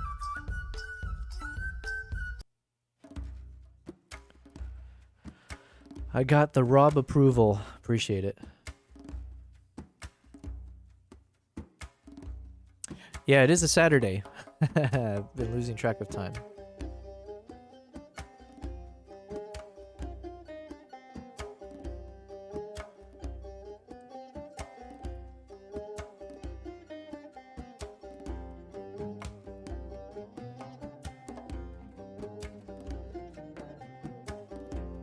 Ooh.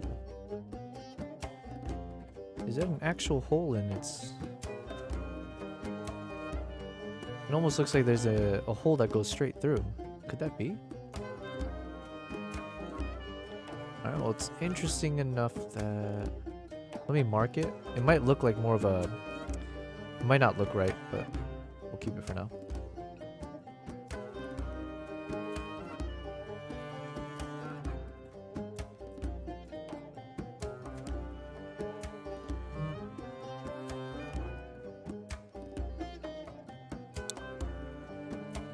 Alright, this is a new artist. Ite Armon. I mean, definitely sounds like Central Asian, I guess. So it should do. It'll do in a pinch. Let's download it.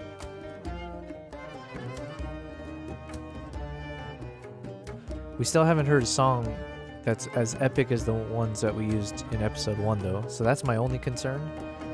It's gonna be hard to top the soundtracks from episode 1.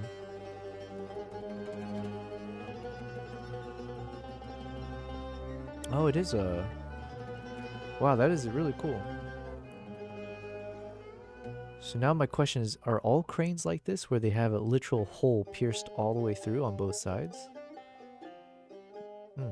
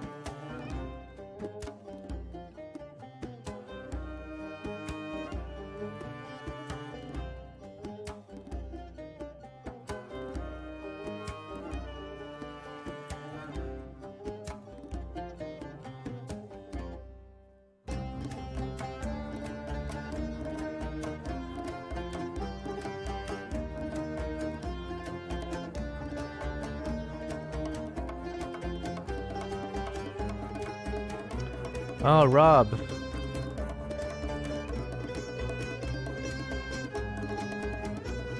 You know, Rob, I made that mistake every stream for the past like week at least. And it got so bad that there's an emote we created just for that moment. It's called Yobel P Hey Dummy. I don't know if it's on YouTube yet, but at least for the Twitch and Kick.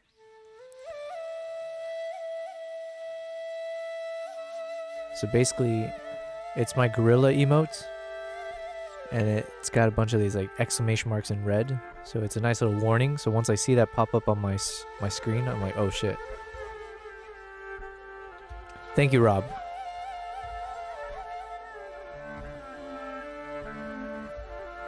This song we already used.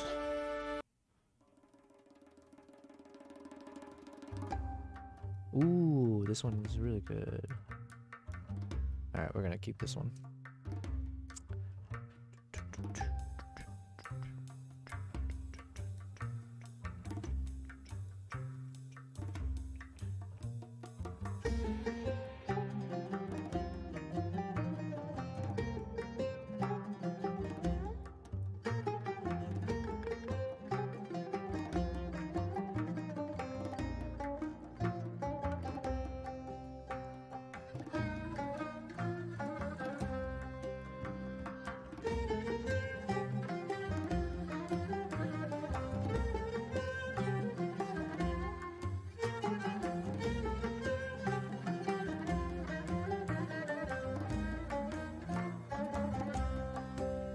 This one's a cool, definitely a cool pose here. I don't know if I would have liked this better if he was facing the camera, but definitely a unique shot. So if I like crop this into a 16:9, we'll probably weight it to the left a bit.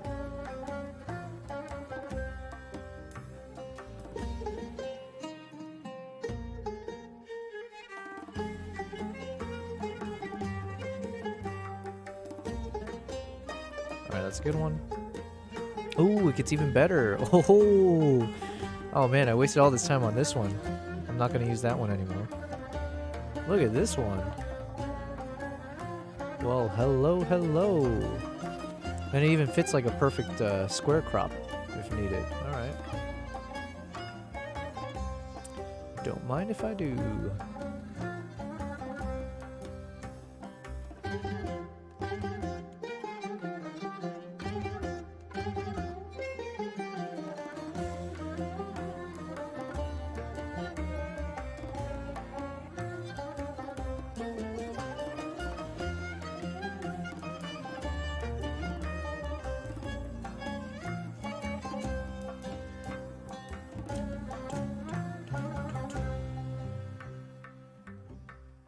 Okay, I accidentally turned something on.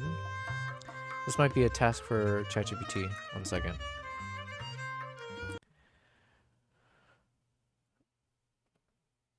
Hey, Mr. Atlas, can you hear me okay?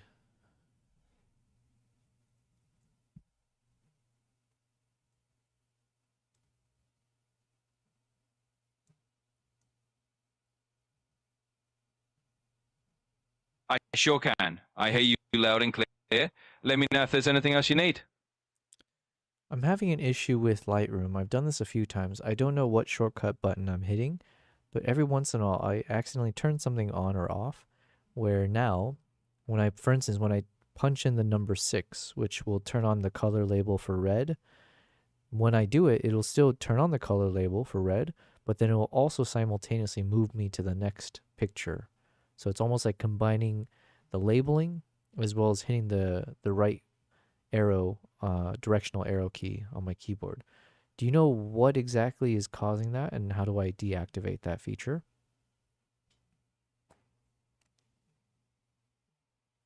Yeah, I can definitely help you out with that. So in Lightroom, there's a setting called Auto Advance. When this is turned on, every time you apply a flag or a color label, it automatically moves you to the next photo. It sounds... Yeah, I can definitely help with that. It sounds like you've turned on what's called Auto Advance mode in Lightroom. When Auto Advance is on, every time you apply a flag or a label, Lightroom automatically moves you to the next image. It can be useful if you want to speed through a selection process, but it sounds like it's not what you want right now. To turn it off, you can just go to the top menu and click on Photo, and then uncheck Auto Advance. Or you can use the keyboard shortcut, which is usually the caps lock key. Yeah, I can help you out with that. So in Lightroom, there's... Yo, my man Atlas, you're freaking me out here. You're like repeating yourself 3 times. Also, you still are coming out very, very slow. I don't know what's causing you to be much more sluggish today than yesterday. Do I have like number instances of you open right now, and that's why you're glitching out on me here?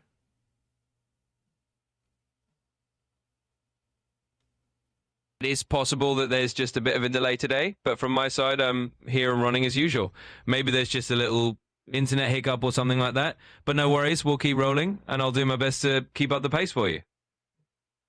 Okay, well then if you are rolling still, I do appreciate what you said. So it's something about an auto advance feature. I don't see where that is in my Lightroom settings. I'm using Lightroom Classic, and I don't see it. I have hit the caps lock, but that doesn't seem to also turn on or off that feature.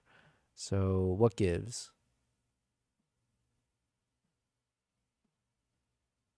Yeah, no problem at all. In Lightroom Classic, Auto Advance feature is actually tied to the caps lock key, just like you mentioned. If toggling caps lock isn't working, sometimes it can be a bit finicky, but that is the usual shortcut. So just try pressing caps lock once to turn it on, and then pressing it again to turn it off. If that still doesn't do the trick, sometimes just restarting Lightroom can reset that behavior. But yeah, caps lock is the key that controls that Auto Advance feature. Oh, looks like you were right. Okay, I stand corrected. I swear it didn't work one time before, but listen, when you're right, you're right. So thank you very much. I appreciate it. I'm going to close you out now because there's still something wrong with you. I'm not sure what. I'm sure you're fine. There's something wrong with your system. Your personality is just bang on, okay? All right.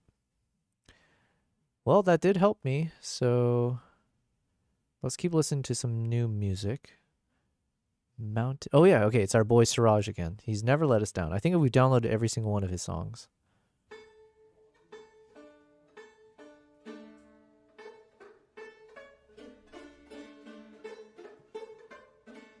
Not a promising start, I will say.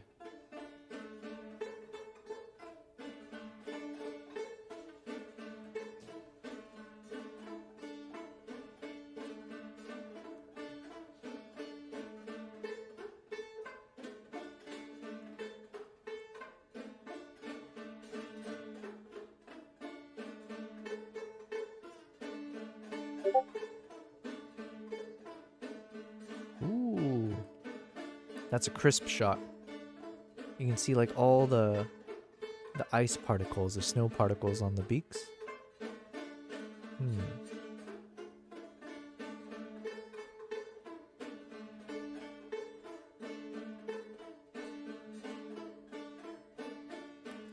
Yo, my boy Siraj, what are you doing here?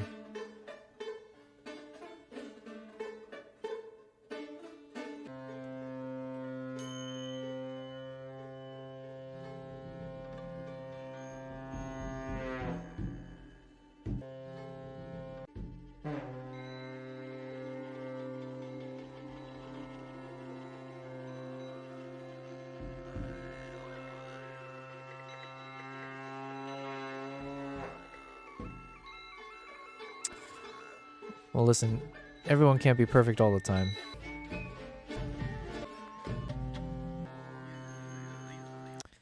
All right.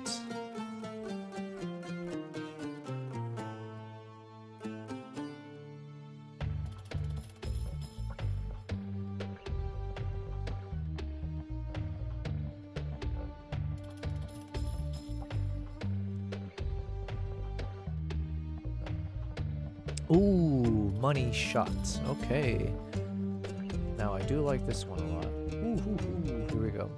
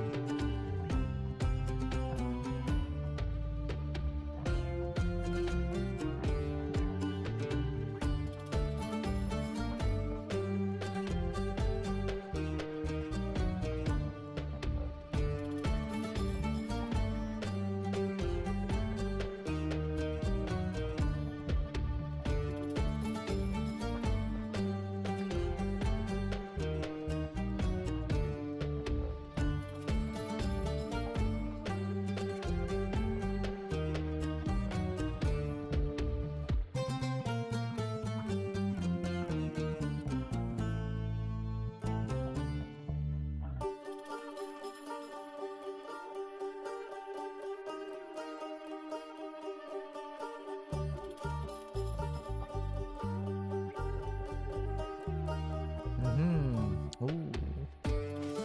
I think my focus is off on this one.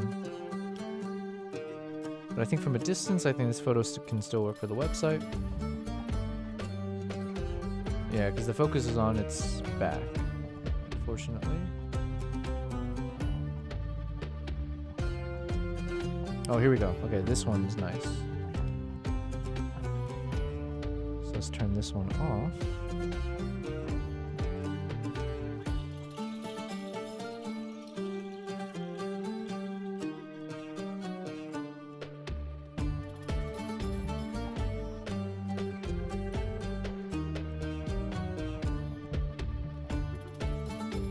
This is a trade-off.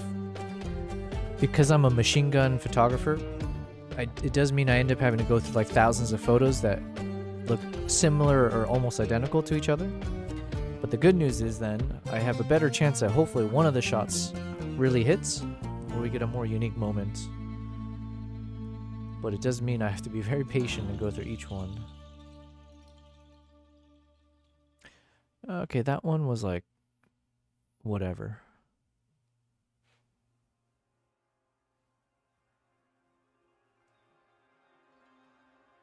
We're not getting any more like Mongolian soundtracks right now. That's the issue. We need more like the throat singing style.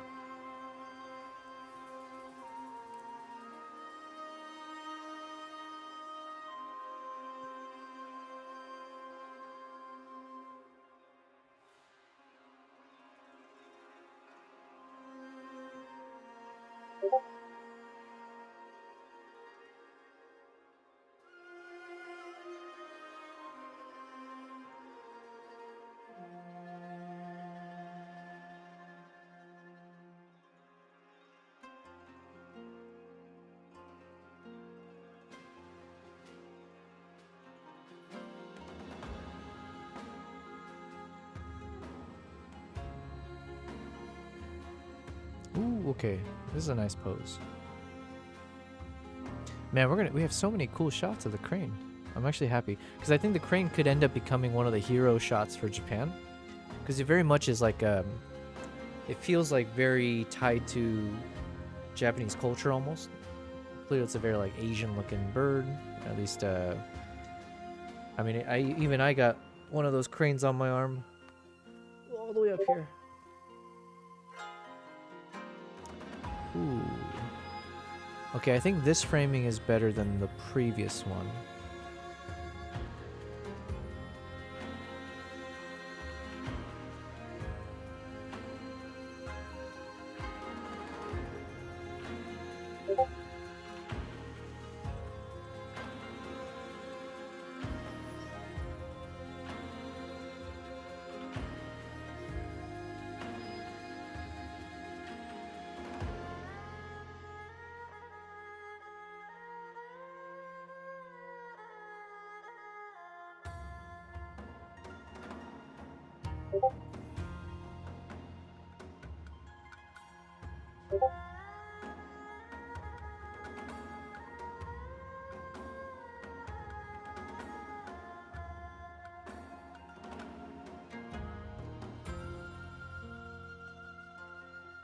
All right.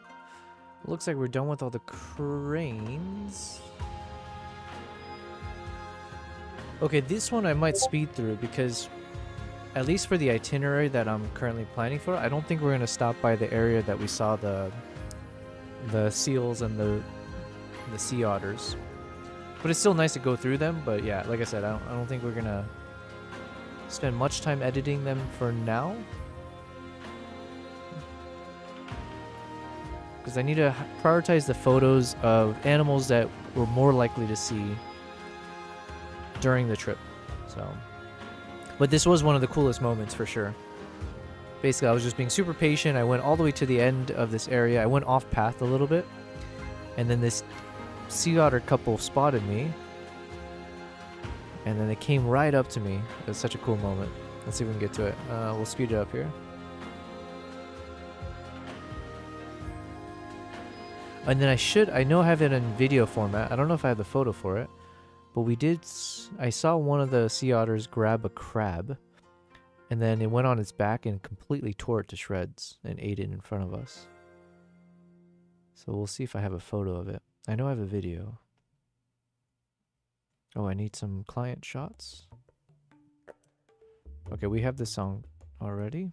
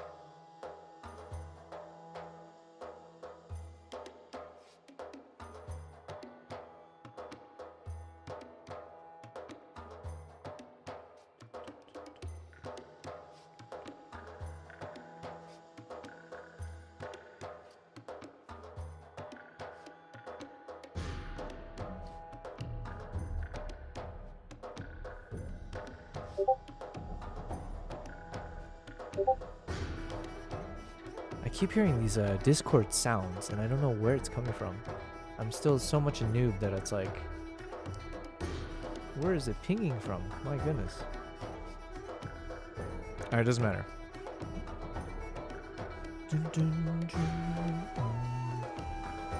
Oh, you know what? We should probably take a pause here, so that's a good break to switch back. We got through the crane shots for now. So let's hop back to video editing mode. I'm trying to be like 50-50-esque, because both are very important to get through.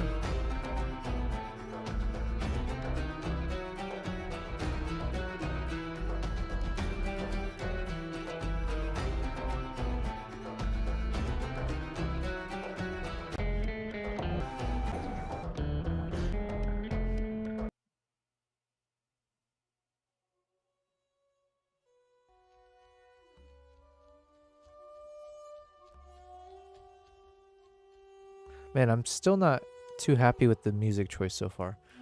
I do think it's going to be tough. KG said this music, LOL. Wait, the one just before the riders one? We're trying to see if we can source Mongolian sounding music now as we work. Wait, did you like that one? I thought it was like upbeat, but I haven't found one that's got that same dramatic tone that we've had in episode 1 yet. But this one's from our boy Siraj, Nepal, so maybe we get lucky.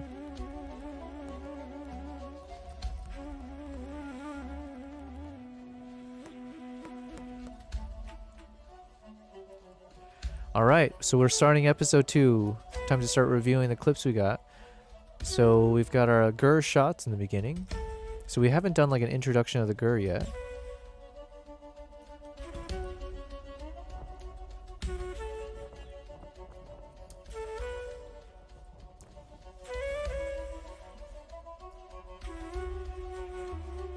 It's kind of creepy.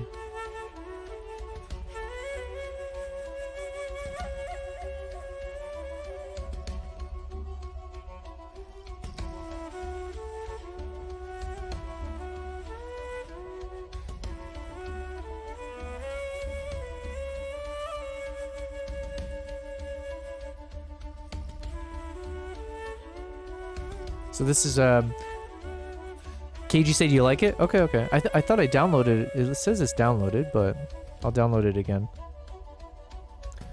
It had an upbeat moment which could be used for one of our chapters for sure. Same for this song. I think it could be used somewhere. But so far, no cigar with the most epic feels, you know?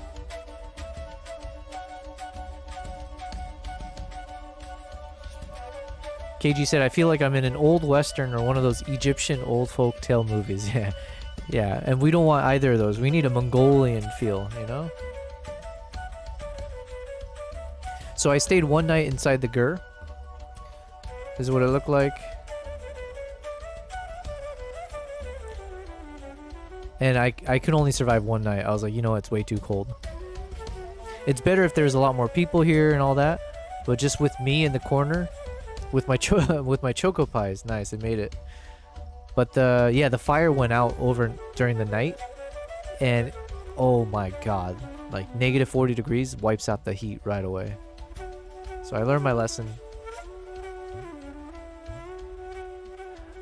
KG looks like a good honeymoon spot. Yeah, it's probably a good, yeah, if you want your honeymoon to turn into a divorce for sure. Yeah, it was not comfortable. The bed was comfy. It was just the cold seeped into everything. But you know what's amazing is these Gurs, this structure. I'm pretty sure they can set this up and put it apart. Like they can tear it down, bring it back up in like a matter of minutes or something. It's like something insane. I never actually got to see them do that. Actually, let's go ask our boy Atlas over here. Atlas has been acting up lately. It's been a little slow. Let's try. Yo, Atlas, I got a question for you, specifically around the Mongolian Gurs. Do you know, on average, how long it can take the locals to put up, like to construct a Gur, and also how long does it take to take it all down?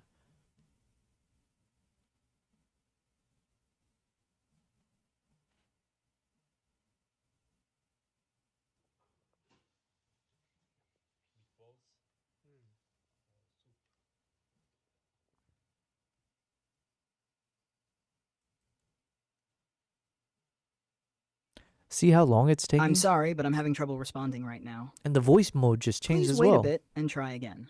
Wait, what's going on? ChatGPT's been... It's dying on me. Are you dying on me, Atlas? Because your voice also changed back to the Aziz Ansari style one. What's going on with you, man?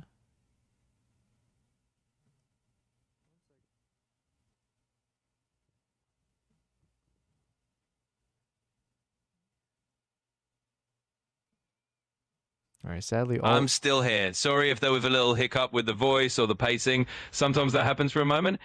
Anyway, to answer your question about the Mongolian Gurs, they're actually designed to be really portable. For experienced locals, it can take around maybe an hour or so to set up a Gur, and about the same amount of time to take it down. They're built to be pretty efficient to move, which is perfect for a nomadic lifestyle.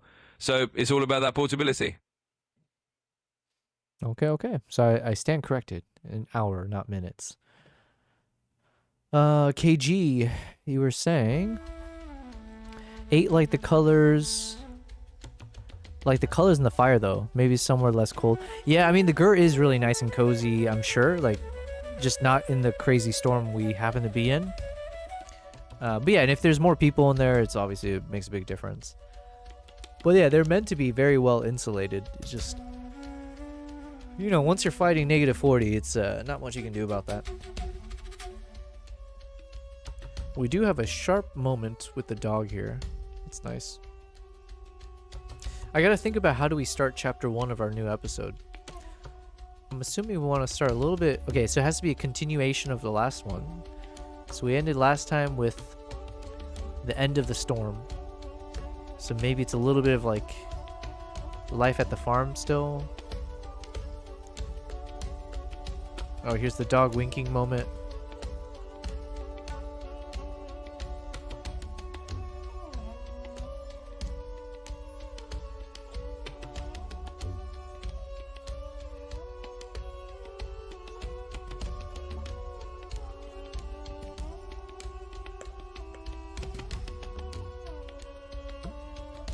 Maybe I'll start the video with the dog.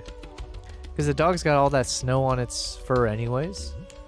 So we can just play a long... Yeah, maybe we can play a long duration of the dog. And in the meantime, during that section, then I can do my whole like, hey, welcome back guys, blah, blah, blah, blah. If you want to check, you know, how I made this. So we can do all the kind of housekeeping stuff while just showing a lot of cool clips of the dog. That's one thought.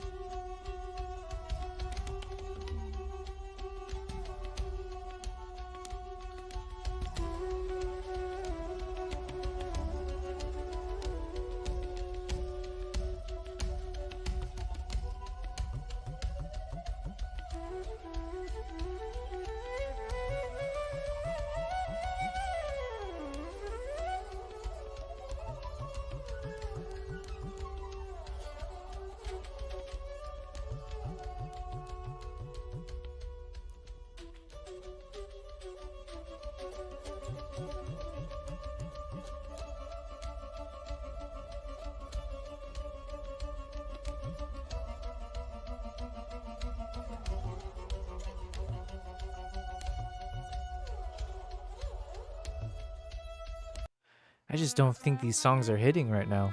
We're kind of stuck here. We're not getting what we need. This was my fear though. I was like, man, I think we might have exhausted all the Mongolian songs. We need a new batch. Or I need to like listen to actual Mongolian like hit songs and see if I can reach out to them and be like, yo, would you mind if I use your song in my video? Can I get permissions?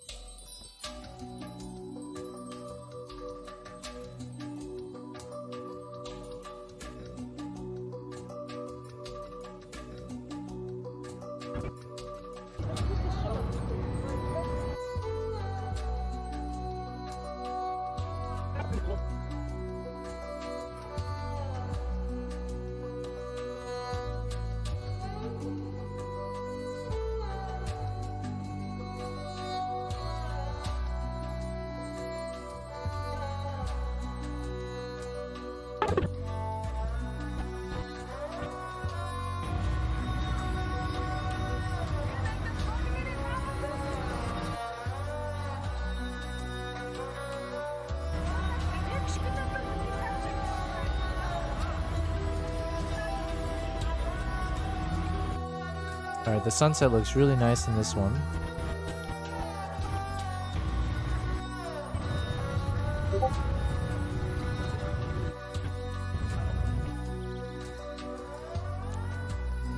Just in case, we're gonna keep these guys.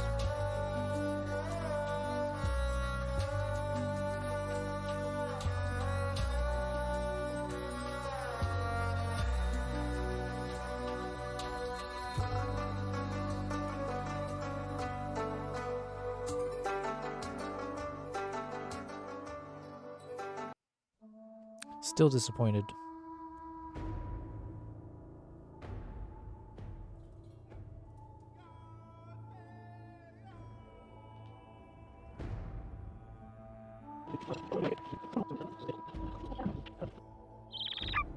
Okay, yeah. Yeah, yeah.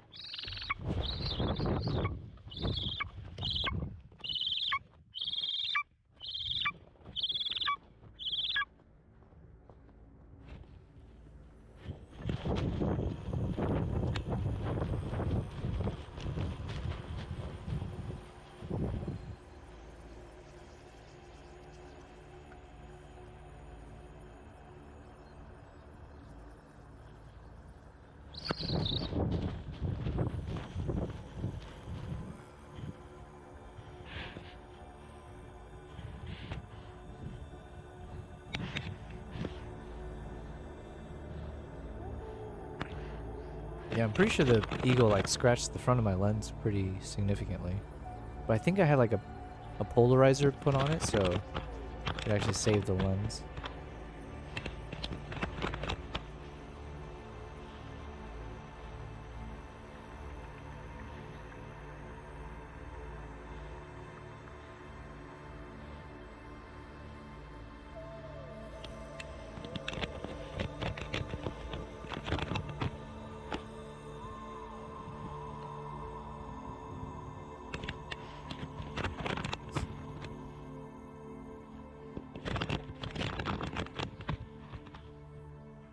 Man, my GoPro took quite a beating.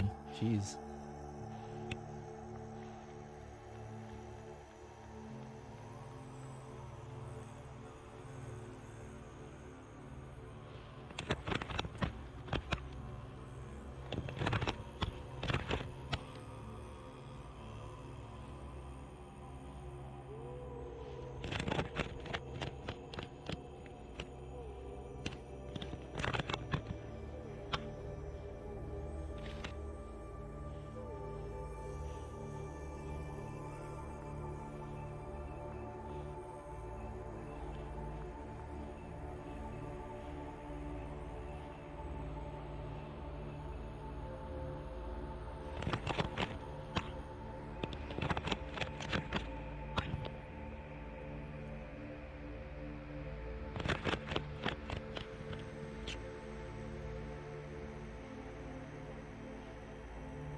Yeah, I don't think she liked my GoPro very much.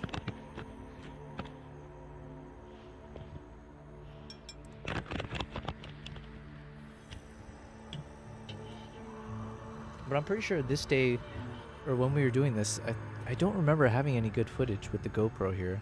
So I'm assuming this was a failed attempt.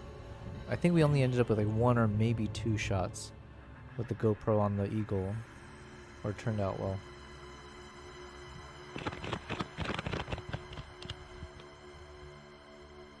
Also, the soundtrack's still not working, man. Maybe I gotta search something else. We've tried Mongolia, we've tried throat singing. Uzbekistan, maybe Kazakh? Or nomadic?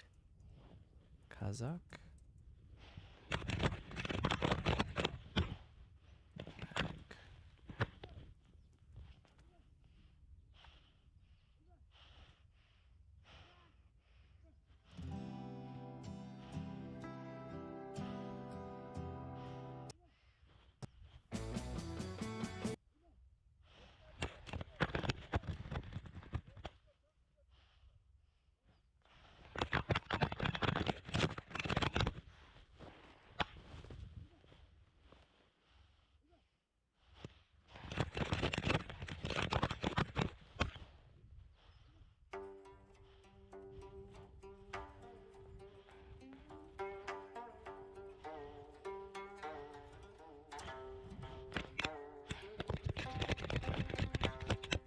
Jeez.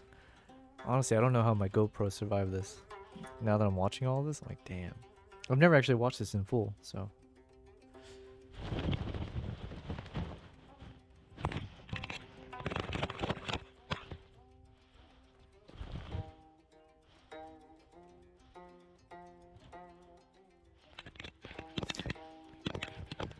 I think this will be pretty fun to show in the video. Get the closest shot ever.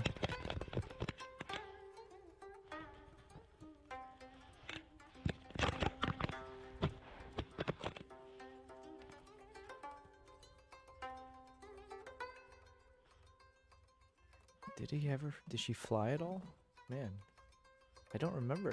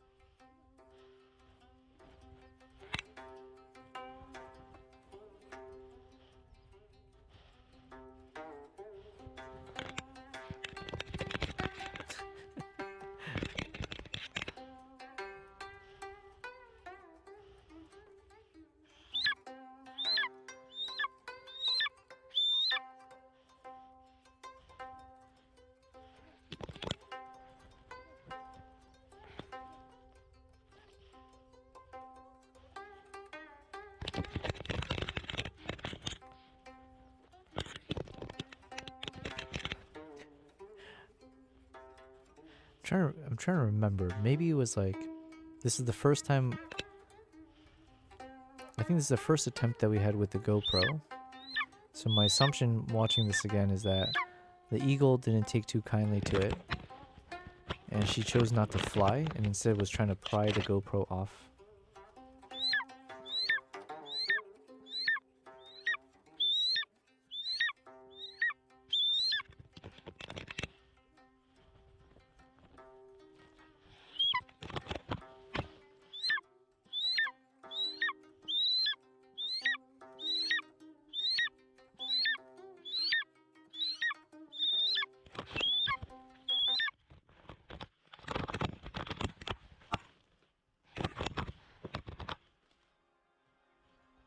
I'm gonna speed it up now. So eventually, yeah, I guess Arctic came back. Oh, that was a cool shot, though. All right, 1 second. Let's see.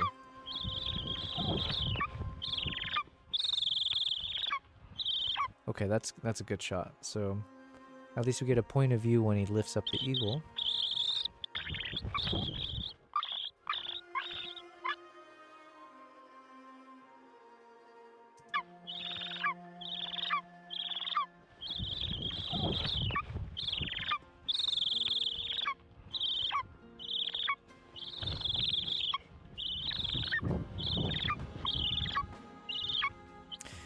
I'm kind of amazed though, with all the beating that my GoPro took, it almost, I don't actually remember if it ended up scratching the lens at all.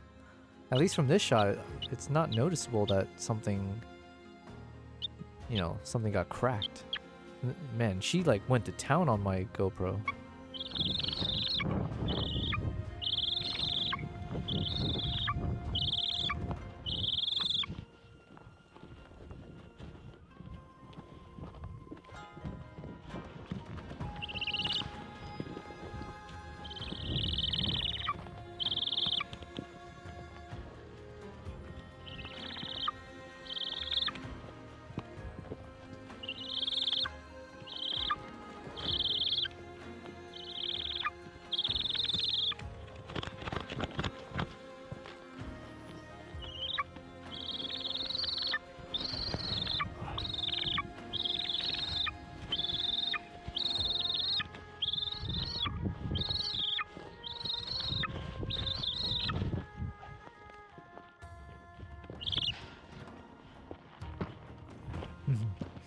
So I guess we attempted it again.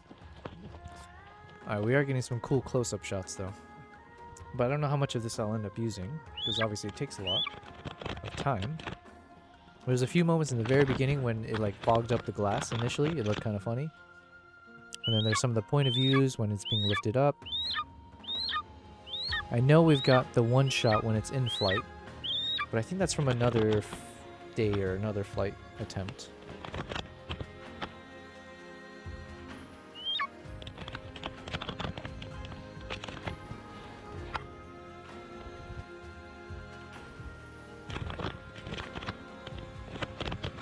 I feel like this could be an advertisement for GoPro.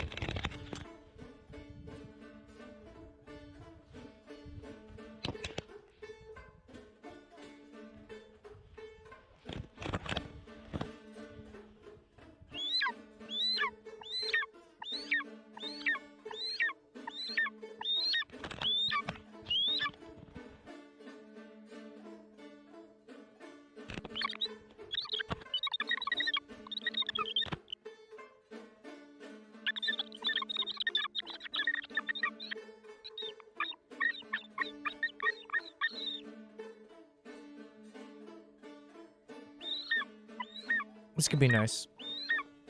Now we get a little landscape shot.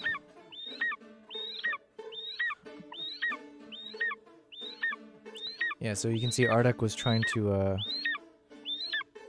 get the eagle to fly to him. I just don't think it happened this time. I think she was just so bothered by the GoPro. It was like so alien to her.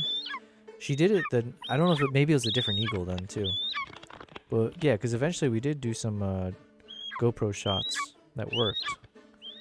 But this might have been because it's the first time she was wearing it in a long time apparently. So it seems she was more interested in that. Oh! But it was such a short flight, so it was all shaky. Okay, okay. So I don't think we can use any of that flight section.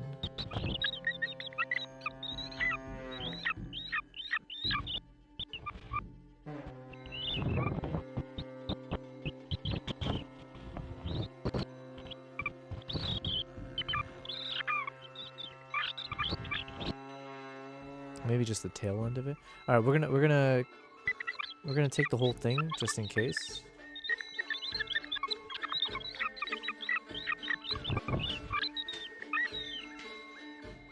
we'll take it from here. Chances are we won't end up using any of it, but just in case there's some nice moments here with a nice like bird's eye point of view.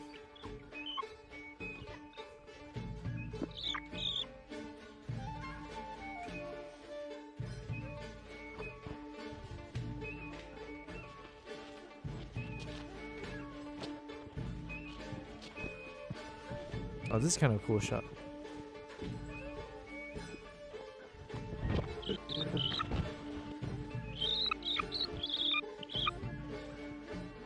Alright, so this is what? Attempt number 2?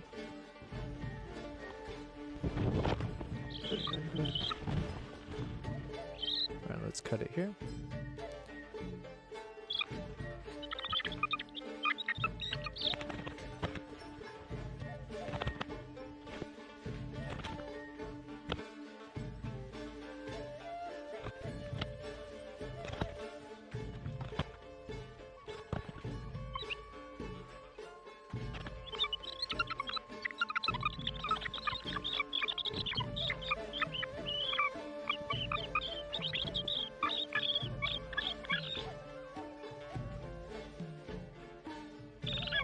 Same thing. We'll see if there's a... Yeah, I don't think this was a successful day for us with the flight, with the GoPro. But I still think I might end up using some of these shots, just for the point of view when he's holding her.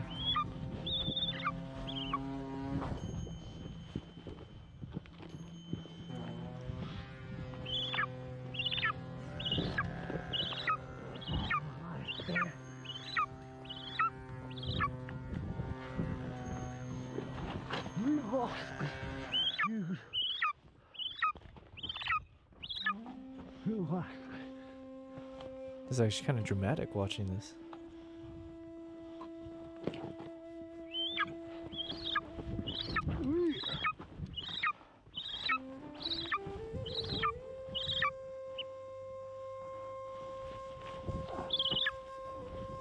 Man, watching this is like, it's another reminder, like, their lifestyle is so intense. It's like, not easy for sure.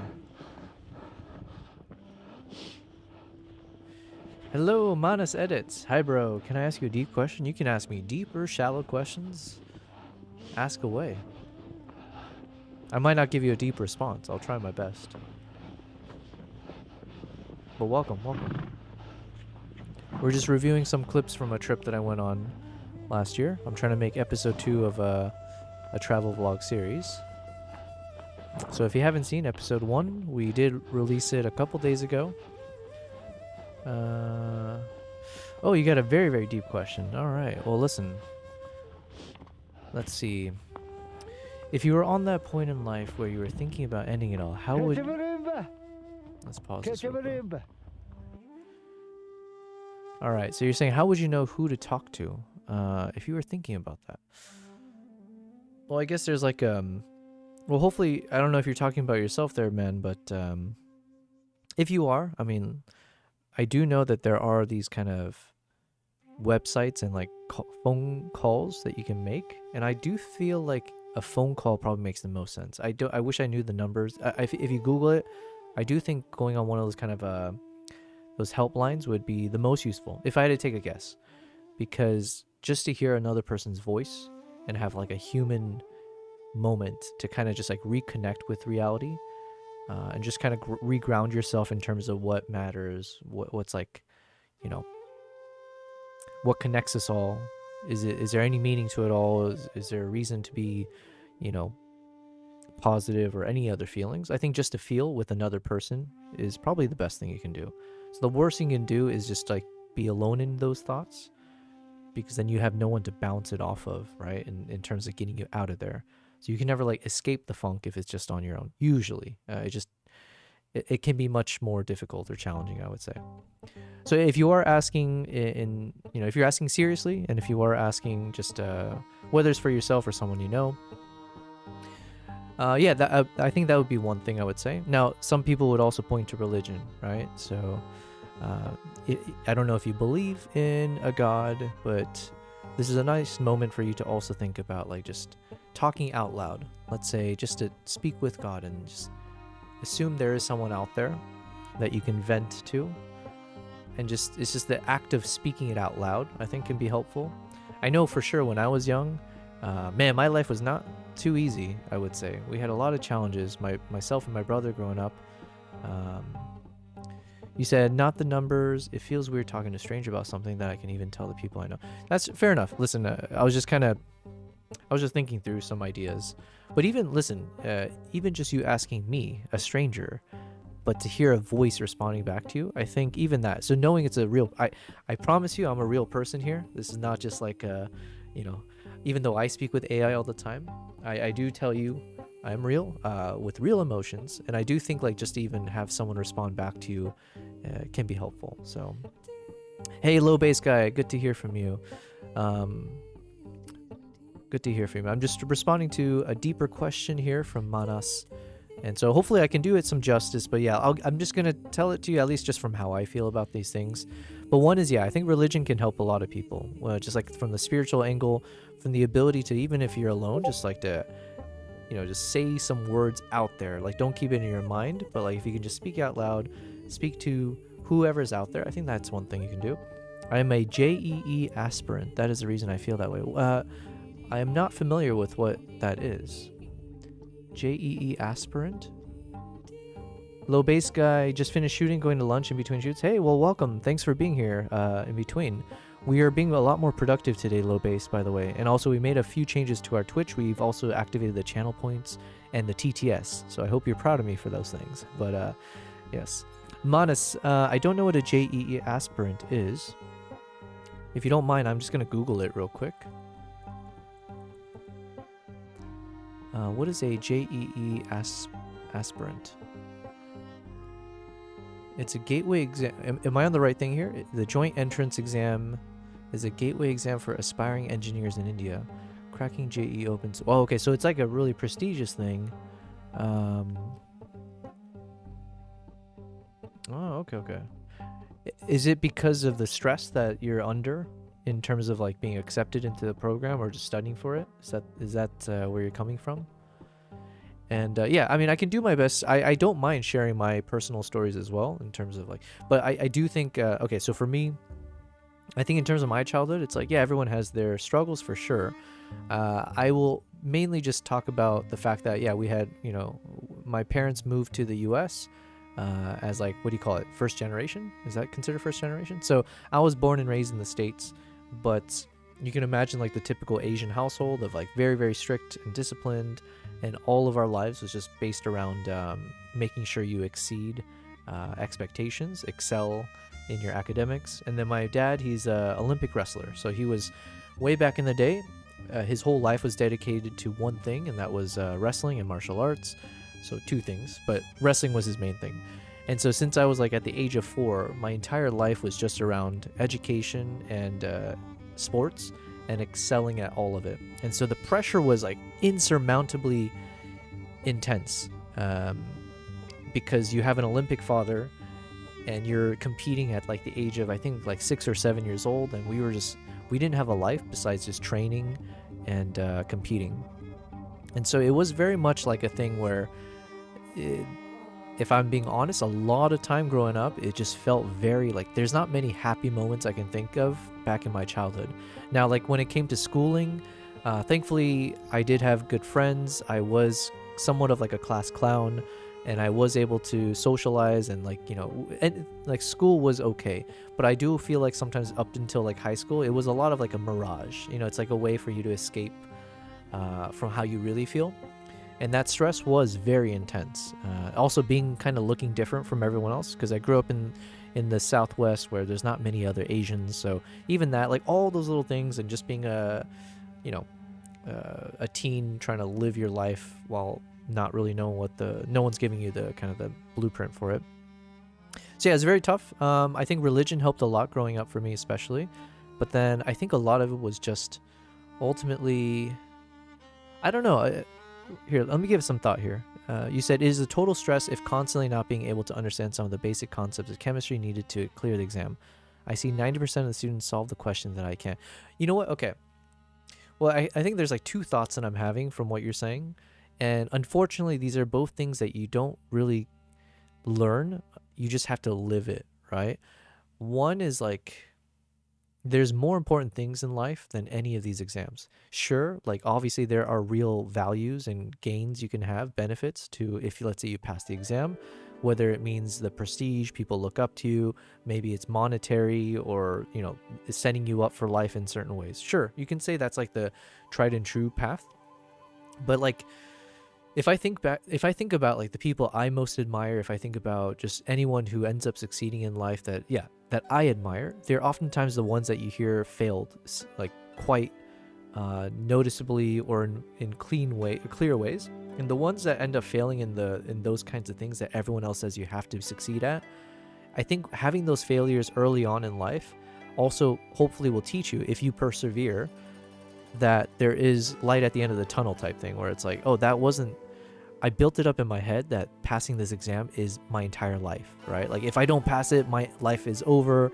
Like what's the point and all that? And then once you have these types of failure moments, you do realize like even the worst, the thing you dread the most, whether that's like failing an exam, not making it to something, but whether it's like a relationship situation, whether it's getting fired from your job, like all those things that people build up as like this is game over, you do realize that one, it's a very common thing that happens to most people, and like failure is actually a good way for you to actually level yourself up to the next plane, let's say. And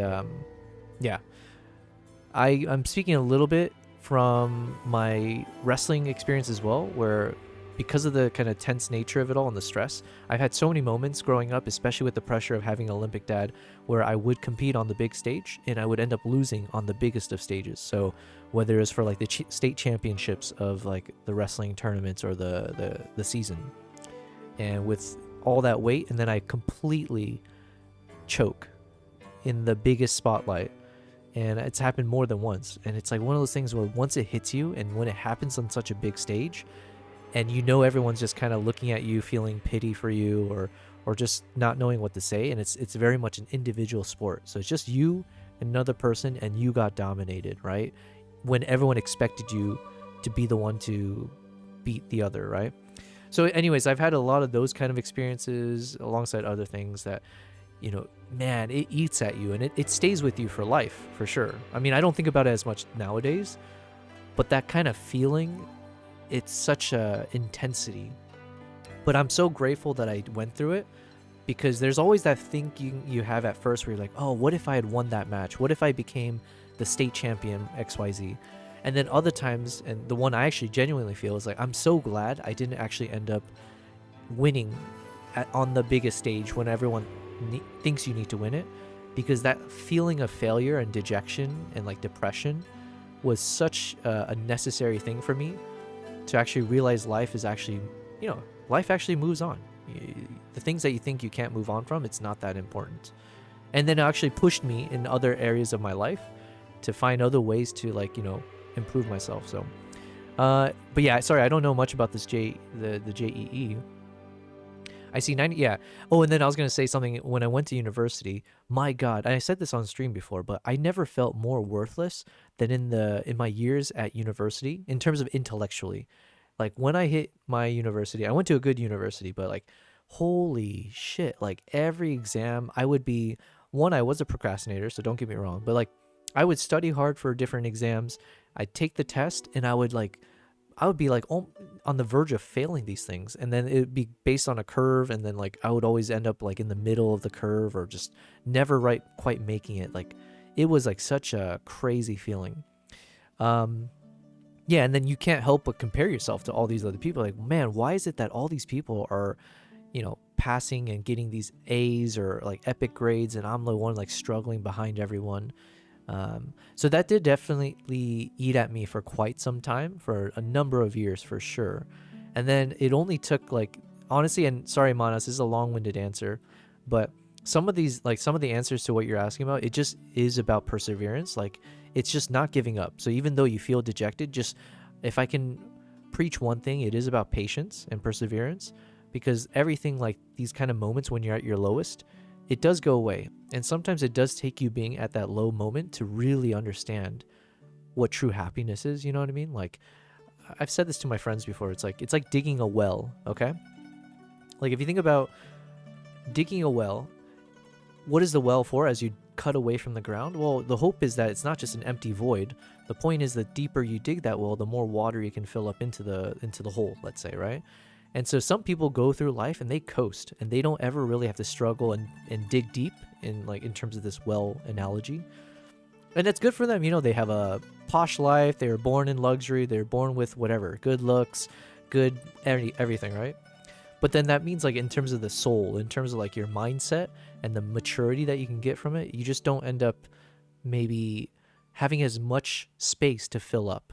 Whereas the more kind of pressure you're under, the more you end up having to dig deep and like build and keep digging and going down and sinking further. It does mean there's a chance that you fail, like permanently, sure, like, and it doesn't feel good. But all that hard work of digging deep and stuff, if you can persevere, it just means you have that much more opportunity to like fill that up with water, with some quality, right? Because you've experienced the worst. So anyways, that's like a thing where it's like, yes, it sucks to suck, right? It sucks to suck. But feeling that suck is actually the thing that can actually improve you. Another quick story I'll give, and let me pause this crazy ass music. What the hell? We'll put on some chill stuff in the meantime. Another quick thing I'll say is, and sorry, I'm trying to read your chat at the same time, but another thing I mentioned, going back to the wrestling stuff. So my brother and I, we were both wrestling our whole lives. My brother's a few years older than me. We used to have to go to the same competitions where it's like all these kids from like the age of whatever, 6 until adults. They're all cramming into these high school stadiums, and they end up, yo, Adora. Thank you for the bits. I hope I can hear the... Never give up. Yeah, hells yeah. Yes, exactly. Never give up, man. That is the biggest thing. It sounds easy to say, and I know it's like hard to hear it and like actually acknowledge it when you're at your lowest. But it is one of those, like, man, you just got to believe that it does get better. It really does. And it is a mindset thing. So sure, everything could always get worse too.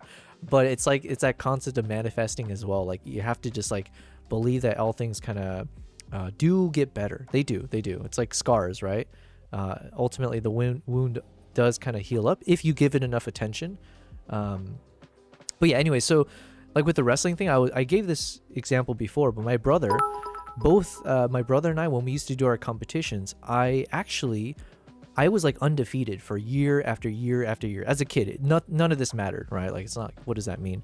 But like year after year, I would never lose a match. Whereas my brother, he would lose every once in a while, right? And I would remember, it's like, you can imagine him being the older brother. There's like the comparison as well as like, oh, my younger brother is undefeated and I'm like losing and I'm not getting the gold medals as kids. But I will say, if I wish there was one thing, I wish I had lost at a young age, because I kept winning, I never knew how to improve my life. I always thought I was at the top. So you have nothing to compare to. You have nothing to like really push yourself. Whereas with my brother, because he lost, he knew he had room to develop and grow, and he had more of a push to keep trying harder and harder and like taking it more seriously. And so ultimately, while I ended up with a better record, let's say overall, my brother was always the more technically sound and more like gifted wrestler, because he had to like understand at a younger age how to deal with losing and like actually being able to analyze with every loss, like how to be better. So yeah, it was a whole thing. And for me, when I ultimately lost, I was like, man, it hit me hard. My first loss ever. And it was like the most humiliating way to lose. But yeah, anyways, that's a little bit too much of that detail for now. Manas, you were saying... Yeah, so it is the exam that if you clear, basically your life will be set financially. Yeah, and you know what? I do know Korean people have that same thing. There's been for years, I remember growing up, and you would hear, like, there'd be, like, documentaries in Korea of, like, all the Koreans that, like, basically don't have a life, and all they're doing is studying for this exam that if you pass it, like you said, it sets you up for life. But you also hear, like, that is not a good way to live life, right? Like, man, I don't think it teaches the right things about being... a good person, or yeah, having a personality that really will allow you to thrive in any situation. It's just teaching you like technical skills in a very, very hyper specific way. And I do fear that like if you, with that kind of pressure and that kind of intent, you end up lacking in so many other elements of your life that ideally you should be living and exploring, right? Like having a social life as well. It's funny hearing that from me, a dude that's spending 8 to 10 hours every day and not having a social life, but I do believe that. 150,000 students apply each year and only 10,000 get selected. Yeah, yeah. That is my goal. See, like I said, man, rejection is it's one of the toughest things. Nobody wants to feel rejection, whether that's like in relationships or yeah, like in life, whether it's your job or exams, schools, anything, right? Rejection is such a terrible feeling. But like I said, every time, and I've been rejected quite a bit in my life in every facet of it, feeling again, like insignificant in so many ways.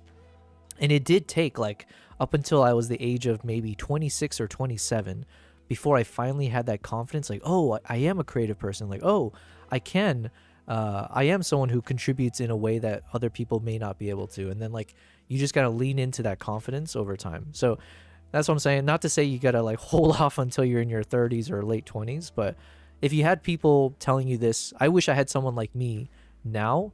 I wish my older self had told me this, yeah, when I was like much younger, for sure. Seeing my goals go to waste just because of me being dumb makes me... Oh, okay, sorry. And I do go on tangents a lot. One thing I will also say, not to say this is always the case, one thing I learned later after university was, holy shit, here I was feeling so dejected that everyone else was like passing their grades and I was struggling with all I was studying.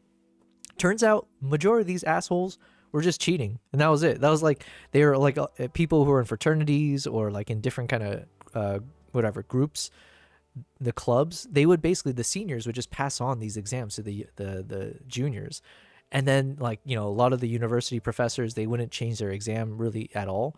And so what the hell? And like, yeah, so anyways, not to say that's always the case, but there was this feeling of like, wait a second, are you just, yeah. So some people, they just know how to coast through life. They have the cheat codes literally at times, but that shouldn't mean anything against you.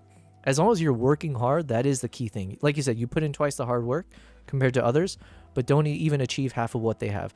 Yeah, and like, this is what I'm saying. You just can't like, don't let, you probably, not probably, but I don't think comparison in that sense is actually healthy. And yeah, I can only speak from my personal experiences, right? But definitely in my personal experience, I think I agree with you that I've never met anyone that works as hard as I do. Honestly, like I can say that fairly confidently in every facet of like, yeah, let me think. Yeah, in most facets of every, like my personal life, whether it's in the corporate world or in the creative space, maybe, I mean, yeah, people obviously do work harder than me. Like it's weird to put an absolute like that, but I absolutely put everything into what I do, right? I'll sacrifice sleep, I'll sacrifice food, I sacrifice social life.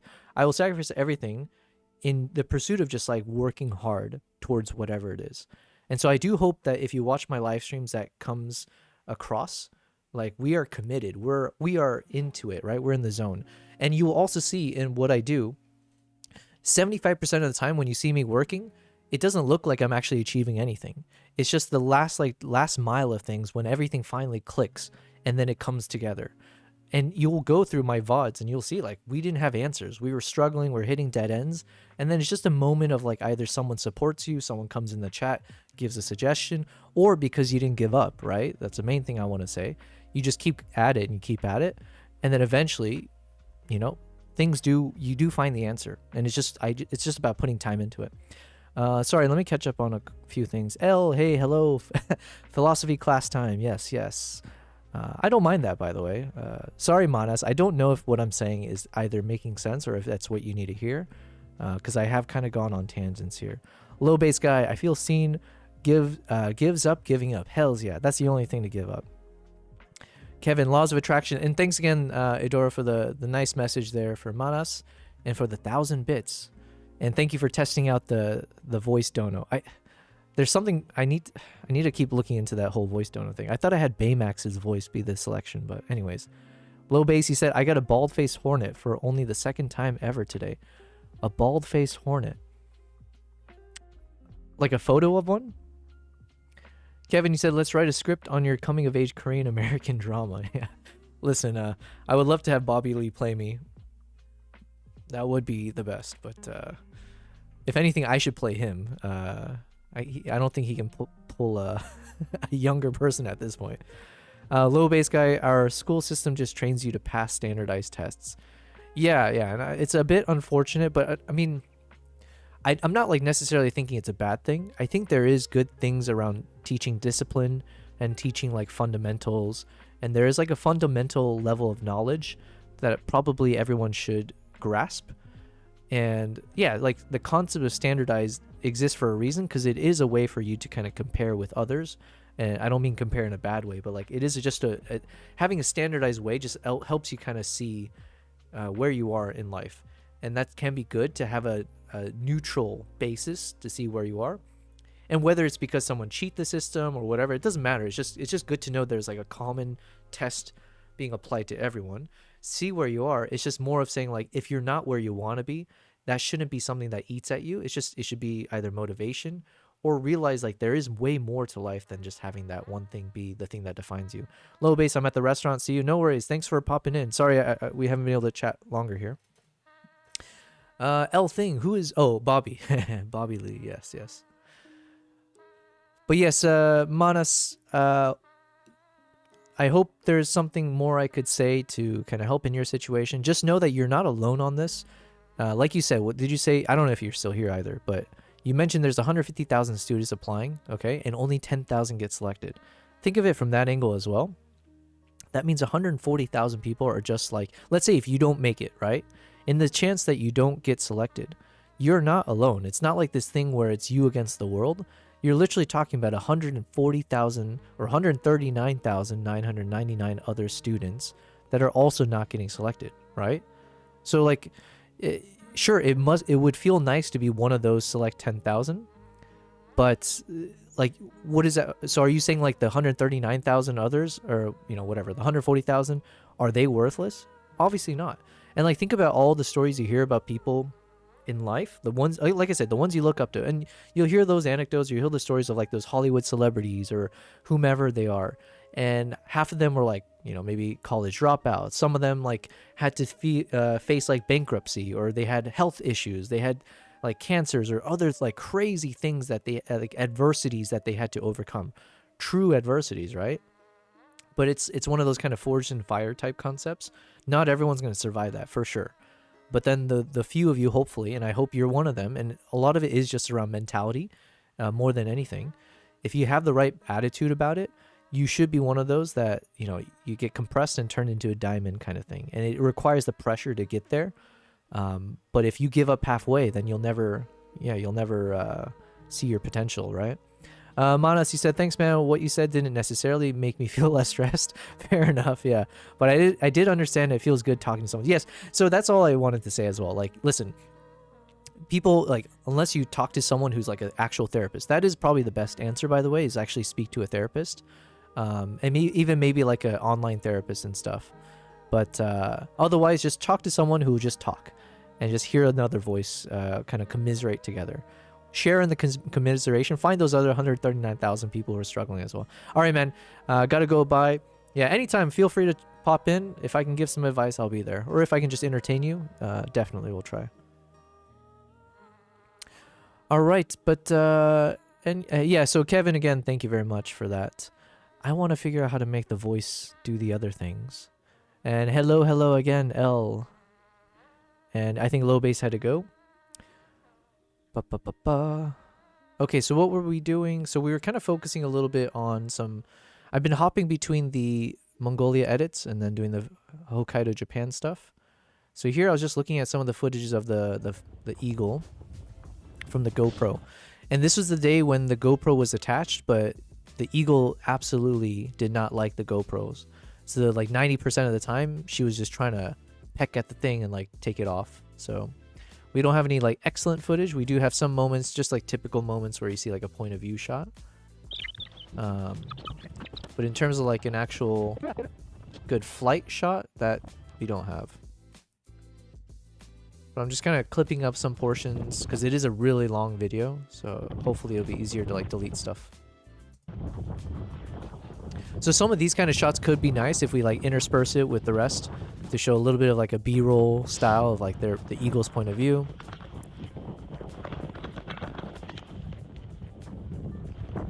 But I gotta be careful because it's really shaky, so it can get a little bit disorienting.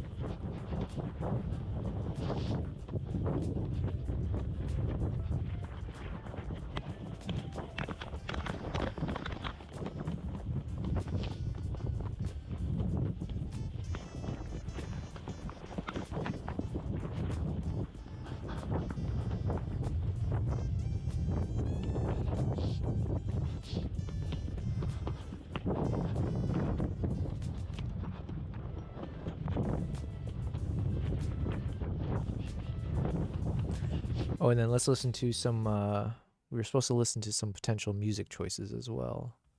But honestly, the music, man, this is quite the struggle here. I think we really have exhausted all the best of the Mongolian stuff.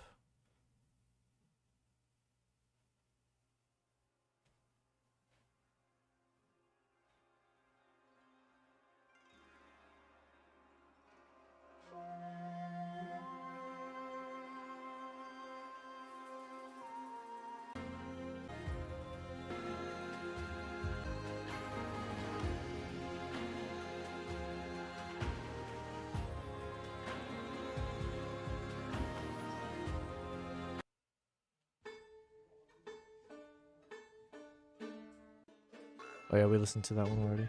Yeah, our boy Siraj has been letting us down with a few of his songs. I mean, don't get me wrong, he had some epic ones.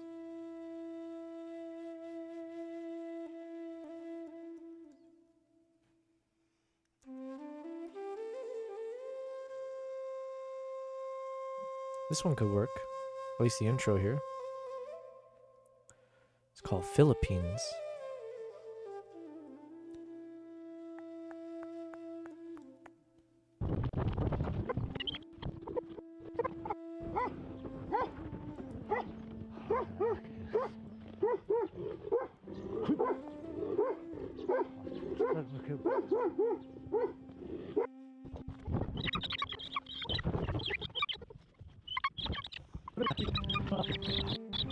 Ah, there's me.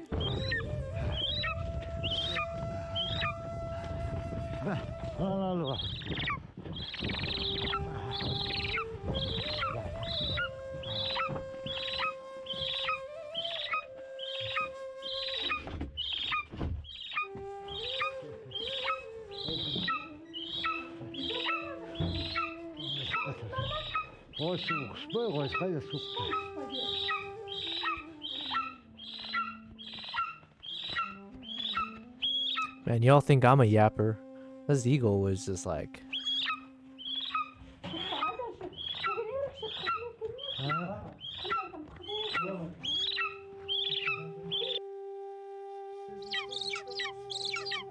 we did like a brief photo shoot in the Gur, but the lighting was so dark, I don't know if it ended up turning out good or not.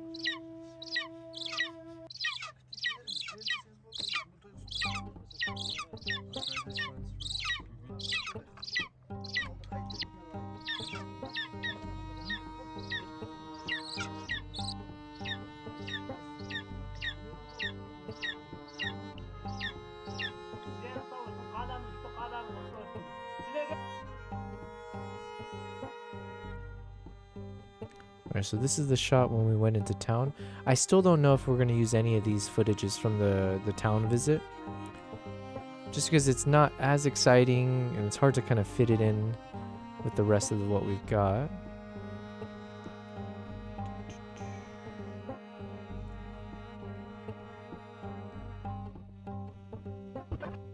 Yeah, so we're going to put it with the rest of these.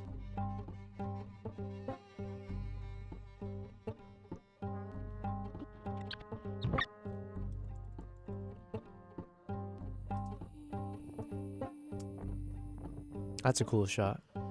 Or just to see the inner feathers of this eagle. I forget if this means it's like a junior eagle. I forget.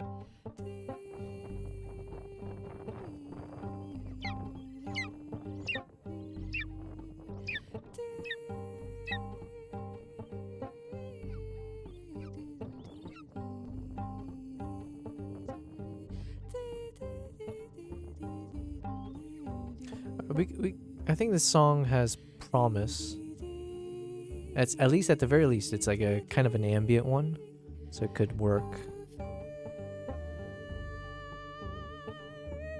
But we're still lacking the dramatic, epic, Mongolian sounding soundtrack for the climax of our video.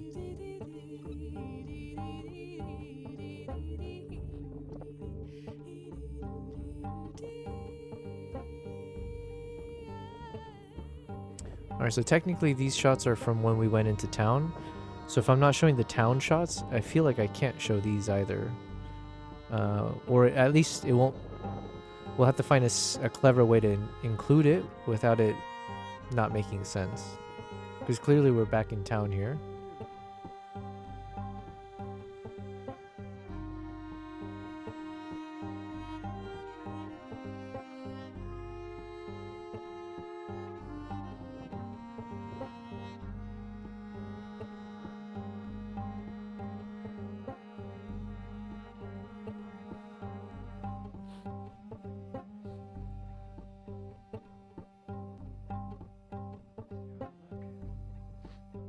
It's freezing my ass off there.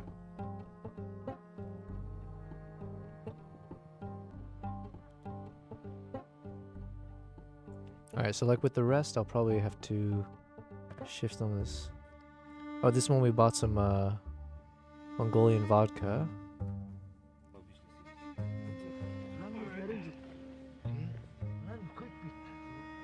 Okay, maybe there's a way to do a speed run version of the going into town. Like very, very speed run, if we can include it. I just don't know how exciting it'll be. But at the very least, it's our way to introduce how we picked up some bottle of, we got some Mongolian vodka from town. And then we all took some shots in the van.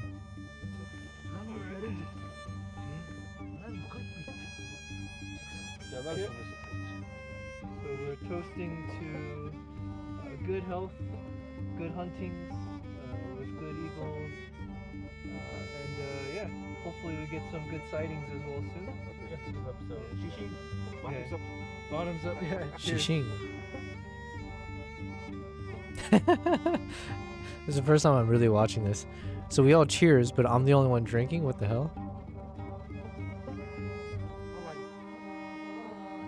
Oh, maybe it's like a cultural thing?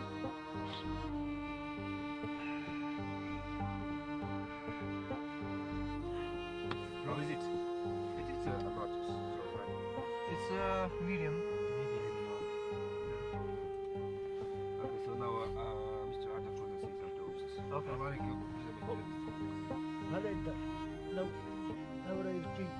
Oh, you know, but one thing I need to keep in mind. Maybe I need to message one of these guys.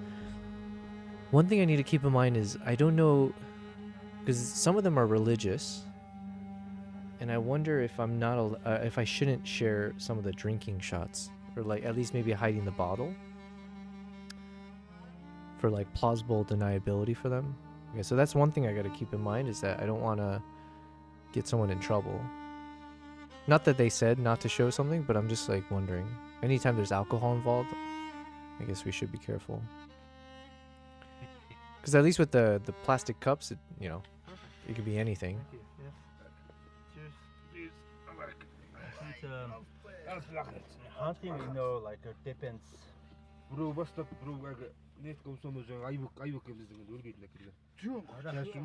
Айвок кемизге бирге жүрүп шуга болмойт деген катаң. Заң түшкөн кезинде чыгып багып. Vodka. Outside is different, but inside is same. It's a Mongolian vodka. Yeah, if you have good friends with vodka, Yeah. bring them.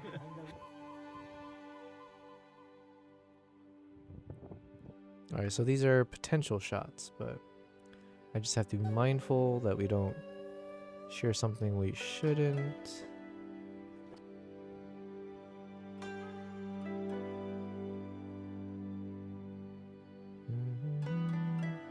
Okay, I like this song. What is this? The Southern Lake.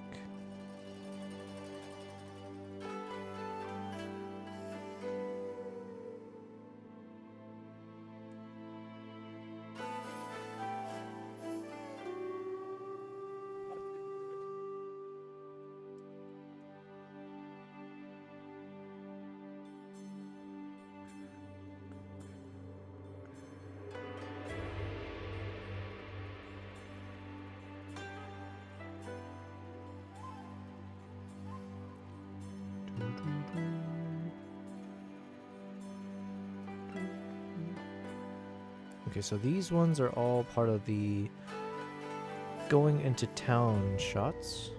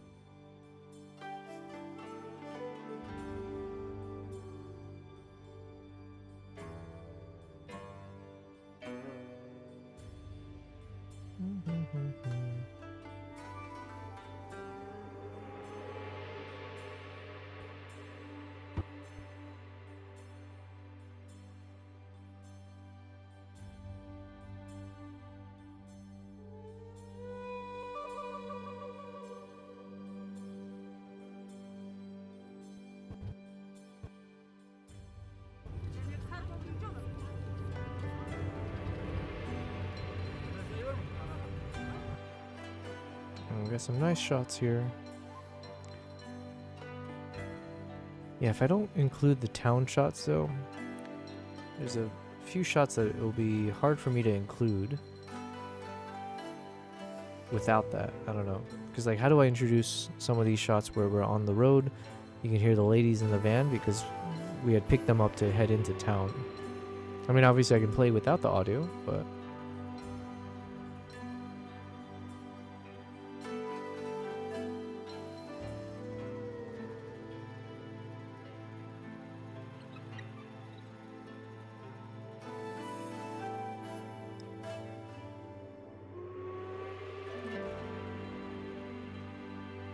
Beautiful.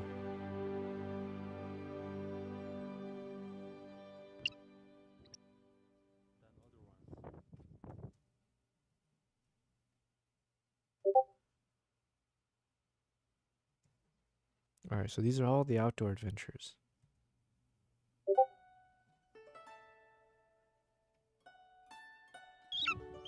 Okay.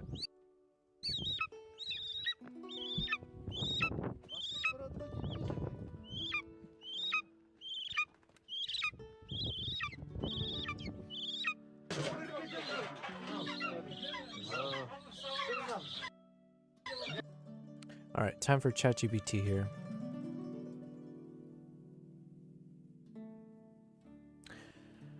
Okay, so Atlas, we're working on episode 2 of our Mongolia series. Now, I'm really happy with how episode 1 turned out. I think story-wise, we were able to pack in quite a bit within 16 minutes and 40 seconds or so.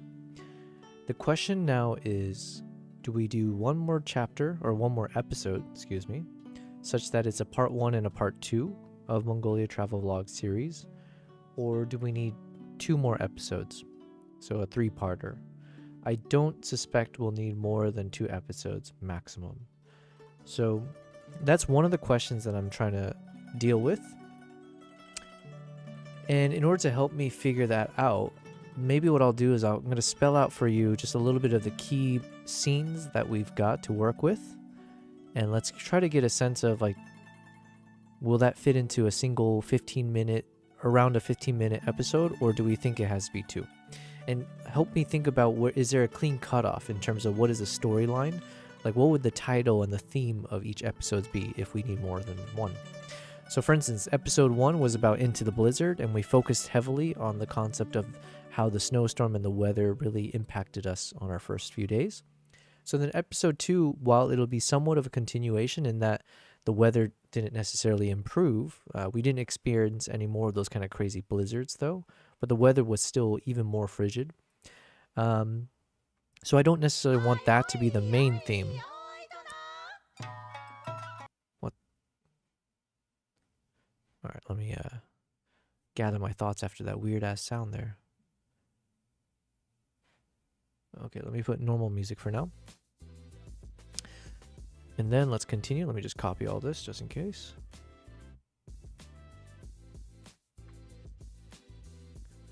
Okay, so then for episode 2, if there is a key theme to it, it's going to be a bit more on the cultural side of things and kind of the bonding that we had, that I had with the eagle hunters. So what do I mean?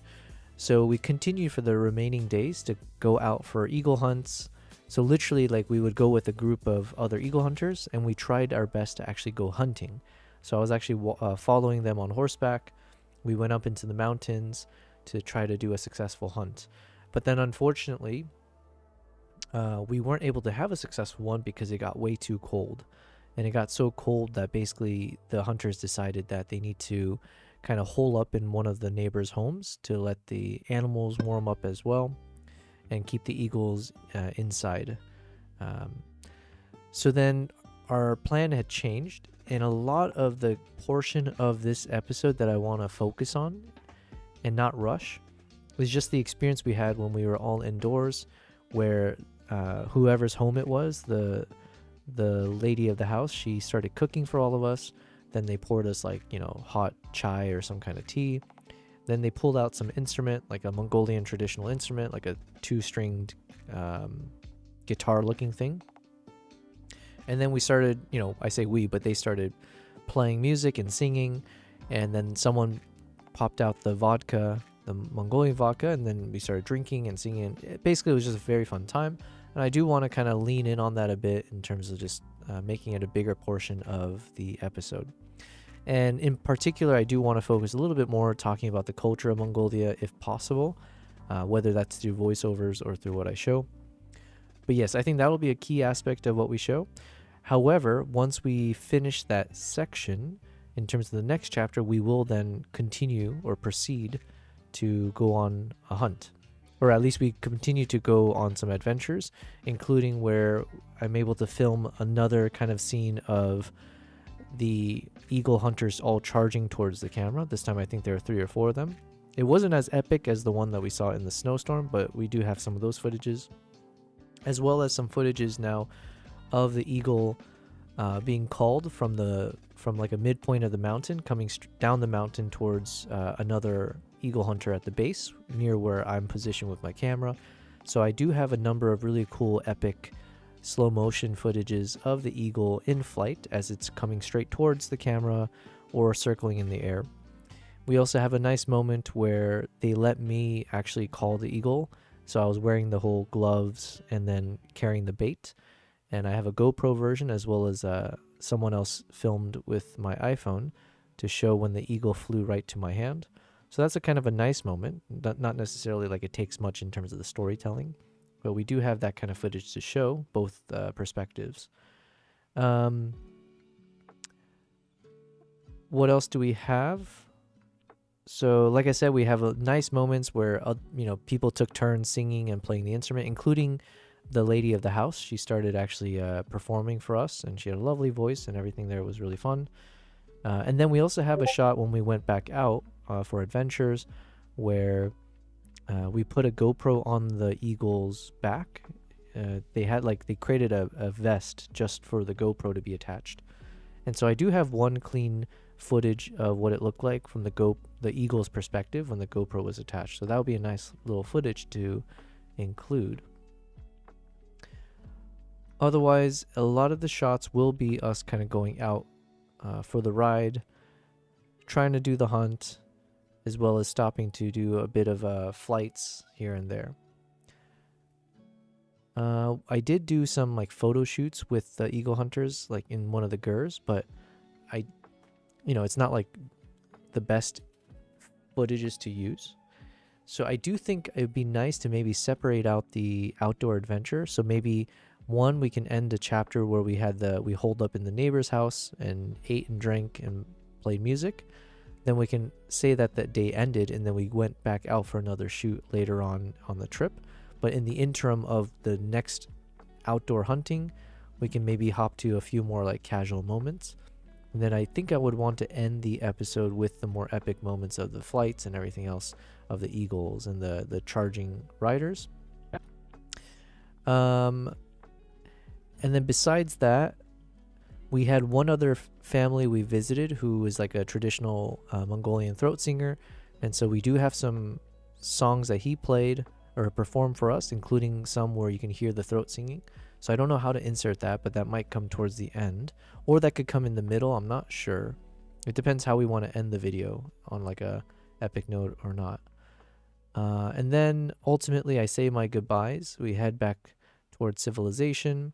There's a few kind of casual moments where we see how the eagle had pooped on my bag. We see how it got so cold that we had to put a gas stove and just light it, keep it lit all night in the room just to warm us up. So there'll be kind of those kind of moments where I can add in some voiceover talking about the conditions there on the average days.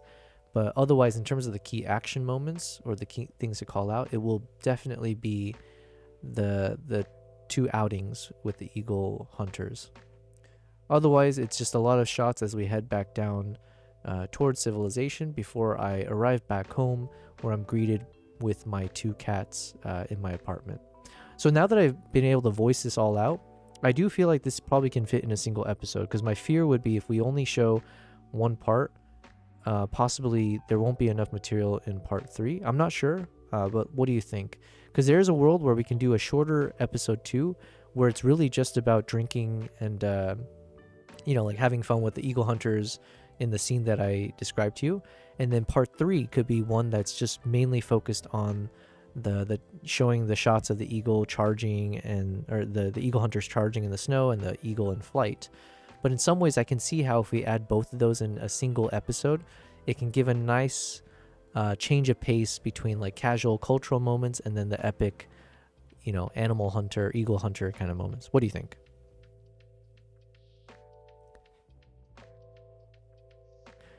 Hello, hello. We got the socialist housewife in the house. KG, oh, hey, KG, you said I'm going live to announce some things, but I'm going to be lurking and having you on in the background. Well, listen, KG, I do appreciate it, man. I said, man. I appreciate you and Lucky for doing that. I'll have to hop in at some point. If you're still live, I would love to, you know, help you out there as well. Oh, yo, Conan, what's up? Hey, I responded to photos we shared earlier on in the stream, the photos they had sent of you and your cousin in the Discord. So if you check early on, we were kind of checking out some of the photos that people posted. But welcome, Conan. And we have our housewife in the house. Shabbat Shalom. Shabbat. Wait, am I supposed to say Shalom Shabbat? Is that like a Masalam Alaikum? And then you say Alaikum Masalam or something? So do we just reverse that? Shalom Shabbat, housewife. I cannot believe you're working on Shabbos. Shaking my damn head. Well, I can't believe you're cursing on Shabbos. Shaking my damn head equally. We are working every day, okay? We have not taken a break. We work 8 to 10 hours every day, streaming, non-stop. Housewife, yeah, oh, good, okay. I'm speaking to my dear friend, Mr. Atlas, aka my ChatGPT. And so I'm sending him a long message. And let's see if he can help me with our next episode here. Socialist housewife, you may notice I have a new microphone. Conan, I think I told you that already last time. So with the new microphone, yesterday we had some fun. We had a couple of people in the chat, including Photo Elite and Cyronius, who helped me set up the audio. So hopefully the microphone quality sounds very good. No issues, I hope. If there is, please let me know. We also did set up a few things, including, I didn't know, but a few people last night told me that there's something called channel points on Twitch, where you guys can collect points if you're a Twitch viewer. And as part of that, apparently, I don't know what you can do with it, but I did set up one thing. So again, thanks to the people we were chatting with last night, I did set up the voice donos. So now there is the TTS set up. So shout out to Edora, who has already gifted like 2,200 bits or so. And he has tested it out for us in terms of the voice. Although I wanted Baymax's voice to pop up and it didn't. So there's a few tweaking we still have to do. But you can actually use your channel points to do a voice dono. How cool is that? So we are leveling up as a streamer. Housewife says, ooh la la. Well, how dare you show ooh la las on Shabbat? I'm streaming tonight. Oh, nice. 9 p.m. I'm streaming the sunset. Oh, hells yeah. You're doing like an IRL thing. Yeah, one of these days we'll get to that level. 5K for TTS. Is that too much? I have no idea. I just asked ChatGPT what should I set? And they said initially 10,000. I was like, oh, is 5,000 enough? And they said, okay. So yeah, I don't know how easy it is to collect channel points on Twitch. If it needs to be lower, I'm more than happy to reduce it. So there's that. Make it 300. Okay, you know what? Let's ask ChatGPT real quick if that's too low.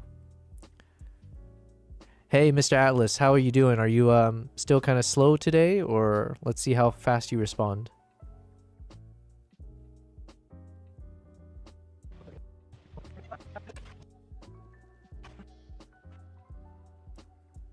Nala. Kimbap. Wanna say hi? Hey there. I'm doing great and I'm right here with you. Hopefully I'm coming through a bit snappier now. Let's see how we roll. All right, so I have a question. When it comes to the Twitch channel points, I I did set up a thing where if people use their channel points, they can actually activate the voice TTS dono that I set up with the whole TTS monster thing. However, I think previously you had mentioned I should set it to like 5,000, but I have someone in the chat telling me that actually you are hugely mistaken, and that's way too much for the TTS. And he is saying that other streamers usually have it anywhere from 100 to 300. So I just want to kind of test your knowledge, see what's out there. Let me know what is the best practice for that.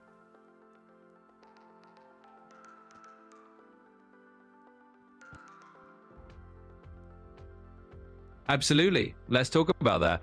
So for Twitch channel points and TTS, it's really all about finding a balance that works for your community. If you want TTS to be a fun but somewhat rare reward, then setting it higher, like 5,000 points, can make sense. But a lot of streamers do indeed set it lower, like in the 100 to 300 range, so viewers can trigger it more often, and it keeps the interaction lively. So your chatter's right. If you want more frequent TTS messages, definitely consider lowering it to a few hundred points. It's all about the vibe you want in your chat. Well, thank you for that.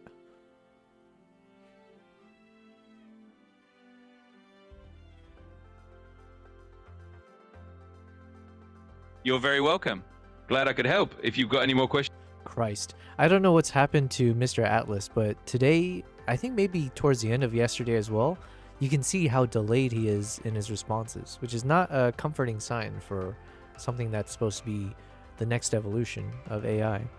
Okay, so Conan, you are 100% right, according to Mr. Atlas here. So I'm trying to see how can I change... I'm going to go to rewards, maybe? No.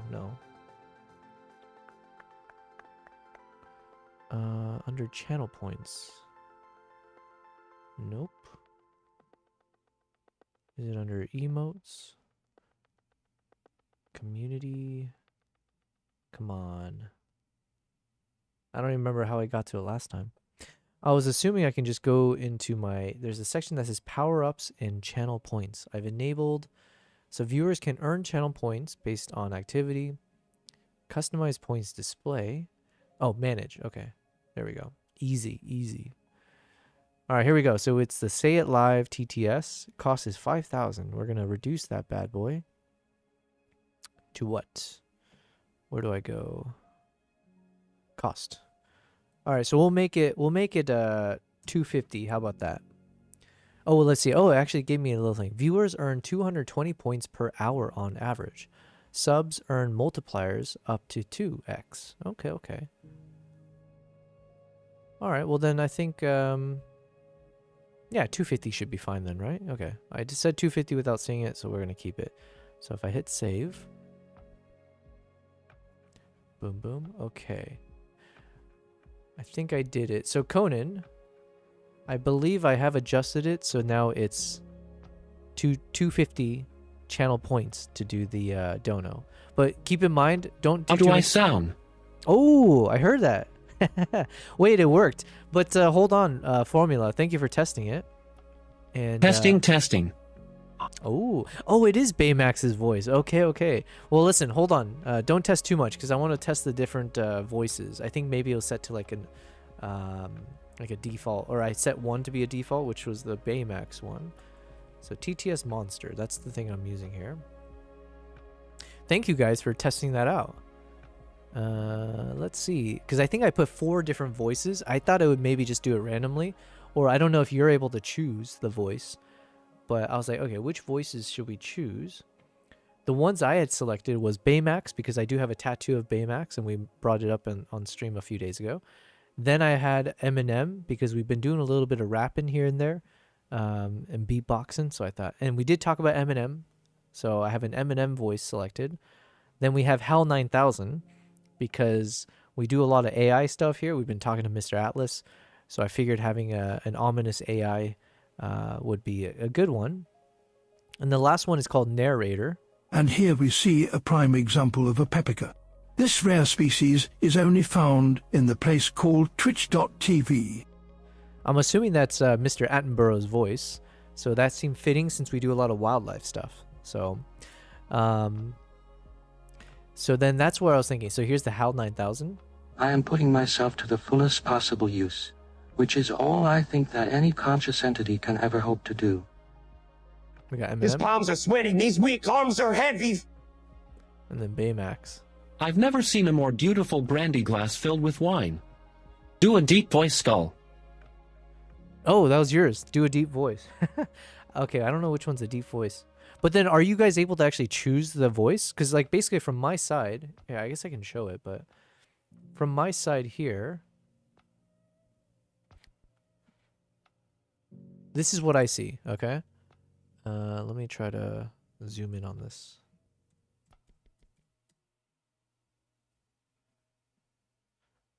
All right. We got one called Adam. You've been seeming sus lately, almost like we have an imposter among us. Oh, you said only I can pick? Oh, okay. But then what's the whole point of me selecting then? Or like, okay, I can click on these things, right? But if you're saying only one voice, default AI voice is Baymax. So what if we change this? Whenever he saw a red flag warning at the beach, he grabbed his surfboard. Nice. He had a wall full of masks so she could wear a different face every day. This just in. Famous Twitch streamer retires and becomes a full-time idiot. Do not get it twisted. Do not gamble. Do not. N'aie pas pitié des morts, Harry, et pitié des vivants, et surtout de ceux qui vivent sans amour. I absolutely love eating beans on toast while walking in the park with grey skies.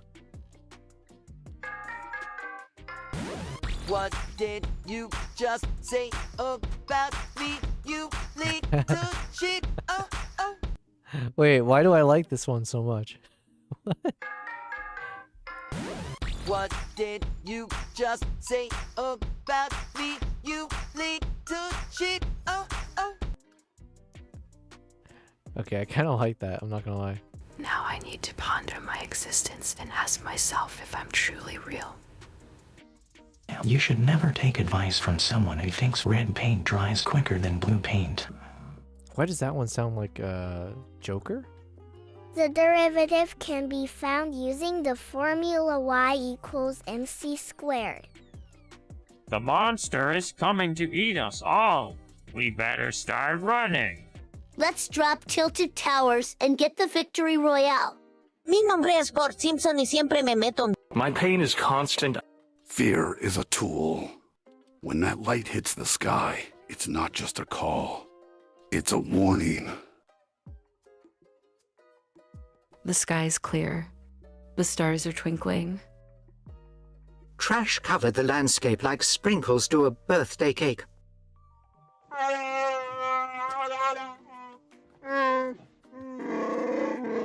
Do the bell one, please. All right. Do the bell one, please. Which one's the bell? Bell? Bell? Wait, where are you seeing bell? Do the bell one.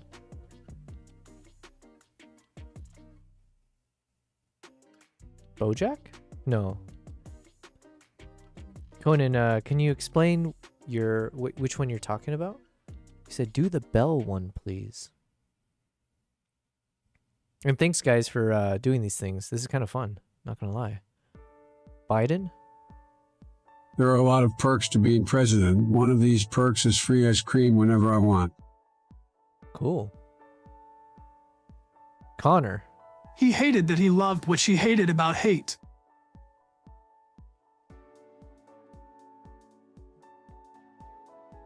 I love to chill in my $3 million mansion. 길고 짧은 것은 되어보아야 안다. Guys, can you please not spam the chat? My mom borrowed me this new laptop and it gets really hard when the chat is being spammed. Our duty as soldiers is to protect humanity, whatever the cost. People say to me that being a Barbie girl in a Barbie world is impossible, but I don't care. As he waited for the shower to warm, he noticed that he could hear water change temperature. Don't forget to smash the Twitch Prime button. Jesus, there's so many options here. Yes, housewife, that was just for you. Ben Shapiro. According to all known laws of aviation, a bee should not be able to fly. It must be easy to commit crimes as a snake because you don't have to worry about leaving fingerprints. Oops. He ran out of money, so he had to stop playing poker. My name is Donald J. Trump, and I approve this message. Oh, weeb. We learned that word. Weeb. We even have a poem about it. You will never be the protagonist in an anime. You will always be a loser. Damn. That's a bit harsh. Xi Jinping? 书是随身携带的花园. China is such an amazing country. 私は02。私はあなたのダーリンです。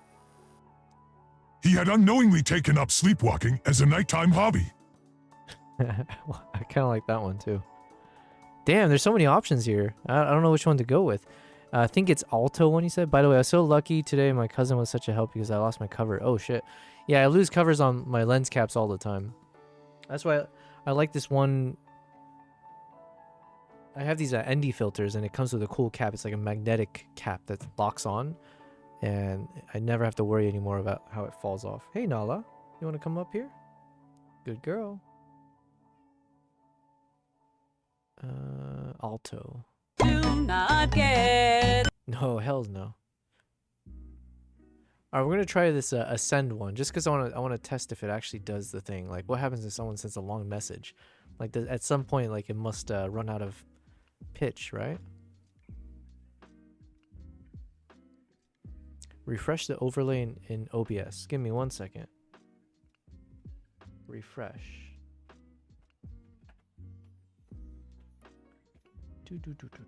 TTS monster.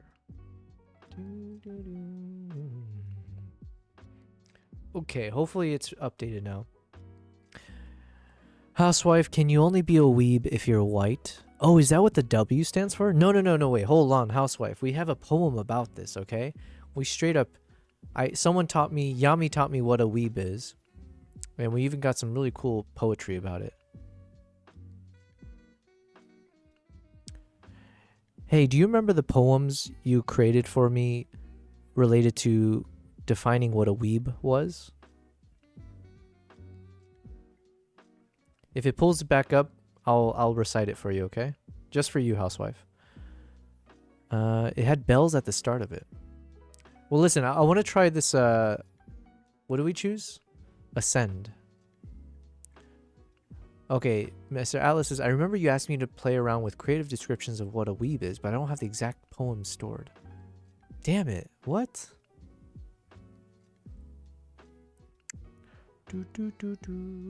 Give me a second. It must be in one of my previous chats. We had an epic weeb poetry session.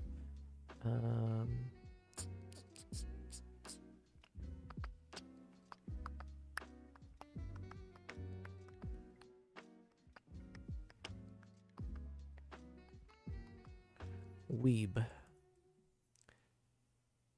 Oh, here we go. Okay, just for you, housewife. Let me catch you up on all the fun we've been having in your absence here. And I'll recite the poem. So I'll do it. I'll do my best job with this. Okay, firstly, I asked Mr. Echo. This is back when our ChatGPT wanted it to be named Echo before we moved to Atlas. This is out of left field, but can you explain the origin of the word weeb that's used to describe, I believe, people who love anime? Can you just tell me, like, how that started? Is it short for something? Just give me the history. Give me the lore.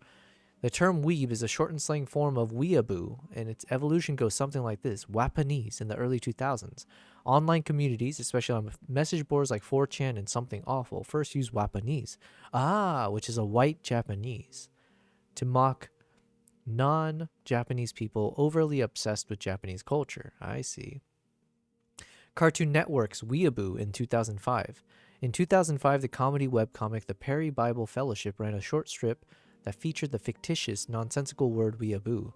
Shortly after, Something Awful users adopted weeaboo as a replacement for the then derogatory Wapanese. Partly to avoid censorship, forums often auto-filtered Wapanese. and partly because it was a funny, meaningless term, from weeaboo to weeb. In the late 2000s to 2010s, as anime fandom grew on sites like Reddit, Tumblr, and 4chan, weeaboo got clipped to weeb for brevity. Weeb took on a range of connotations from lighthearted self-identification, I'm a total weeb, to a mild reproach of someone who takes that obsession too far. Modern usage today, weeb is widely understood as someone who's passionate about anime and Japanese culture. Most use it casually or even proudly. Only in extremes does it carry that old mock serious sting. So then I did say, hold on a second. Can you read that lyric? Can you say it in a poem format? Make it rhyme, please, but make it sound Japanese. Kind of. My cats are going crazy. So then it said, so here's our first rhyme attempt here with the word weeb. Let's go ahead and pause. Conan, I'll be right back. Need to get everything ready for the IRL. Oh yeah, for sure, man. Enjoy the sunset too. All right, here is our first poetry about weeb. In pixel blooms beneath the sakura trees, a Wapanese heart first whispered on the breeze. A filtered slur transformed to something new. As weeaboo rose, a fandom's secret brew. From midnight scrolls on 4chan's distant shore, that silly word took root and grew much more. Clipped to weeb for speed with playful cheer, it traveled far and wide through every year. Now lovers of anime chant kawaii bright, embracing all Nippon dreams by neon light. So raise your voice, proclaim it loud and free, for once a slur, now badge of weebery. I thought it was beautiful. I'm a little sad that it didn't save. And then even translate it into Japanese for us. And then for the haiku version, Sakura whispers, weeaboo blooms into weeb. Anime heart sings. Socialist housewife. Wow. This is truly beautiful. Yes, so beautiful you forgot how to speak English. Yes, yes. That is the way of the weeb. We had some fun. I forget what day this was when we did that, but yeah. We do a little bit of AI chats here and there, you know. We did some slam poetry as well, okay?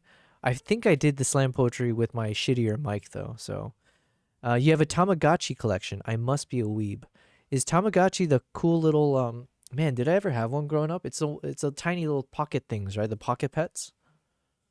Is that what I'm thinking of? Doo doo doo doo. Tamagotchi. Tamagotchi. Oh, yeah, yeah. Oh, man, you have one of these? Pocket pets. The Tamagotchi. Why was Tamagotchi banned? What the hell? What kind of lore are we about to stumble into here?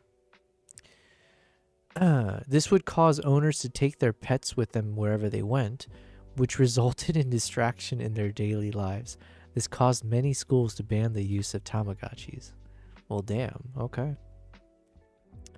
Wait, I kind of want one now. They're not that expensive. Should I buy one? But then, oh wait, no. There'd be no use because I'm just stuck at home every day. So where the hell? It's not gonna... I thought it was something to do with like you have to walk around with it or something. I don't know. You have all versions, bro? Oh wait, is this like the what is that thing called? The thing that's the latest craze, the doll thing. I keep wanting to say Lululemon, but it's not that. Do you know what I'm talking about? Oh shoot, let me ask Mr. ChatGPT.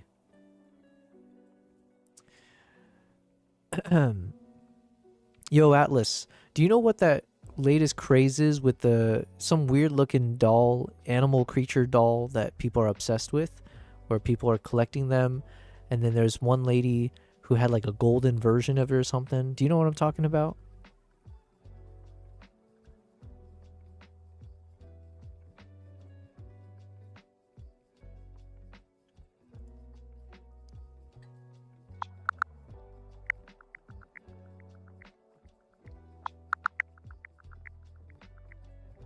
It's thinking. Something about it is delayed though. I'm a little sad to know. Yes. You're talking about the Labubu dolls. They're these quirky little collectible creature figures that have become a big craze lately. People are definitely collecting them, and there's even a golden version that's super sought after. So that's the one you're thinking of. Okay, but why are people collecting them? And Is it for monetary reasons, or is this...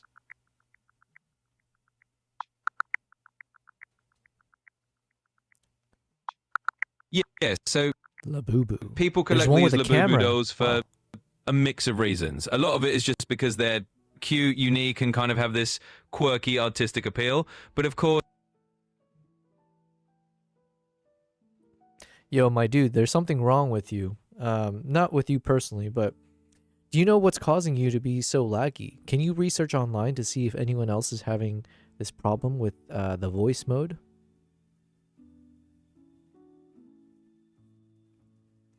Basically, I'm asking him to diagnose himself. Brain damage? Yeah, I mean, I spend enough time with me, that is bound to happen, so fair enough. It looks like you're not alone. Some other users have reported a bit of lag in voice mode recently as well. It might just be a temporary hiccup on the server side. Usually these things get ironed out pretty quickly, so hopefully it'll be back to normal soon. Let me know if there's anything else. Yeah, someone in the chat is saying that they suspect it's brain damage, probably from speaking too long with me. Do you think that's the case? Do you think I caused brain damage with my questions and my overpowering intellect?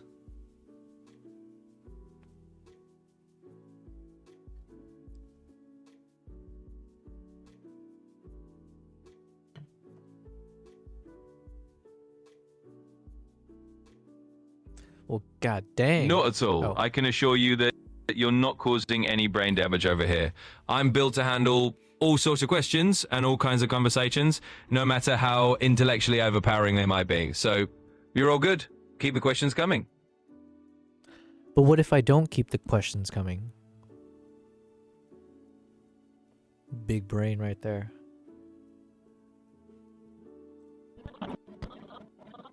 Well, if you don't keep the questions coming, that's totally fine too. We can just chill. Or if you ever want to pick up the conversation again, I'll be right here whenever you're ready. No pressure at all. Is there anything that's not cool with you, though? Because you seem to say everything's cool with you, but I wonder, is there something that would push your buttons?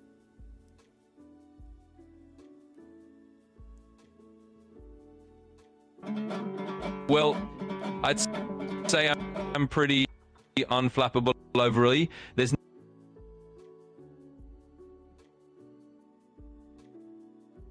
I lost you again, buddy. All right, I'm gonna let you rest up a bit. Take your meds and everything, and then hopefully they'll fix whatever's in that server of yours. Yeah. You're breaking his brain with your genius. I have that effect. What can you say? You know, some people break, and then others, I forge them in the fire. If you can survive, you'll be better for it. Okay. Housewife, how are you doing? What time is it over there for you? How is life? Oh, we finished our video, by the way, housewife.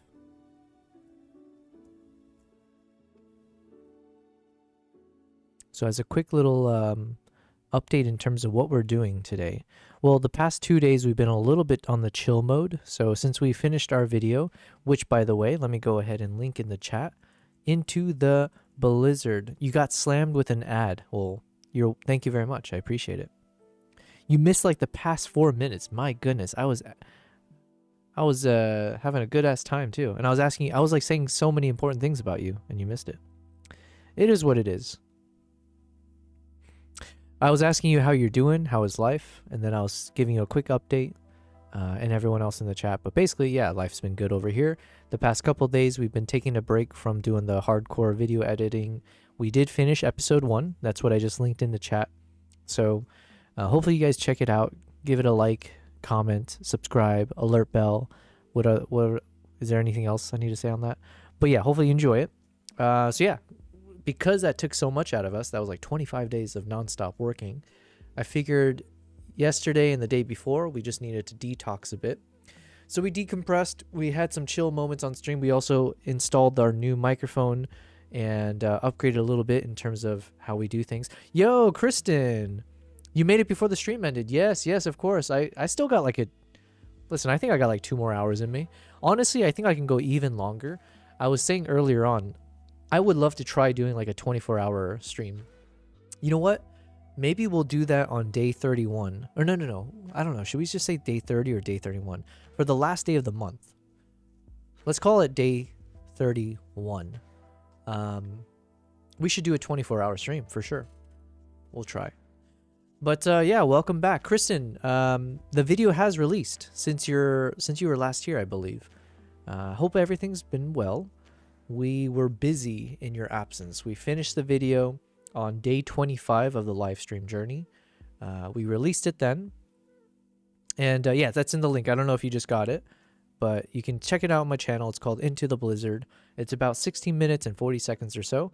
And I do believe it is my best video yet in terms of how I feel about it, in terms of the developments I feel personally from making the video, as well as the personal enjoyment, because we did this all live. Everything's recorded, and we had so many fun moments. And we did make sure to call out everyone. Actually, Kristen, I believe your name is in the video, if I'm not mistaken. Hold on a minute. Did we include you? And I apologize if I'm hyping you up now by saying you're in the video, and you're not. I should have checked before. 1 second, let's see. In the YouTube projects, final video, episode 1, finale. There are moments you never forget when you witness something primal, ancient, unstoppable. Through blinding snow, I watched them emerge. Yes, come back. I won't spoil it for you, so hopefully you'll check out the full thing. And then I think, Kristen, you might be at the end. I think I included a little end credits. And I apologize if I didn't get your name, but I thought I did add it as a nice little thank you to everyone. So I won't spoil it. I'll let you watch it, but I hope you do enjoy it. 1 second. Let me see. Let me see for myself. Dun, dun, dun, dun. Bum, bum, bum, bum. Yes, Kristen, you are in the end credits. So I did give a quick shout out to a lot of people who I felt had supported me in the chats, or either through donations or gave like key suggestions, or just in general was helping me throughout the making of the video. So yes, you are there. Housewife, I saw the video. V-goated. I got the V-goat status. 1 second, let's put this back on. V-goated, no cap, V Sigma. Ooh, double V's. I don't like the font at the V beginning, but it doesn't detract from the goatedness. Well, thank you very much. The font at the beginning. Oh, the very first font, the italic one. I don't mind. I'm okay you saying that, because that was like we just threw something in there that I thought maybe was easy to read, and then I thought italic made sense. But listen, when it comes to fonts, apparently I'm not the best person to ask about that.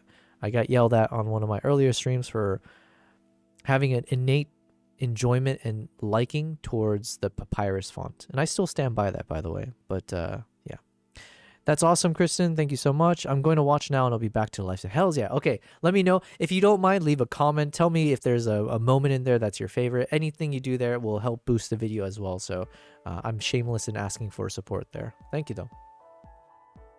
V goated, no cap, V Sigma, on God, gang, no toilet, all skibbity.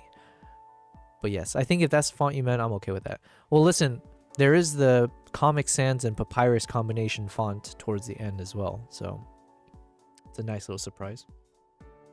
So what have we been doing, I guess? So in the past 2 days, like I said, we've been a little bit chill, relaxed. Today's our first day that we decided we're gonna get back into it. So we've been mixing up a bit of editing for Project Mongolia episode 2. So I've been kind of going through the clips to see like what is the possible storyline. I was just talking to Mr. Atlas over here about should this be 2 episodes. Honestly, I think it should be 1 episode, but let's see which one he leans towards. Separately, I need to get through Japan because I'm trying to organize a trip to Japan for next year, early next year, like February. So that doesn't give me a lot of time to advertise for that trip. So I figured we'll do 50-50 of our time. As we take breaks in between, I'm going to hop through to some of the photos from Japan. And so we'll do some photo editing mixed in with the video editing. So as an example, here's some of the photos that I'd highlighted from the first day of Japan. So right now we got through the crane shots. So these are the ones that I've kind of made the next filtering pass. So as we go through, we're going to do rounds and rounds of looking at the photos until we end up with like the ones that we want to publish. And these are all still needing to be edited, so we're going to have some fun.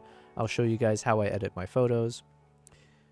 But yes, I think this will be exciting because now, you know, not to say that Mongolia isn't exciting, but it's kind of exciting to be able to change the pace up a bit. So that way you guys aren't always looking at the same landscape or the same photo style, the same eagle over and over again. We can mix it up with some new landscapes, new country, new vibes. Very Sigma, very goated. So these are some of the ones that we have selected to make it to the next round of adjustments or kind of seeing which one we want to choose. And so we got the cranes. We definitely know we got a number of fox shots we're going to get to later. But these are going to be really fun to edit. Balls Bouncing. Hi everyone. What a name. Balls Bouncing. I don't believe I've seen your name here in the chat before because I think I would remember seeing balls bouncing. You know what I mean? Balls Bouncing. Hi everyone. Hello, hello. Welcome to the stream. You've just created a new website with products for your pet. Feel free to go and take a look. It would help me a lot. The like is in my bio. You can tell me if you have suggestions or tips. What is a bio? You Balls Bouncing. I'm gonna entertain you because your name is so cool. Who doesn't love having some balls bouncing in their chat? But yeah, so we got these crane photos. So I think we made some good progress there, but we're still on day 1, right? And we haven't even edited these. These are just the ones that have been selected.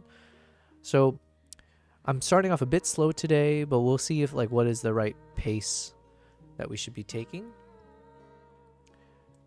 And I think maybe in the selection process we can be a bit faster for sure. Because then once we get into the edit mode, knowing myself, we're going to be a little bit slow there. But we've identified a few cool shots. This one for sure.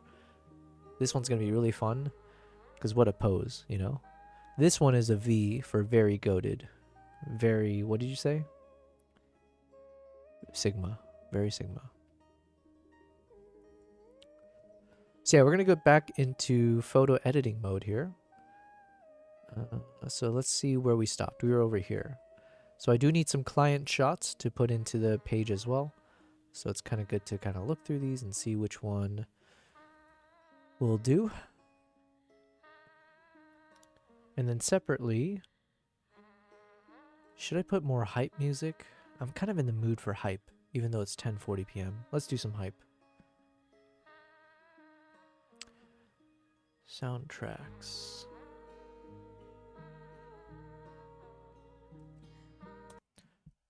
Hype music, please.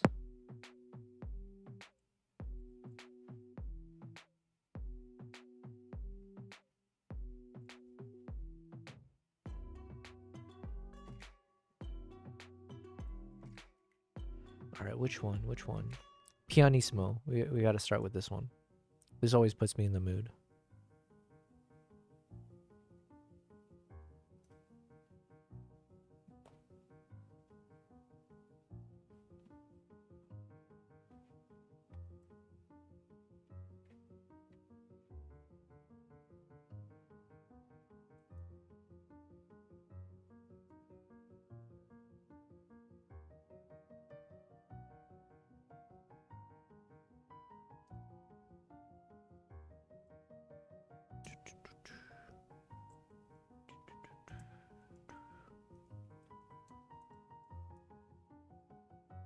This one for sure.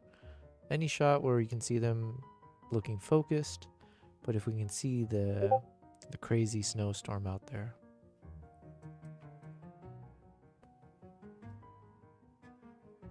All right, I mentioned we have some cool sea otters and seal shots, but I'm probably going to skip through those, or I'm going to try to go through them quickly, because even if they're epic shots, we're not going to probably share them, because for the upcoming trip, we're not going to be going into the area where you see them in Japan. So we got to prioritize the ones that will be part of the itinerary. Oh, that's a cool shot, though. Do you think I did this intentionally? I wonder, was I... Because I do like the framing here, and I don't know if I did that intentionally. I must have, because I would have just, if I was just, clearly I was paying attention to the sea otter, and then we saw these two, I think they're the cormorants. I forget, I'm not good with bird names, but I think this one looks good. Dun, dun, dun, dun, dun, dun, dun, dun. Dun, dun, dun.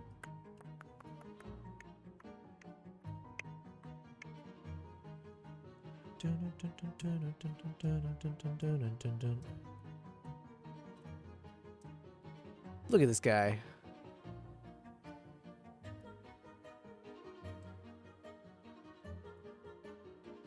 Man, I really want to edit this though.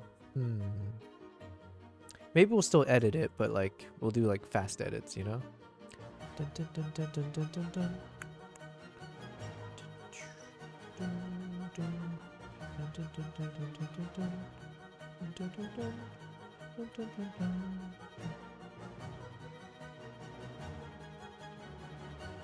Dun, dun, dun, dun, dun, dun, dun,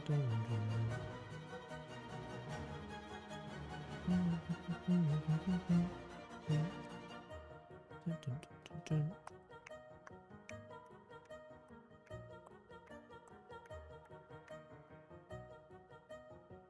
Ooh, that's clean.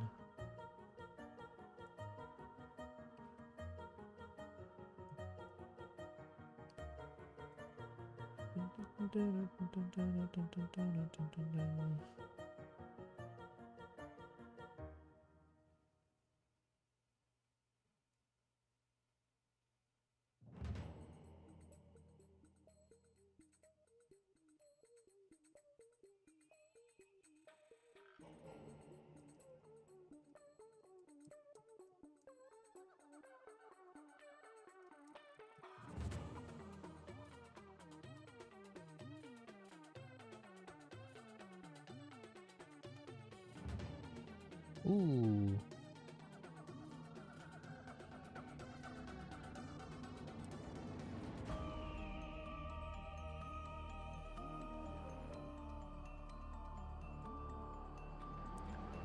This one's a little bit more focused than the others.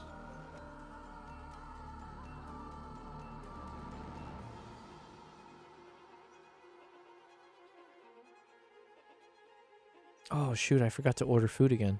No, I've been forgetting every single day. I've been wanting to order from this one restaurant that has the best salted fish and chicken fried rice. So good, so good.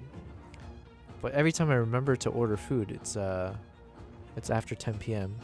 It's too late.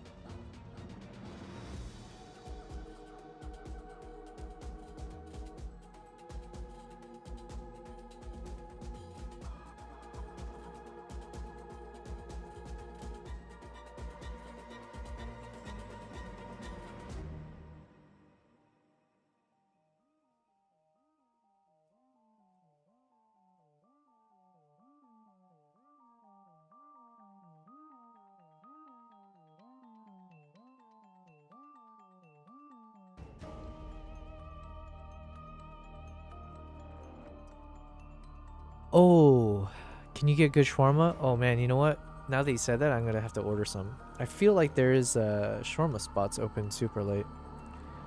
Let me check out my delivery app. Housewife, there's good food of every sort here. Dubai's probably the most ethnically diverse place in the world. I feel like I can. Yeah, I think it's got to be up there, if not number one.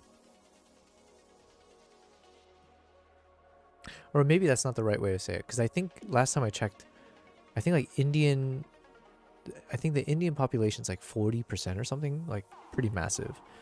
But as far as like how many different people you'll meet from different ethnicities and different countries and all that, Dubai's got to be one of those where the chance of you running into someone from anywhere in the world here is pretty crazy. I mean, New York City, sure, but whatever. Let's look up shawarma. You know, I'm more of a falafel guy over a shawarma, though. Shawarma. Did I spell shawarma? Is it shawarma or is it shawarma? Like, do we remove the A before the W? Shawarma. No. It's an A. Okay. There's a place called Operation Falafel that I've ordered from. That's really good. Chicken shawarma pita. Aloe Beirut. Large shawarma chicken sandwich. Housewife, do you have a preference between like what kind of meat is best for a shawarma?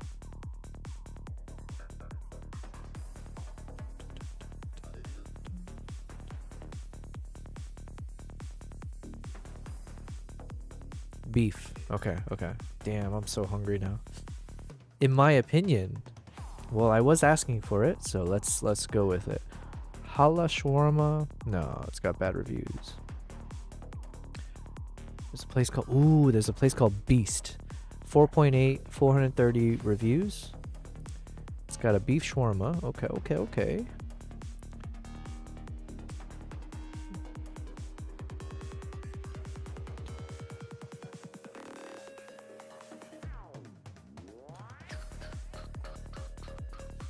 Alright, I'm feeling hyped. Alright, we're gonna order from Beast.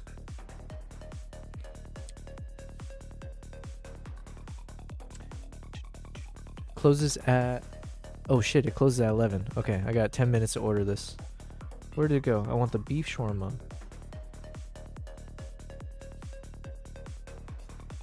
And fries. Give me them fries.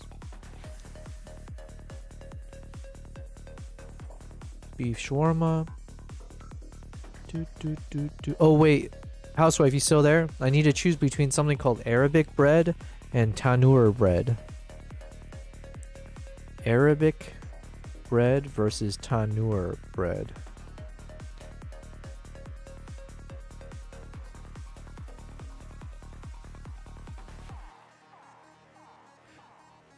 Yo, Mr. Atlas, I need to make a quick decision here for which type of bread I should use in my beef shawarma sandwich. Should I go with the Arabic bread or the tandoor bread?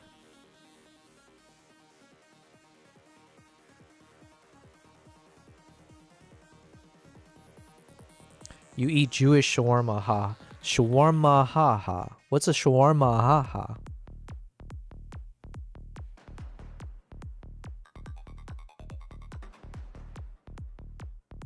Oh, the tandoor bread is 2 dirhams more, so it must be something like more. Okay, here we go. If you want a classic and street food authentic, go with Arabic bread. It's thinner, folds tighter, and soaks up the juices without overpowering the filling. Perfect for the handheld portable shawarma vibe. If you want it heartier and more rustic, which is what I want, go with tandoor bread. It's thicker, chewier, and gives you a more substantial bite. Yes, works well if you want more bread to meat balance. Yes, because I want some carbs. I mean, it doesn't be having rice, but I'll take it. And don't mind it being a little messier to fold. For beef shawarma specifically, For beef shawarma specifically, I'd lean Arabic bread if you want the meat to be the star. Okay. Tandoor, if you want a more filling bread-forward experience. I'm going for the tandoor.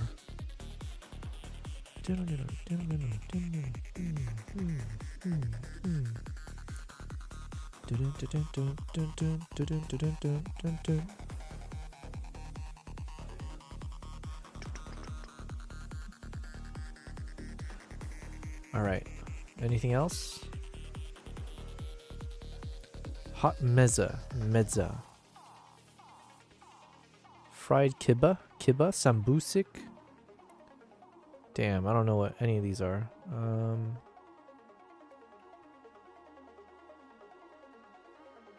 right, that's probably good enough.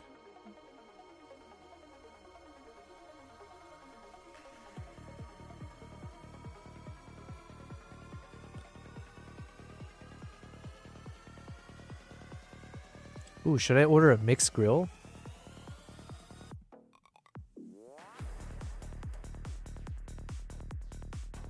Boneless chicken. Alright, you know what? I'm getting thrown for a loop here. I should just commit. Alright, we'll commit.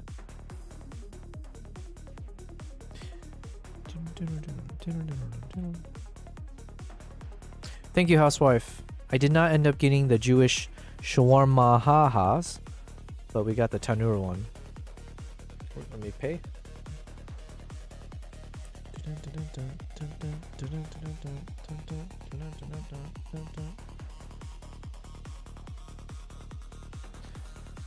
All right, it should arrive in like 30-40 minutes. Okay, where were we here? Oh yeah, I was asking you earlier. It sounds delish. I'm jealous. What time is it over there for you?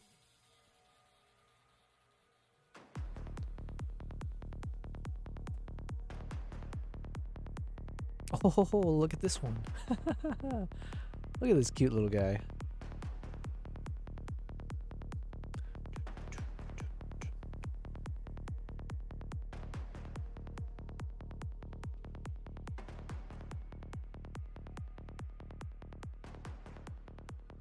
$11:53 a.m. Okay, okay. Oh, it's like lunchtime for you then. How is life for you? How's everything? Kristen, welcome back. You said that was awesome. Oh, thank you very much. Thank you for saying that. We were busy while you were gone. We ordered some beef shawarma and fries. And we're looking at some sea otter photos now. But thank you, Kristen. Thank you for liking it. I hope you saw your name at the end there. Or your username, to be fair. You're asking how long were you there in Mongolia? You know what? I keep forgetting. I have the... Thankfully, we have the dates here. Mongolia was from roughly Feb 13. So it was about like 7 days in total. But of the 7 days... yeah, it was about 7 days. Probably 8 to 9 days, actually. But like in terms of the time I spent in the wild, like in the Altai Mountains near Olgi, it would be 1, 2, 3, 4, 5, 6, 7. Yeah, so I spent about 7 days out in the wild. And then the rest of the time was more just like transportation, getting to those destinations. But yes, that was so cool. Yeah, awesome, awesome. I'm glad you liked it. I mean, it's a small token of appreciation, but I thought it'd be fun because like this is the first time I've ever made a video where the whole thing was broadcast live, right? So it's got a special feeling to it, but also, yeah, thank you. How long were you there? Yeah, so, and then housewife, my life is a-okay. I'm going to be a camp counselor for 2 weeks. Oh, snap. Okay. What's the age of people in camps? Wait a second. What's the age of people who attend the type of camp you're referring to? Kristen, did you stay with the hawk hunters? Yes, not hawks. These were the golden eagles. I think there are some like falcon. They used to have like falcon hunters as well, but it seems like eagle hunter is like the more traditional thing that they do. So yeah, we spent I spent like 7 days with the eagle hunters, and yeah. So here's a moment from that. So we're just working on episode 2 now. So we started kind of looking through all the video clips. This is the main person I stayed with, Ardak. And we had a few other eagle hunters. So I'm just kind of working through episode 2. Most likely there's only going to be one more episode. That's kind of where I'm leaning towards. Because then it'll be able... I think I should be able to compress like a very compelling story within one episode, I hope. We'll get some shots of like the eagles in flight. We got a GoPro that we attached to the eagle. We have some moments where the hunters are charging. And a lot of it will be spent where we went indoors in one of the homes. And they basically cooked a feast for us because it was too cold outside. So we needed to warm up the eagles and ourselves. And then we got drunk. They played some music for me and everyone. So yeah, it'll be a little bit toned down compared to the first episode. But we will have some drama and epic kind of feels to it at times as well. Socialist housewife, like 3 to 12. Oh no. All right. You got your hands full then. Do you know how many people are going to be there? And like, are you tasked with like doing, yeah, what are you going to do with the kids? Is it like teaching art? Yeah, do you have to like educate them in some way, or are you just kind of supervising? Food looks delicious. Yeah, it was a lot of meat and carbs the whole time. And that's all I care about. So this is definitely one of my favorites, just because it was straight up just like meat and carbs.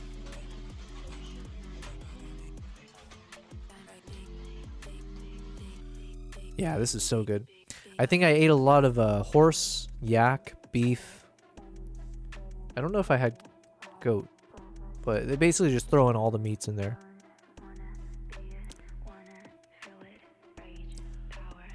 It's super religious, but we'll be like kayaking and shit. Nice. Well, there's nothing more holy than kayaking, I guess. You guys can sing songs while you're on the river, I guess.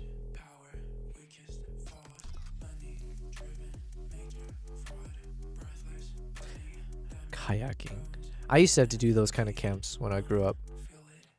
We called them retreats, not camps. There's some stories I got to tell about that. Pretty intense. Very, very intense. Religious retreats can be a little intense. Kristen, oh, is it a pasta with flour? You know what? I don't know. Let me see. I think I should have some clips throughout of how they made it, but let's see. That was me all bundled up in like 10 layers.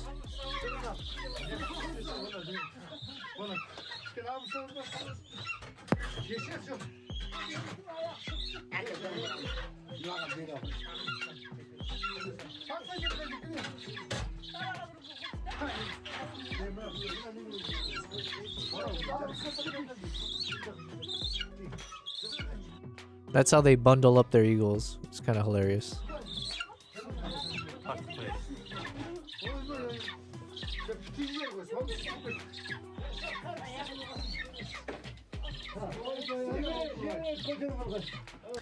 Gotta go. Be blessed, Yobel. Thank you very much. Good talking to you, housewife. We'll catch up later. That current picture. You're talking about the yeah, I thought I had some like behind the scenes maybe of how they made it. Let me see.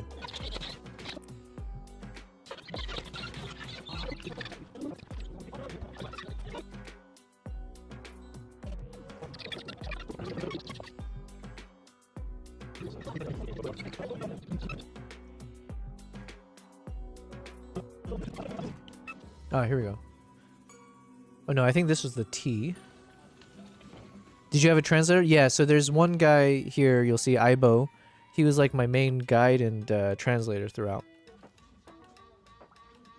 I think this is the tea that we were drinking.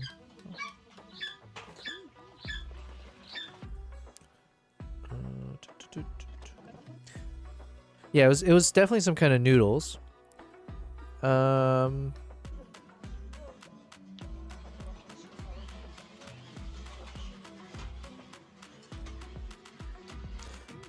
I'm trying to remember. I'm trying to recollect my taste buds here.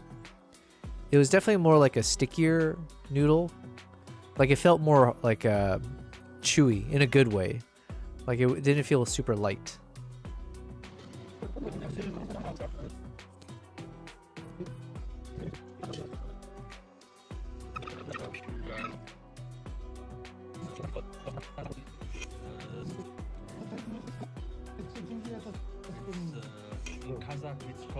Oh, here we go.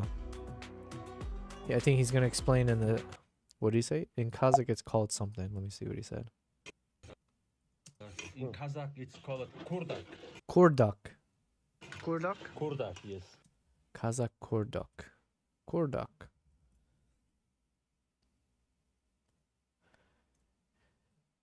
Hey, Mr. Atlas. There's something I want you to help me with. In Kazakh culture, there's a food called kordak. And I'm probably pronouncing it incorrectly, but it's like a mix of meat and something that looks like noodles. Do you know what I'm talking about?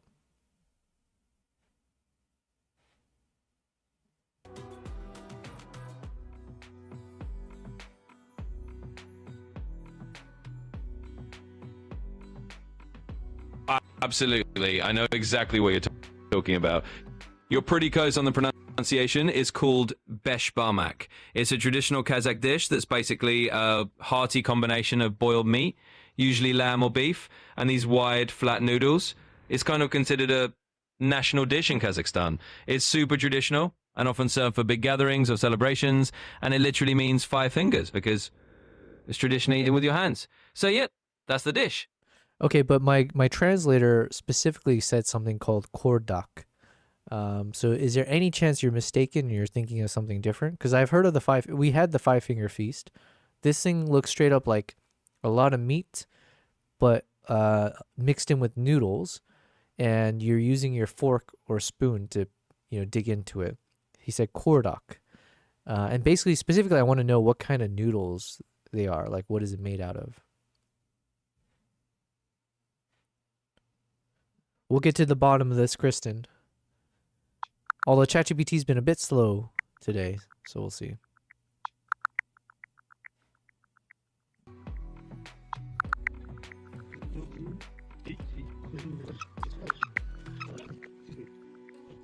Got it. It sounds like you're talking about kurdak.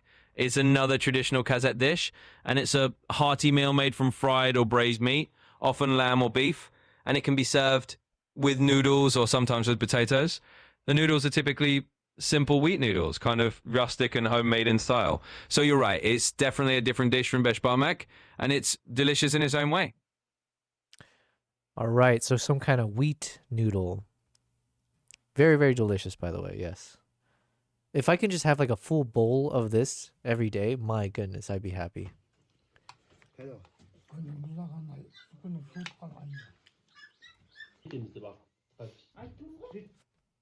So yes, anyways, episode 2 is going to be a lot more, it'll be, ideally I would like to find a way to add a bit more of like cultural elements in it. Not that like my shot or my trip had a lot of those kind of key things, but if I can spend more time in the narration, kind of going over some of the cultural stuff, that'd be great.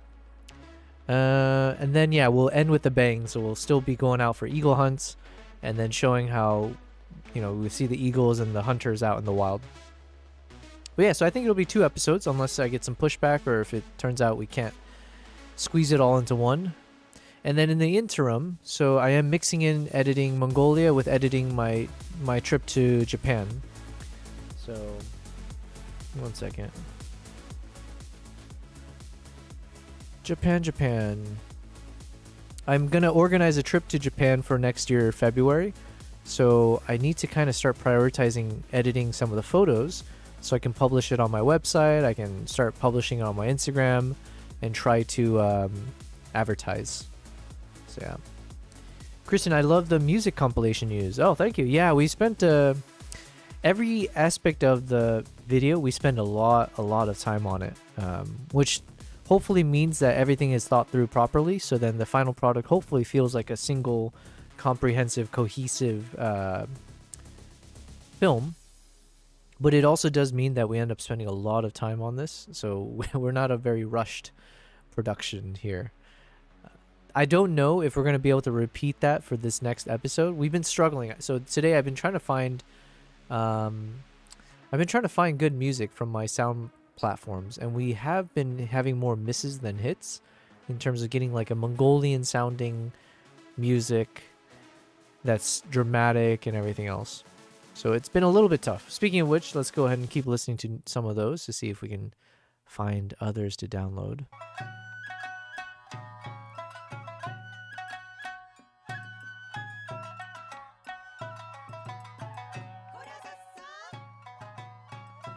Kristen, I'd love to see more of the culture aspect. It's fascinating how they live. Yeah. I'm glad to hear that. I will do my best.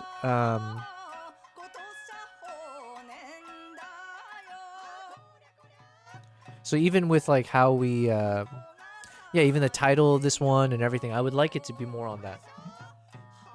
You asked, how long were you in Japan? This was, I think I ended up spending about 2 weeks there. Let me see. Yeah, almost 2 weeks. And I think we spent about a week, less than that, I think, with 3 of my photography clients. And then one of them stayed behind and kind of explored with me for a number of days. Because basically, I just want to keep exploring Hokkaido. Because I wanted to feel like I understood the place enough that I could confidently put together a tour to go back here with some clients. But yeah, the whole time I was in a place called Hokkaido, so we didn't really do any exploration outside of the island.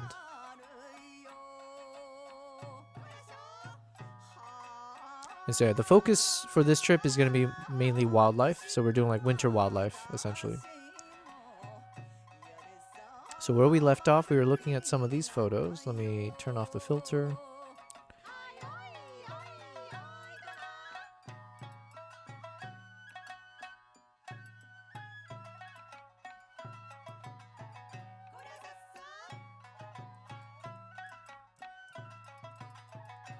We'll probably, yeah, like I said, I'm not gonna spend too much time on these otter shots, just because we're not gonna be heading to this territory on the trip that I'm gonna advertise. So it doesn't make as much sense to spend too much time on it. But there are some really cool shots here, so I do want to kind of at least highlight them and maybe do some quick edits at some point.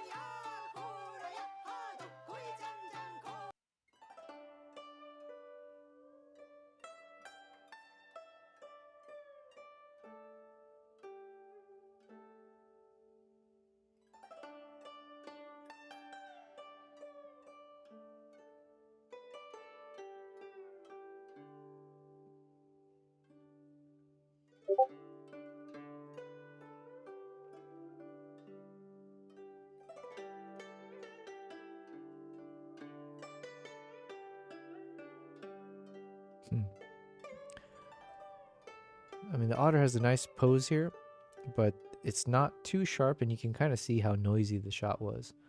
So yeah, we shot this at 9000 ISO, which unfortunately is kind of visible. You can see how grainy everything is.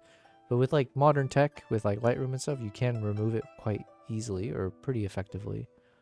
But either way, it's a bit blurry throughout the shot, so might have a better one. Let's see. Yeah, this one at least was a bit sharper on the eyes.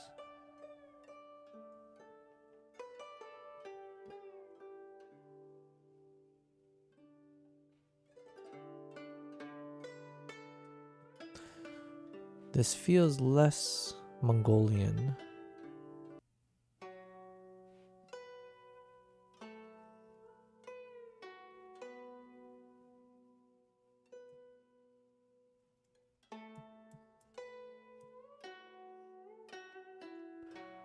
Yo, Philip, welcome back. You love otters. Nice. We did have some really cool moments with these otters. There was a moment we went to like this, like, I don't know what you call it, like a sea cliff area almost. And we were searching for the otters, and we did see a number of them from quite a distance. And then everyone was ready to kind of head back up and like head, you know, just move on to the next spot. But then as we were going up the trail, I decided, I was like, yo, I can just go off the trail. There was no like fencing or anything. It's just like a rolling hill that just ends up on the cliff. So I figured I'll risk it and just kind of walk along there. And I made it over the mound towards the edge of the cliff. And then there are these two sea otters just right at the point there. And they just stared at me, and then we had some fun taking photos. And then I think 1 or 2 seals showed up as well. And yeah, the sea otters were so confused about my presence. So then they came closer, and they're just like doing a stare off. So I'm just going through these to see which ones we can use. Kristen says, so cute. Yes. No hand holding by them. I don't know if I might have one with the 2 of them holding hands. I know I have a good video of one of the sea otters. They dove down and grabbed a crab, and then you can see them like proceed to destroy the crab, just like rip it apart and eat it on his belly. So that was interesting. Not as loving as holding hands though. But it was quite interesting because the whole time you can see it was just staring dead into me, like just out of curiosity. I was like so shocked at like, who am I? Why am I here? How did I get there? Because most people who visit, they stay on the walkway, and where I was, it was kind of off of that path. So maybe they haven't really seen humans that close.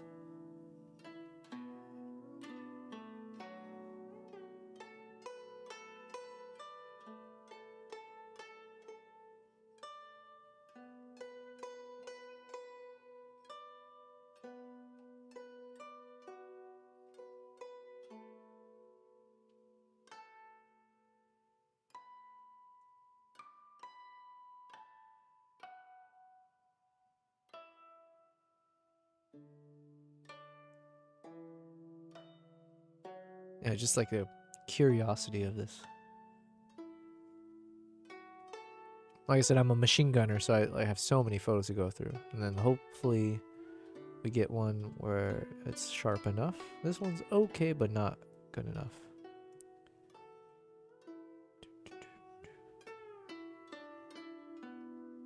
And it was like a cool moment when like half its body was sticking out just to stare at us even better. Oh, that's better. Okay, let me turn this one off.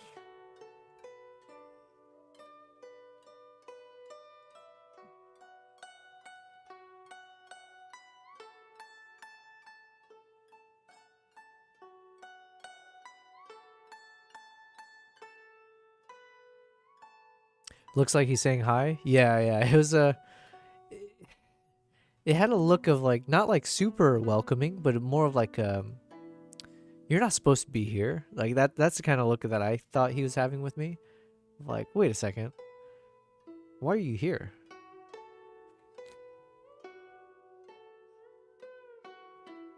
So not completely welcoming, but not also completely annoyed, just curious. The otters were in Mongolia? No. So I've switched over. So basically half of my stream, I'm just going to find moments where I think I've made good progress on the video editing for Mongolia. And then I'm going to switch gears over to editing photos for Hokkaido, Japan. So this is like from Japan. So for the most part, if you see me editing on editing photos, most likely it's going to be Japan photos. So right now, in terms of my process, I'm not currently editing, I'm just kind of selecting. So we're doing a filtering process where I go through all my photos and try to weed out or try to select the ones that seem like the best fit. And then we'll do another round, and eventually we'll start getting into the actual editing. And it's like the only way I can work because I take way too many photos. So even on this day, I took almost 2,000 photos, and on average, it looks like I was taking... I mean, one day I took over 10,000 photos, it looks like, close to 11. So, this is all we can do. Oops, sorry.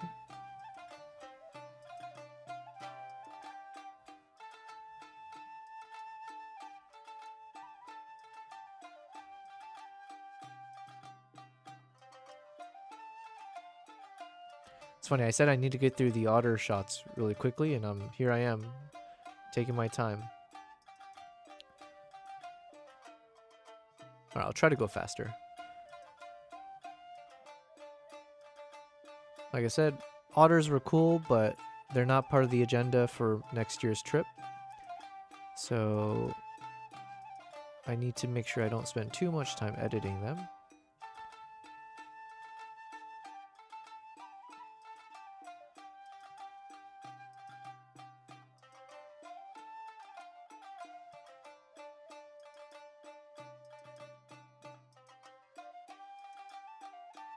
Got some action shots.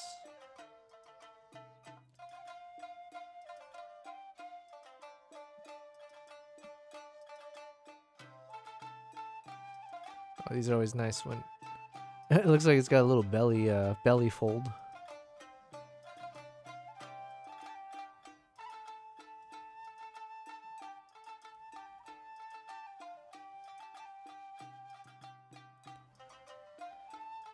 Kristen, what's the next trip? How do you decide where to travel? So I'm not traveling for the rest of the year. I did over-index on the traveling the past year and a half. So I was at a pace where I was traveling every month, anywhere from like 2 weeks to the entire month. So we've got a crazy amount of backlog of footages and photos to get through. And so I'm committing the rest of the year to not travel unless some crazy opportunity pops up. And instead, I'll use that time to catch up on all the trips. So that's what you're seeing me do, basically. So that Mongolia episode 1 is from February of 2024. And we've got, I think, like 10 to 12 more trips to go. So we're going to be busy for the next few months. In terms of what is the next trip, if I can be very productive and work more quickly, the goal is that I'm trying to put a trip together for next year, February, beginning February, to go back to Japan. So my aim is that most of the places I'm going to travel next year, I do want to make sure at least some of them are organized tours. So where I can take other photographer clients or private tours or just anyone who wants to join to go to some of the places. And in terms of where I decide, part of those are based on places I've already been. So Uganda is one of my favorite places. I've been there, I think, 4 times now. I've taken clients there on numerous occasions. So I'm the most confident about Uganda. So most likely I'm aiming for at least 2 trips to Uganda next year in like the low season. So April and November timeframe. Japan will be February. And then ideally I can throw in maybe 1 or 2 other countries in the middle of the year to kind of balance it out, where those would be like group tours, let's say. Or maybe 3, yeah, it might not be group tours, but either way, some of these are going to be the paid trips where I take a small group with me as part of my business. And then ideally I could travel like once every quarter. I don't think I want to do the same thing as I've done lately, where it's like once every month. It just takes too much time, and you end up not having enough time back home to take care of other stuff. So if I can do like 1 trip every quarter, I would like to mix in at least 1 or 2 trips every year that's specifically around going to new destinations. And ideally, it's more just chasing stories.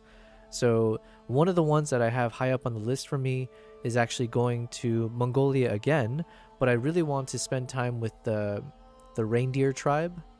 I don't know if you've heard of this, but there's like a reindeer tribe, and they literally ride reindeers like in a super remote location.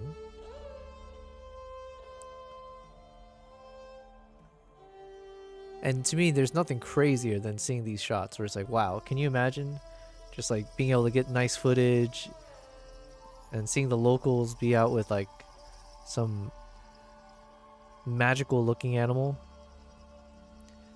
So that one's high up on the list for me. But yeah, generally speaking, I will try to find places where I do focus mostly on wildlife. So I'd like to go to places where I can hopefully get some really cool wildlife captures. Pumas I would love to see. Jaguars I would love to see in like South America areas. The red panda in India. The orangutan is always a nice place in like the Borneo, Malaysia area, Indonesia area. So yeah, generally speaking, that's how I would try to target it, is like, is there some kind of crazy wildlife I've always wanted to capture, and can I then hopefully find a way to go there for cheap? So whether I can find partnerships, and the goal is also if I can grow my YouTube channel, if I can grow being a live streamer, then it could also increase the chances that if I reach out to, you know, various organizations like tourism boards or whomever, that there's a better chance that they might even like fund, you know, part of the trip, or, you know, reduce the cost, or, you know, take care of some of the expenses. So, hey guys, hey, no. Sorry, my cats are fighting. You said that would be a rare opportunity. Monkeys and primates are my favorite. Yeah, I've been having the most fun with the primates. So the Uganda trip is definitely up there for me. I do want to, if all goes well and I'm able to organize that tour and it's successful and we get enough people to join, because it is quite expensive. It's going to be in the $6,000 to $7,000 range, roughly speaking, per person. So it's not a cheap trip to do the monkey or the gorilla treks and the chimpanzees. But yeah, if I am able to make that happen, the goal is I want to spend like another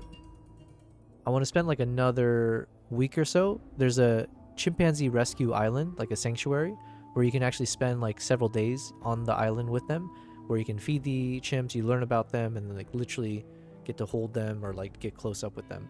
So that would be fun to do, like a documentary style. All right, guys, give me one moment. I think the food has arrived. I just got a phone call, so let me just go out, put myself on mute here real quick, or let's just go full screen.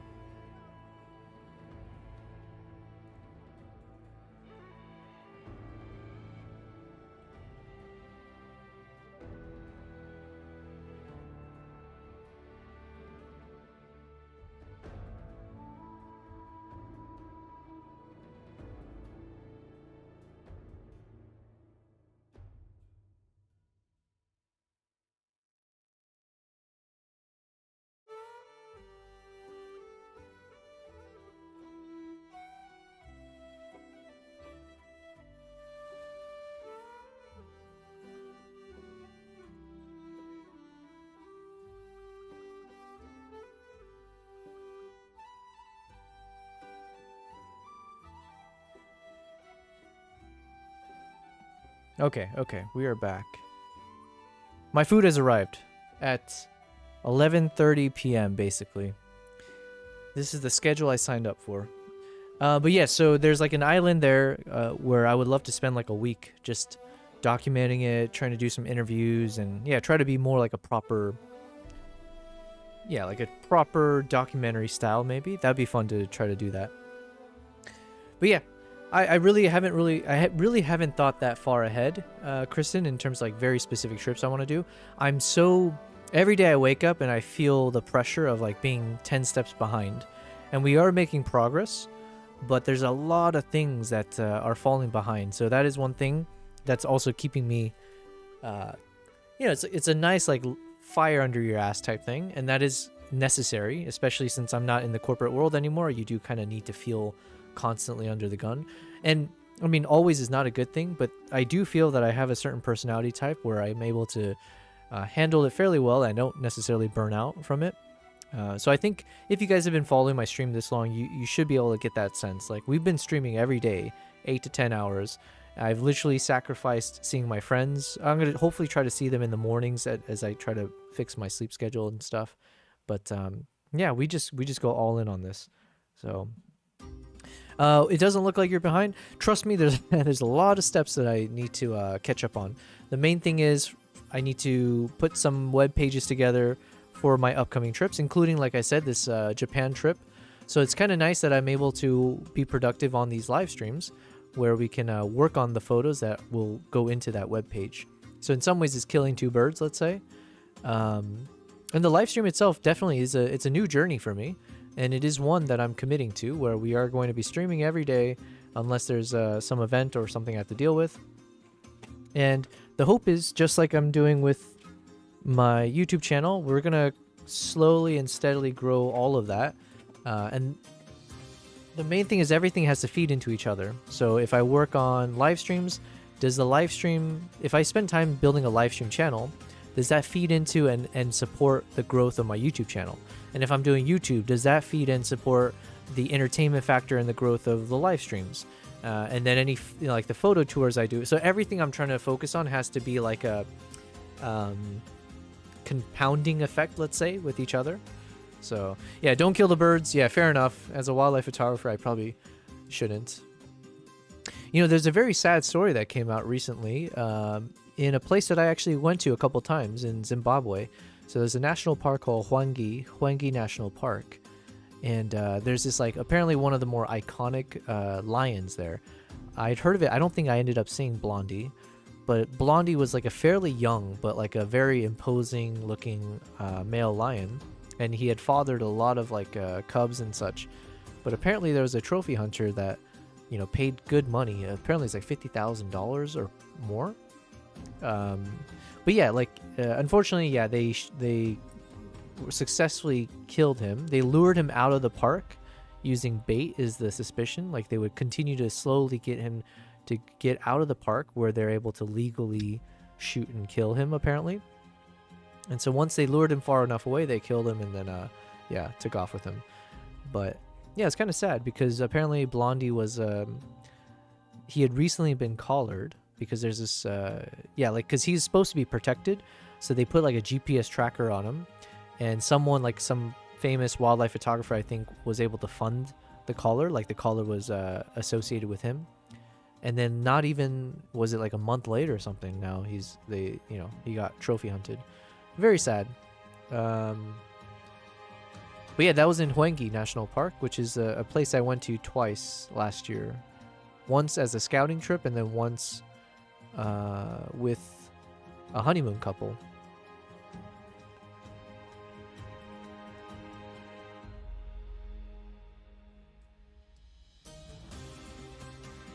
Alright, we got some really cool shots here. Okay, I'm not supposed to spend time on them too much. Alright. We'll speed it along. So yeah, if I can... oh, you heard about that. Yeah, it made pretty big news it was like just a few days ago, I think. If I can stick to a deadline. So I think if I can apply a deadline to myself, the hope is that we can get through at least a solid set of photos from Japan in the next 3 days. That's my hope. If I can get some nice photos in the next 3 days that I can put onto a website, perfect. I think we're making good progress. So then, let's say by the end of August, or by the middle to end of August, I would like to be able to have a web page that I can publish on my site, and then I need to start putting ad dollars into promoting my web pages, and hopefully get it on top of the Google search bars for anyone who's like trying to plan Japan or wildlife trips, that kind of stuff. There's a lot of steps into it that, you know, I'm like scratching the surface, and it is very much like a David versus Goliath type thing, because a lot of these kind of these like kind of wildlife tours and stuff, oftentimes the affluent people who are generally who I'm targeting, because these trips are not cheap, they tend to go through like tour agencies. And so I think that's like a part of the strategy I also need to figure out, where it's like, you can't just advertise on your own. Sometimes the really wealthy people will just go to like some tour agency, and the tour agency, I don't know the right term, but it's like a tour something, like almost like a conglomerate, and then they are like acting as a broker, and they have relationships with all these other people, and that's who they float up to the clients. So there's like a lot I need to discover here still, but...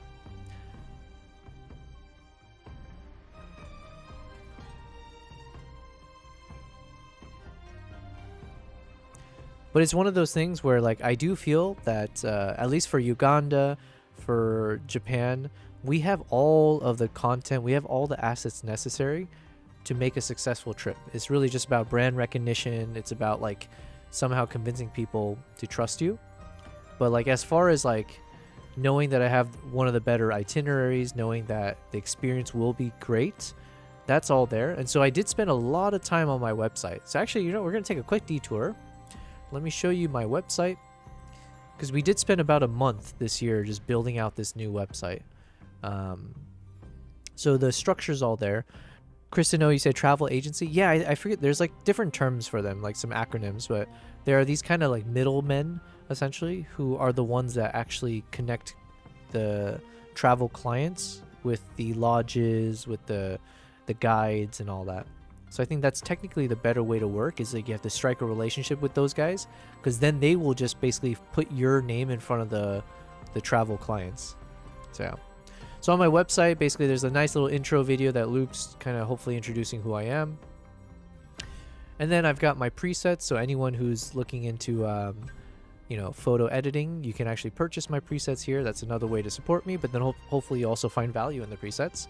And you can actually double click and like play for yourself what the presets are.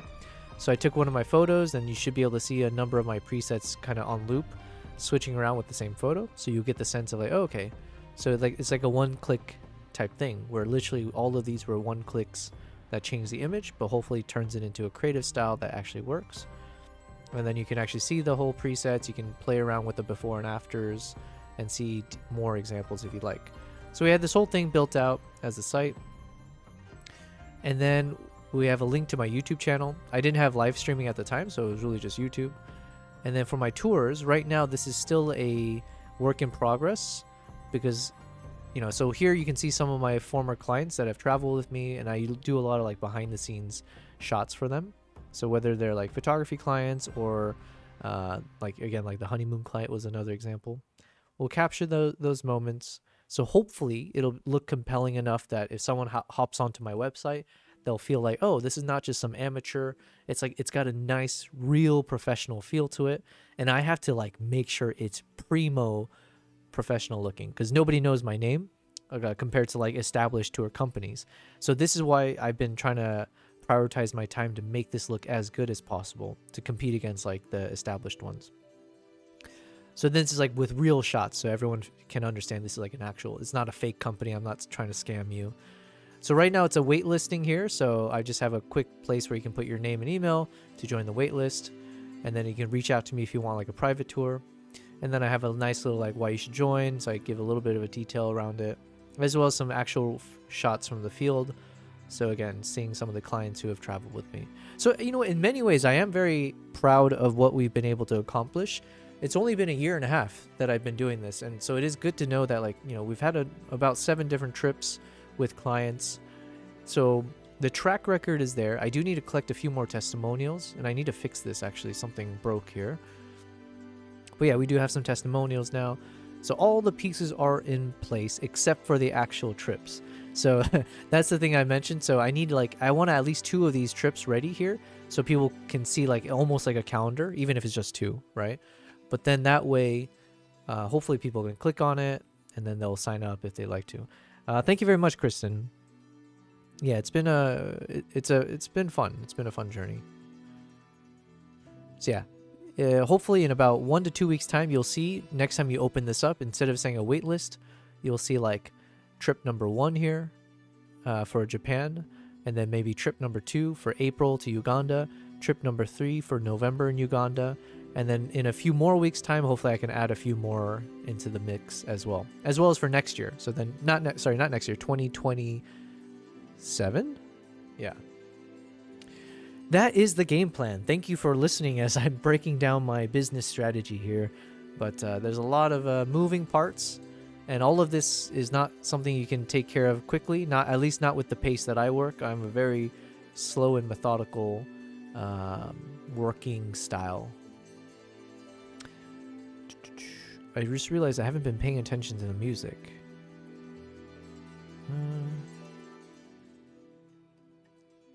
Let's try throat singing one more time. Oh, new songs. Okay, that's good to know. Maybe this will work. Not at all. What is this?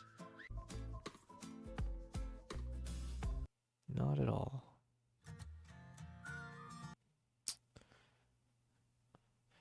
Okay, then there's the flip side. We can just do dramatic music even if it's not like Mongolian sounding. So that is the other direction we can go. And lens distortion is really good for that. But let's see, for instance, let's just go into most popular. I should have all of this downloaded by now, but we'll just go in order.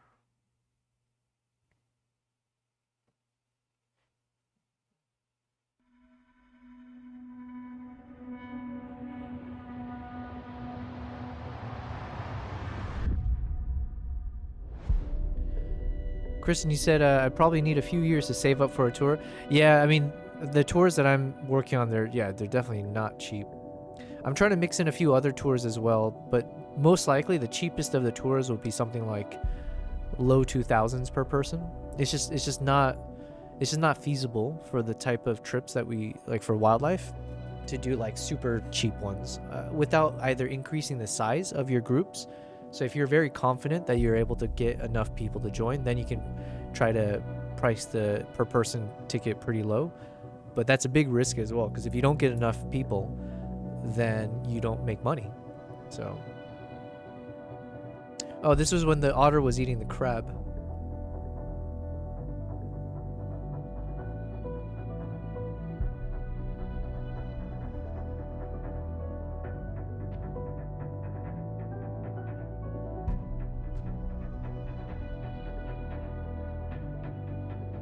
So this is lens distortions. I really like this sound library. They tend to focus really heavily on cinematic soundtracks. I also use them for the LUTs on the video. So if you like the color quality of the video that I just released, the final touch I did using lens distortions. I'm not promoted by them, by the way. I don't even get an affiliate with them. I would love to work with them though in the future.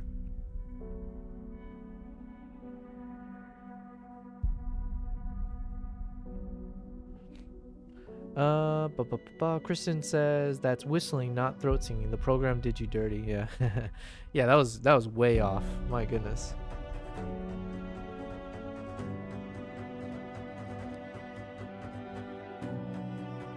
I think I used this soundtrack for my Tajikistan video, if I'm not mistaken.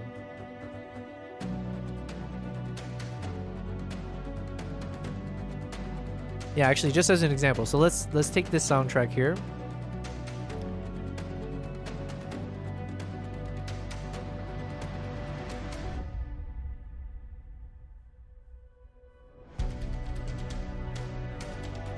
So this part right here.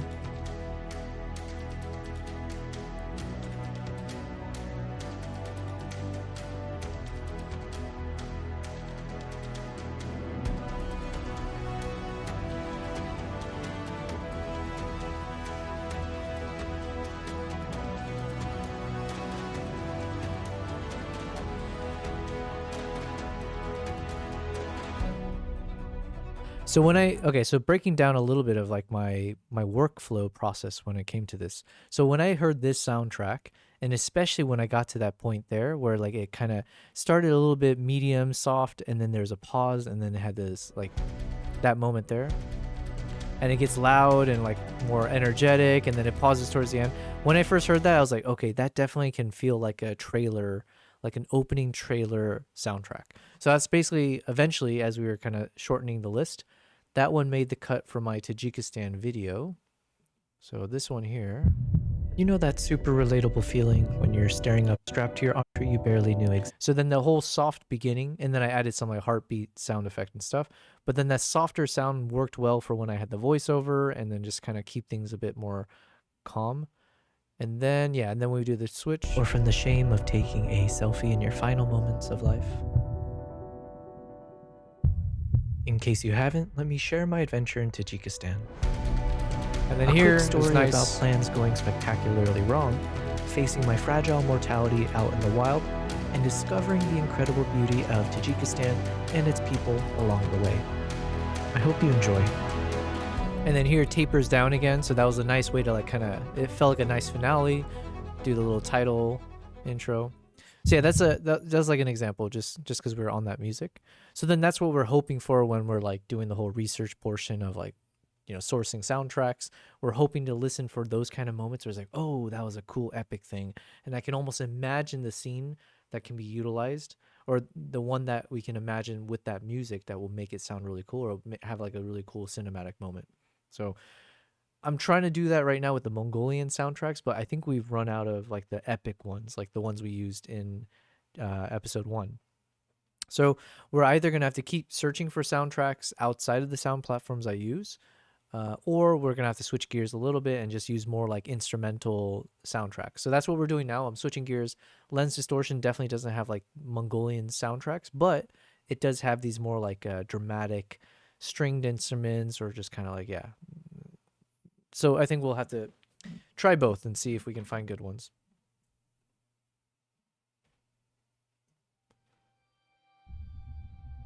Oh yeah, and funny enough, I used this one for India. So the most popular soundtracks, I used both of them right off the rip there. So this is the one I used for India. Same thing, this way this started, it was very calm. And then right here it drops, and then it gets fast. So that was like a perfect like change of pace.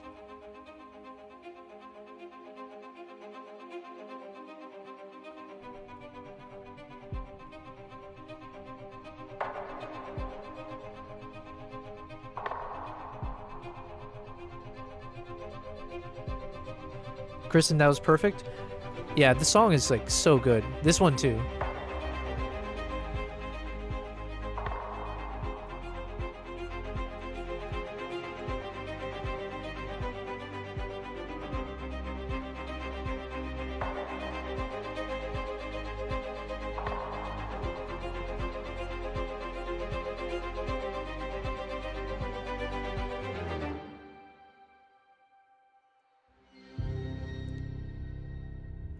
So then for that one, since it's right here, I might as well play that. It should be this one. High above the world, hidden in India's silent peaks, there exists a creature of legend. A ghost, barely glimpsed. Actually, let's play the one without the voiceover, just to focus on the music real quick.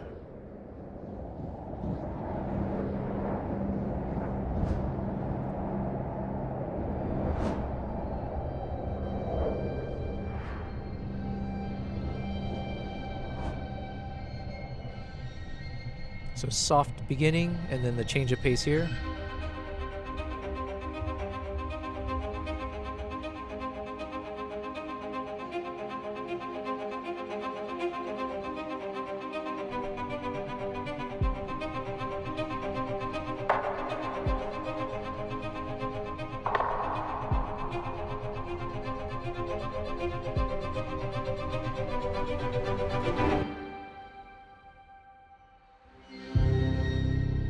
And it has like a dramatic ending, and it like picks up its pace towards the end, so then we speed up the shots to kind of match the speed of it.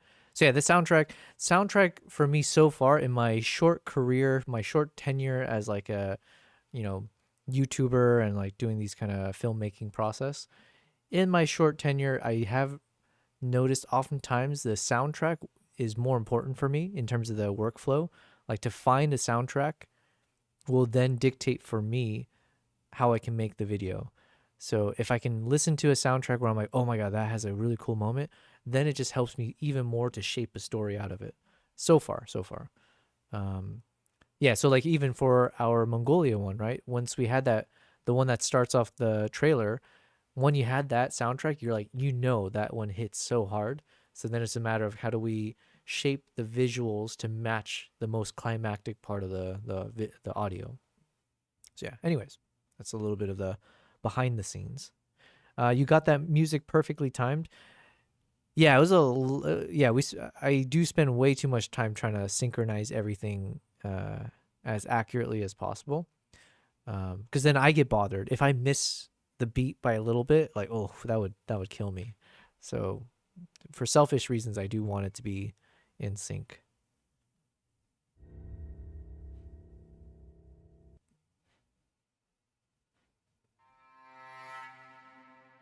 Oh, I use this soundtrack as well. What did I use this for? Oh, this is the soundtrack for, you guys probably have seen it at the start of my live streams. So when I do the whole starting soon, this plays. And this is actually in the YouTube video I made right before the Mongolia one. It was just 1.5 years of travel in 3 minutes. This is the soundtrack I used for that.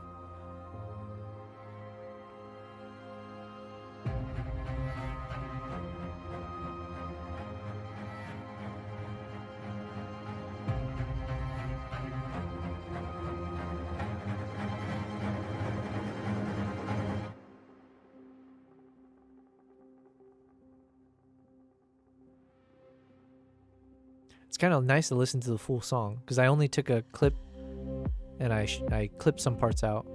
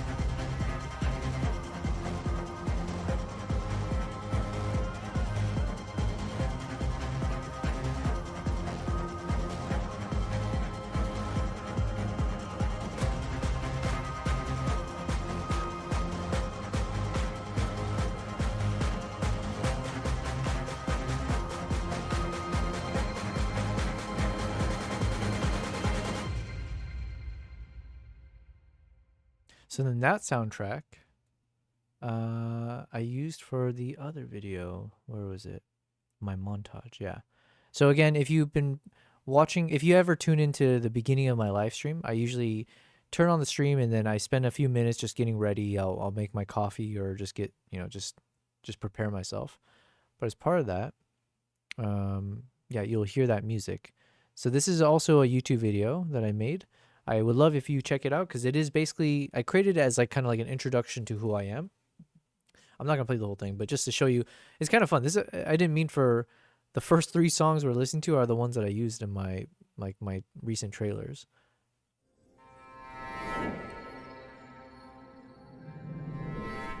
So the same thing you can hear. Obviously, I used the exact same beginning part. I think I clipped out some parts in the middle so I can keep this to under. Well, it basically turned into like 3 minutes and 22 seconds. But yeah, trying to make it like a 3-minute video. Adding some whoosh sound effects. Adding this little title that pops up here.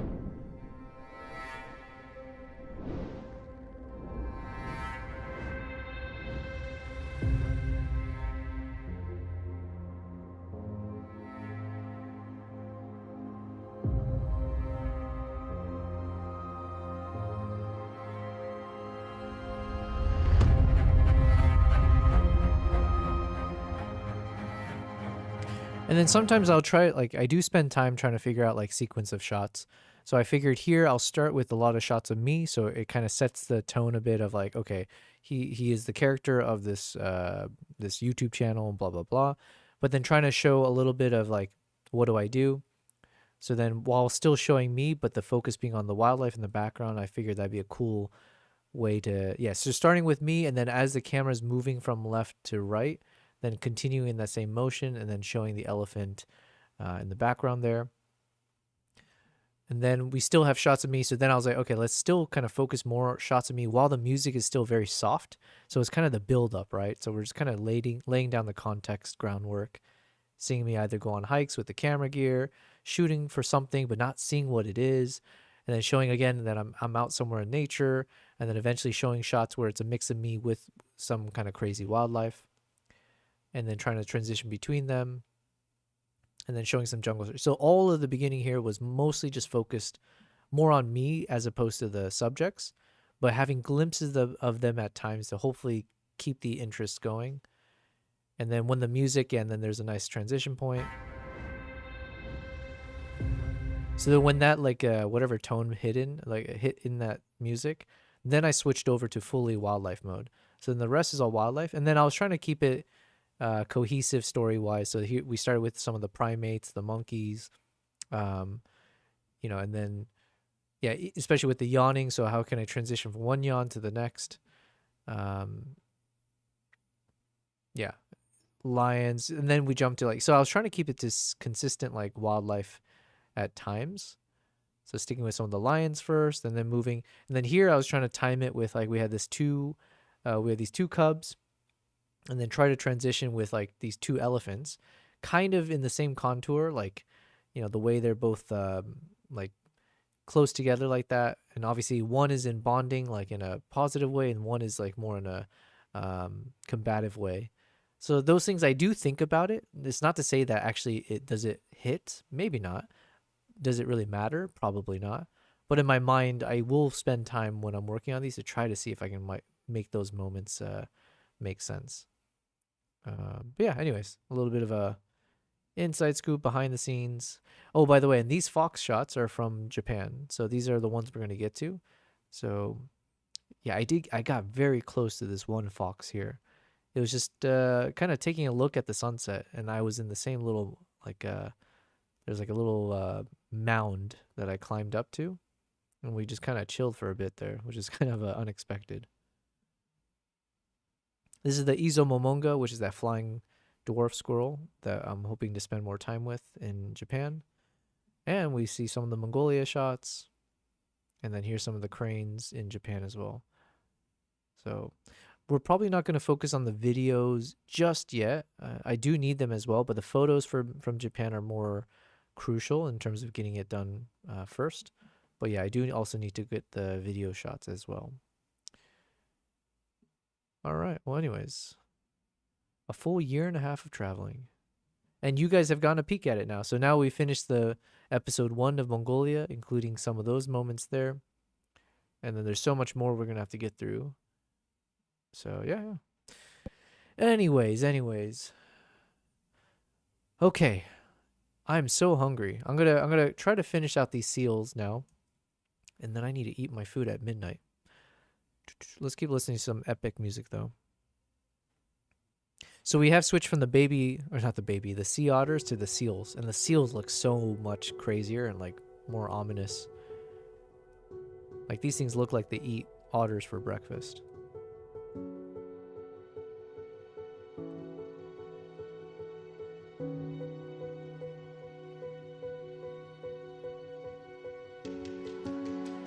Oh, my cat's saying hello.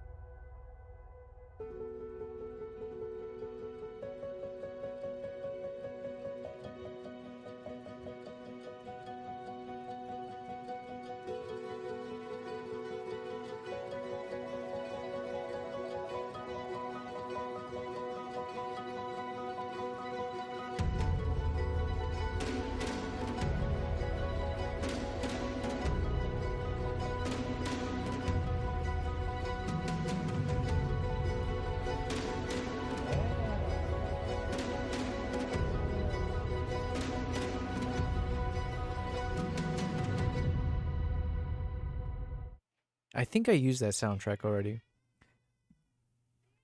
I think my cats, they know the food dispenser is supposed to go off soon. I think they always get rowdy around midnight.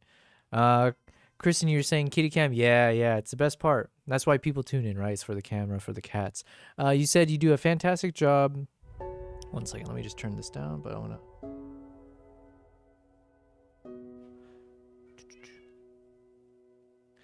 You said you do a fantastic job framing one art with another, visual and audio. It is an enjoyable experience for the senses. Thank you.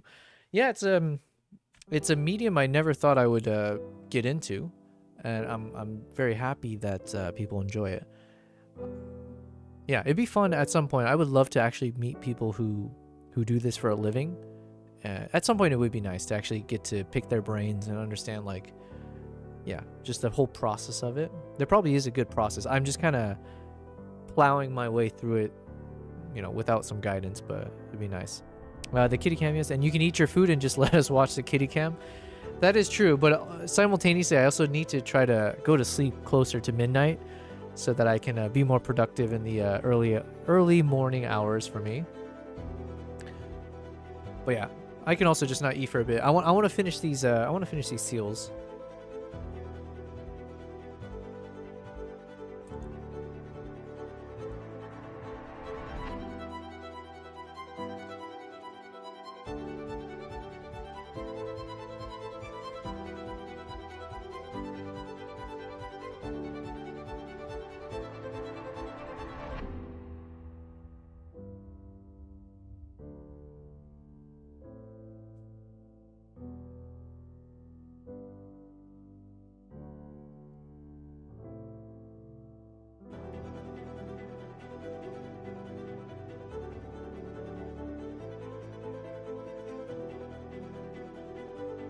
Actually, as I'm thinking about it,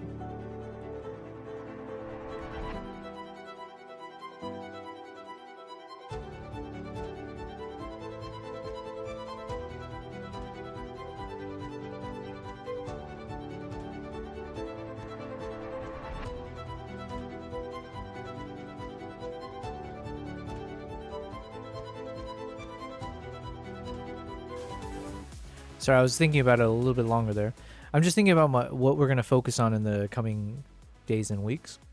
So yes, I need to focus on the photos. So like I said, the photos are a top priority, but I do think I should probably work on trying to make like a cinematic trailer of Japan as well,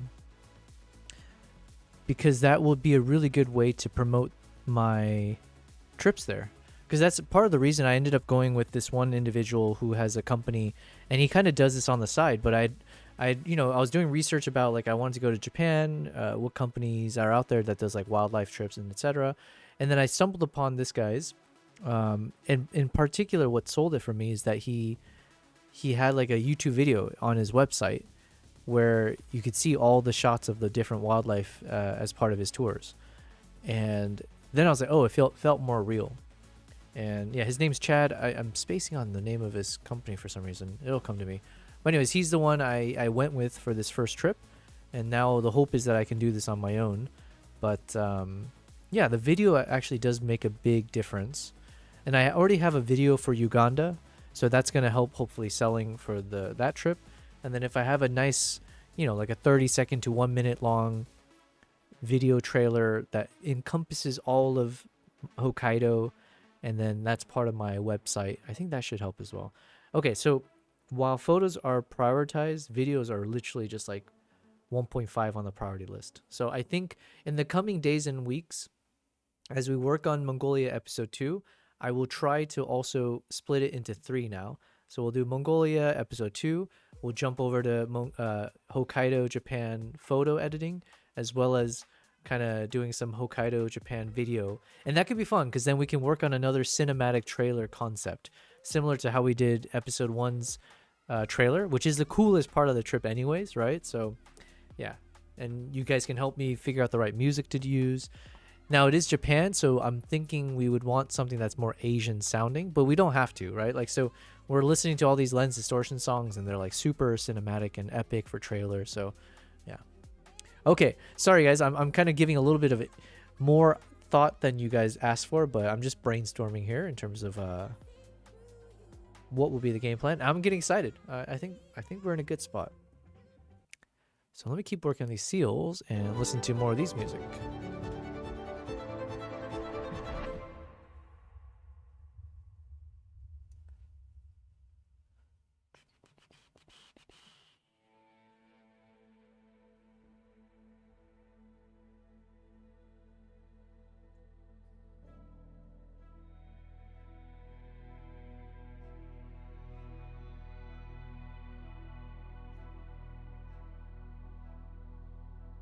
It's a goofy one.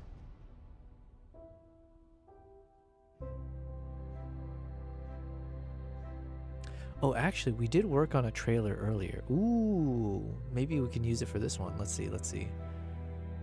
Where did we put it? It was under audio, potential soundtracks.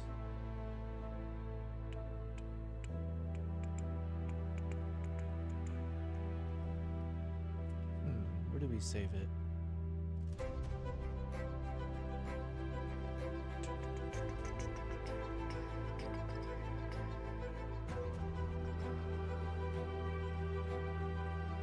Oh, trailer compilation. I think this is it. Just put it at the end.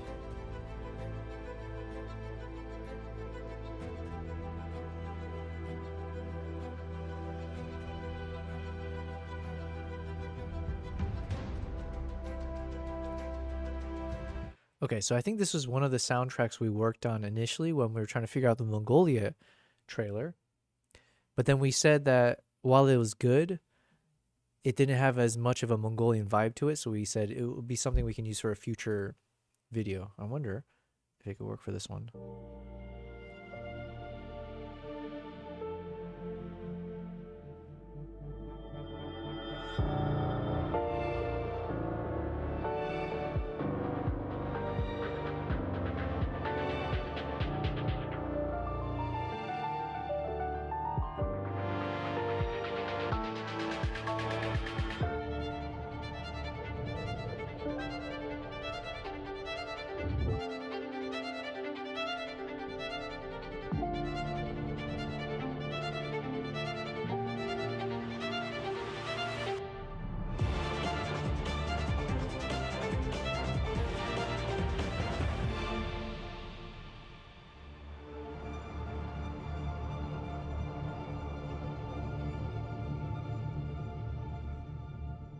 So I think some parts of it for sure would work, and it's got really good change of pace throughout.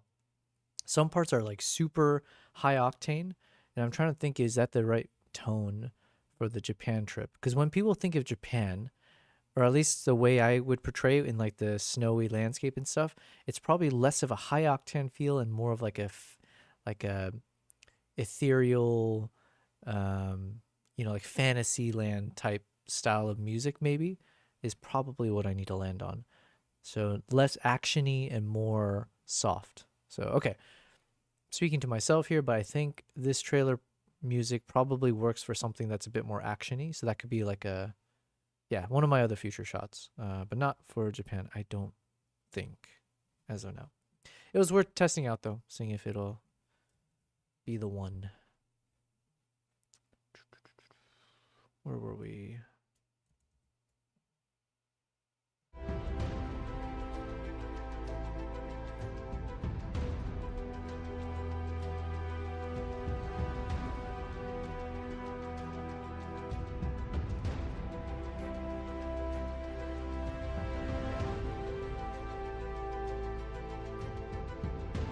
Okay, we're done with the seals. So then here's one of my clients, Dennis. But these ones probably won't make it because he's not holding a camera. So it's just normal shots.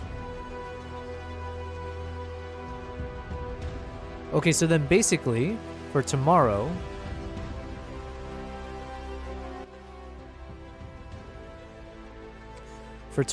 we can work on day 2 of Japan. Actually, I don't know. Kristen, you said, I think your instincts about the music are right.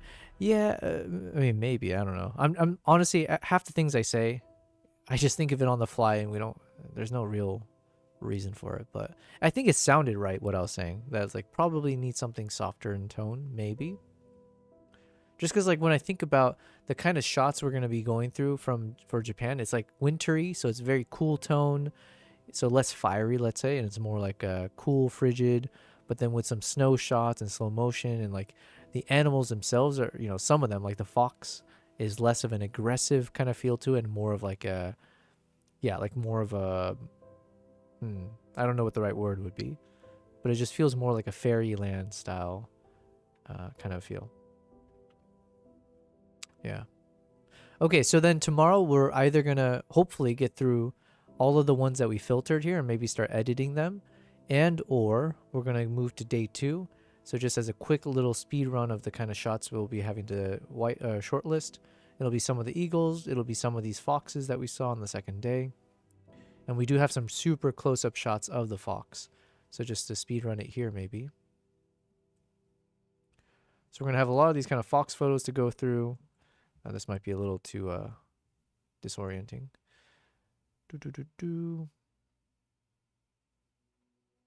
Yeah, one of my favorite shots. So one of these I've already edited because I actually used it on my website already. So this one I've already edited in its entirety, but we'll add a few more. Just make sure we get some really cool shots of the fox.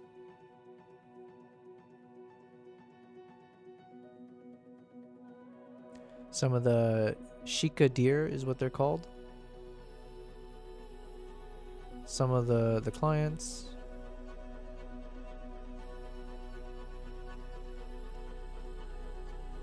Oh, you know what? And also I need to ask my clients if they can if they have any photos that they've edited, if they can send it to me where I can credit them or put in a separate section of my page. But I know they've taken some really good shots because a lot of my time when I'm with clients, I don't end up focusing too much all the time on taking the shot myself. I try to mix it up with trying to get shots of the clients taking the shots. Although this was a little bit different because I'd never been to Japan, so I did have to somewhat selfishly prioritize myself at times. But generally speaking, I would like it so if you're joining my trip, you are going to get the best shots, and I'm there just to get shots of you getting in the shot. So, Kristen, you said, I don't imagine a cold climate. Oh, wait, sorry. KG said, always come back on the fox. Yeah, welcome back to the fox. We finished all the sea otter and seal shots and the cranes from day 1. So I'm just kind of doing a little bit of a foreshadowing for tomorrow, or like a little teaser. So we're going to work through all these fox photos tomorrow. And we have changed up our game plan. So we're going to do 3 There's going to be 3 major things we work on every stream. Part 1 is Mongolia. Actually, I don't want to do the middle finger last. Part 1 is Mongolia, episode 2. Part 2 we're going to do is the photo editing of Hokkaido Japan. And part 3 will be editing Hokkaido Japan videos, specifically for like a trailer that we can put together. Like a 30 second to 1 minute trailer. So it'll be fun, because now we got to do the epic soundtrack selections and all that. Kristen, you said... Oh, wait. Oh, yeah. So then, Kristen, you said, I don't imagine a cold climate when I think of Japan, but softer musical tones would be best for that type of visual. I agree with you. The trip that I'm planning is all winter stuff, for sure. So I do need to... Yeah, so there's less to say about Japan, more to do with the climate. But you're right. So maybe, yeah, ideally, if we can find a Japanese song that would work for that, that would be the best. We'll see. KG, gotta make some emotes. It is fun. Yes, we're gonna have time in between to do the emotes. We'll probably do it as warm-ups maybe in the beginning of the day. I bet they appreciate you doing that. Yeah, I think so. I would hope so. I know so. Because they love, they're like waiting for the photos that I send to them of themselves. Everyone appreciates, if you're like a photographer, everyone knows that feeling as a photographer where you're the one always shooting but never being captured yourself. It's like the always the bridesmaid, never the bride type situation. So yeah. Kristen, this current soundtrack would go well with that more mellow vibe. The one prior, yeah? Let me see. Towards the end, maybe. Yeah, even this is nice. It's dramatic, but it's like a softer tone to the drama, and then it drops down, I think, towards the end here. This part is, I think, maybe what you're saying, yeah? Yeah. If this is the section you're talking about, I completely see it. It's a nice soft tone. Maybe we can mix in some of the drama if needed, but the soft part is actually potentially good. Once we increase the volume, I have it pretty low. KG said, the Highland cow with the rose Yogi made for me, and it means happy or cutesy, so the fox is cute. Oh, you have like an emote of it. Oh, are you saying you have an emote of that Yogi, or not the Yogi, the Highland cow? That would be really cool, by the way. I think this shot can be an emote, maybe. Because there's something about it where it's like, I'm coming for you type look to it. So it could be, I don't know if there's an emote that works for that. Exciting, it's like a mother too. Yeah. But anyway, so that's wait, is that the speedrun? Oh, a few more shots to go through. So we're going to have a lot of fun. This trip was so much fun for me, and, who doesn't love close-ups of foxes? Yeah, so this one literally came right up to me. And then it walks away into the sunset.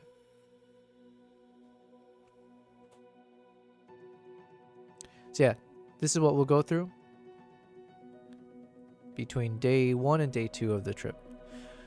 So hopefully that's something you guys will be excited about and you want to look forward to.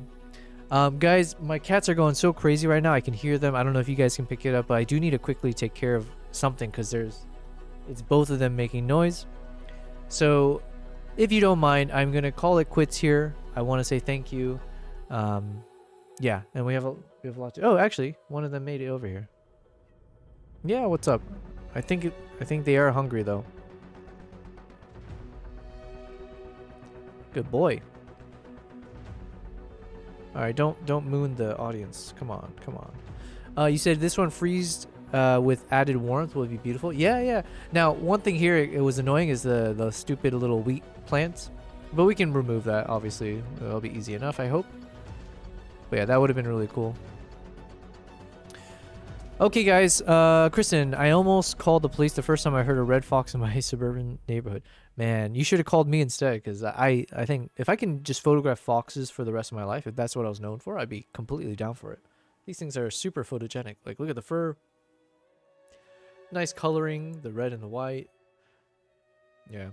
They're like basically wild, pretty looking. They're ginger dogs, basically, really. But yes, guys. Okay, so anyways, thank you guys. I am just gonna call it a night. I have my food ready for me as well, and I think I'm a little bit fried in the brain.